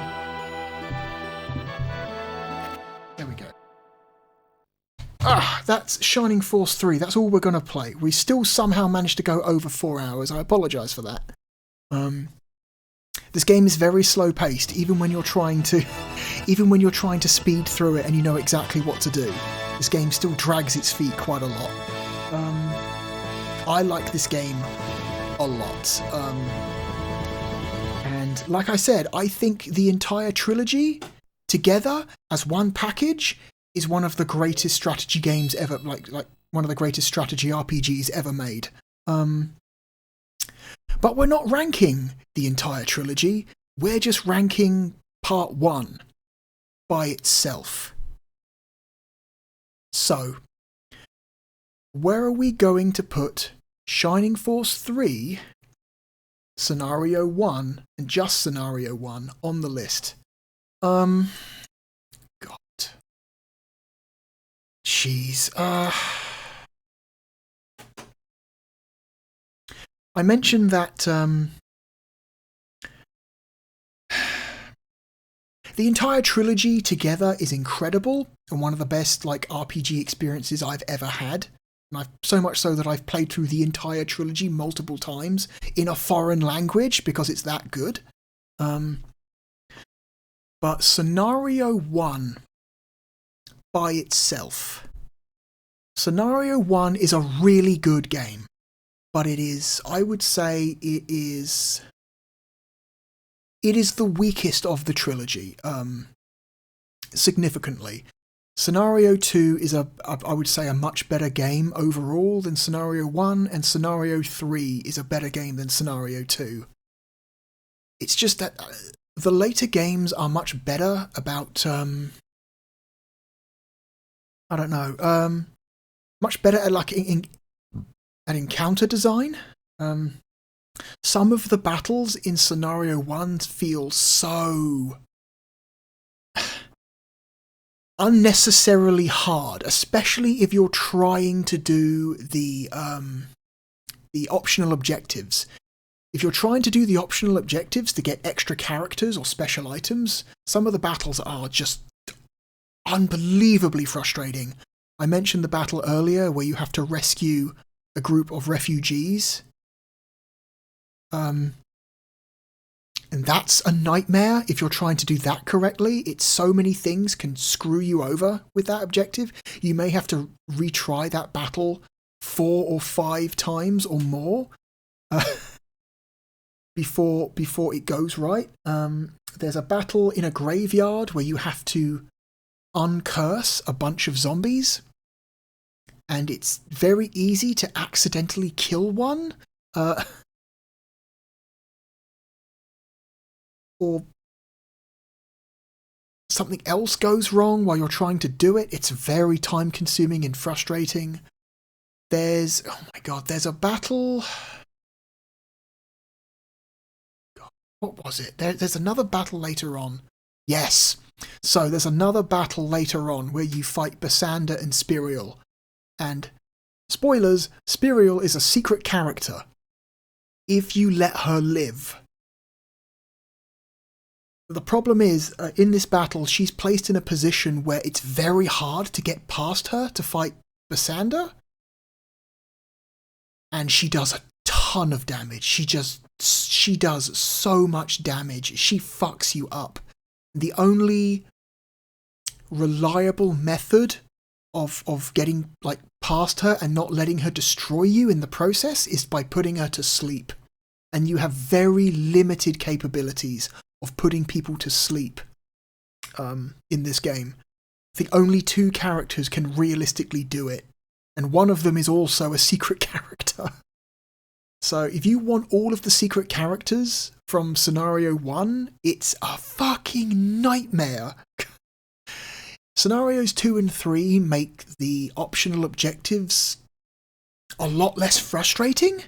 Also, I feel like Scenario 2 and 3 are just a little bit, I don't know, a little bit nicer looking. They've got a little bit more spit and shine on them. There's a little bit more of a presentational boost with those games. Like there's like additional effects, additional animations, things like that aren't present in Scenario 1. So Scenario 1 is definitely,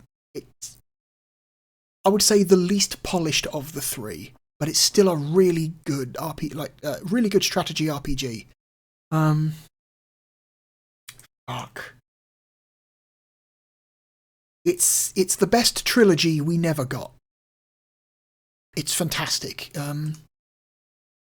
Of course, the fan translation exists now, so if you want to try and play through the whole trilogy, the fan translation is there, and apparently it's quite good. I haven't played it myself, but apparently it's a really, really, really good option for people who want to try playing through these games.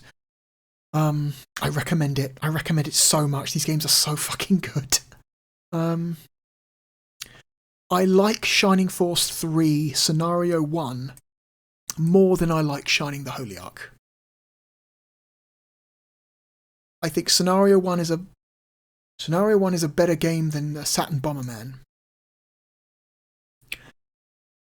Shining Force 3 Scenario 1 has given me more joy and enjoyment than Night Warriors Darkstalkers Revenge ever has. I like Shining Force 3 more than I like Virtua Fighter 2. I like it more than Rayman. I like it more than X-Men Children of the Atom. I think Shining Force 3 is a better game than Fighters Megamix. I would take Shining Force 3 over Marvel Superheroes. I have far more affection for Shining Force 3 than I do for Panzer Dragoon 2. I would take it over Galactic Attack. Now it gets tough.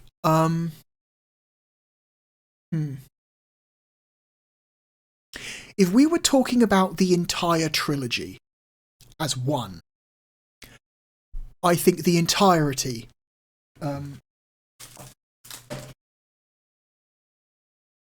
all three games are better than Panzer Dragoon Saga. Easy. If we rank the entire trilogy, all of Shining Force 3 as one game, it beats Panzer Dragoon Saga hands fucking down. But we're not talking about the entire trilogy, we're talking about Scenario 1 by itself. And I just don't think Scenario 1 by itself has quite got...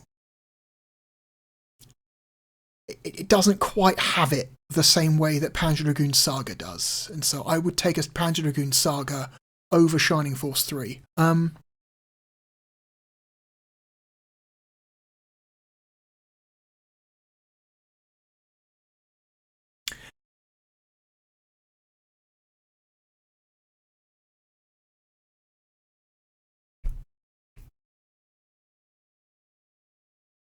I love Street Fighter Alpha 2. Street Fighter Alpha 2 is, I think, my favourite classic Street Fighter game. And the Sega Saturn port of Alpha 2 is incredible. It's one of the best home ports of one of the best classic fighting games ever made. But it's only a fighting game. And I do like fighting games, but a good fighting game never really can stand up to a really good RPG in my mind. I rate good RPGs higher. That's just my preference. So I'm going to say Shining Force 3 Scenario 1 is a better game than, to me, a better Sega Saturn game than Street Fighter Alpha 2. And that goes for Collection as well, because the only reason Collection is up here is because it contains a better version of Alpha 2. which puts it up against Sega Rally.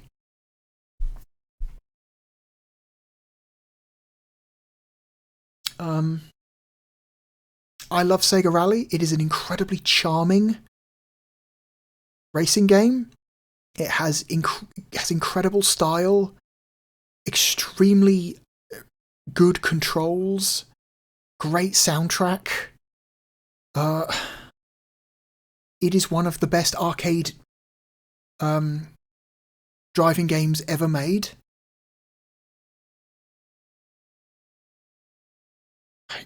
But it's very thin content-wise, you know. 4 tracks, 3 cars, and that's if you unlock the 4th track and the 3rd car, which a lot of people don't.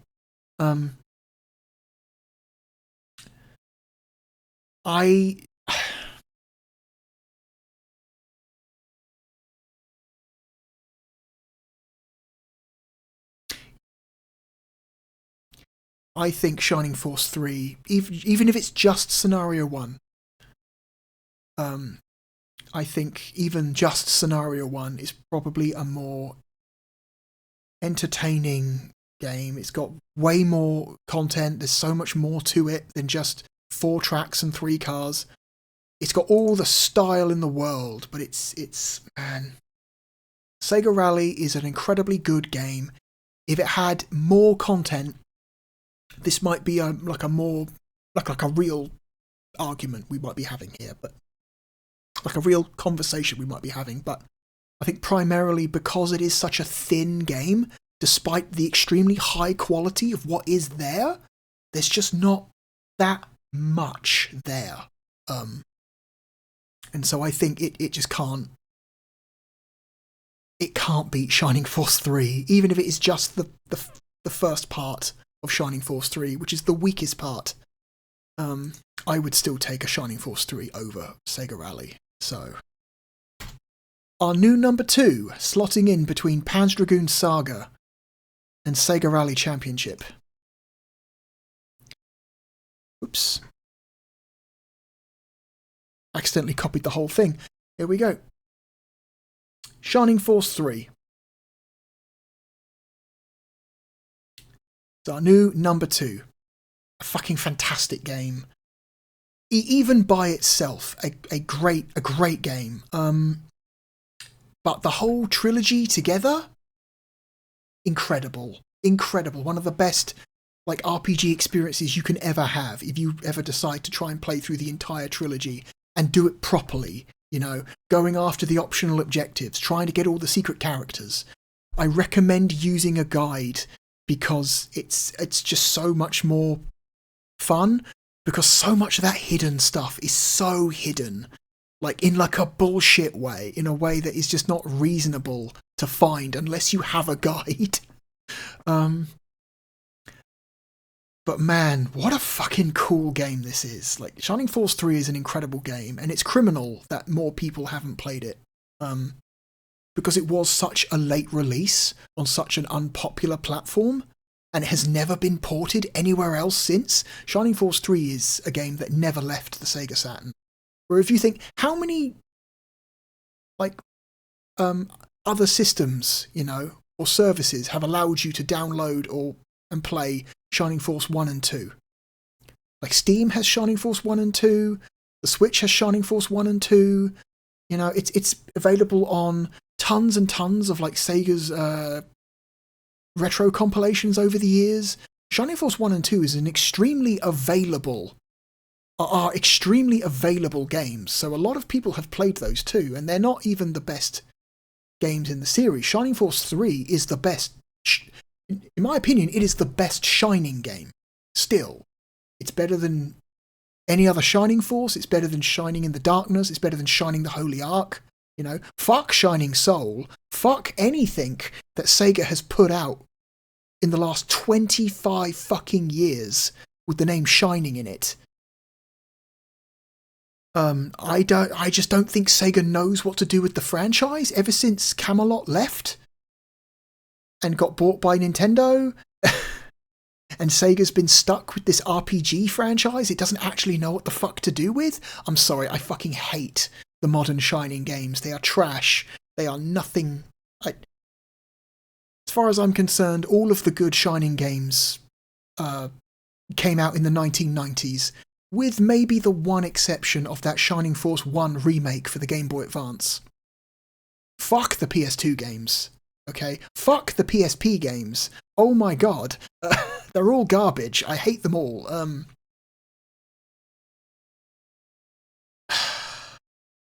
Anyway, that's me ranting again about the current state of the Shining franchise. Yeah, anyway, we're done here. We're at 4 hours and 17 minutes. We need to be fucking over. Thank you for joining me. Next time on Ranking of Saturn, it's time. We have now ranked 239 games out of 240. We have one more game to go. One more game to go. And then after that, all there is just to do some light touch-ups on the list, and then we will be done. It's almost over. Over 2 years of doing this, and it's almost over. Next time on Ranking of Saturn, we will be playing a survival horror game, and a very unusual one. It wears its influences on its sleeve.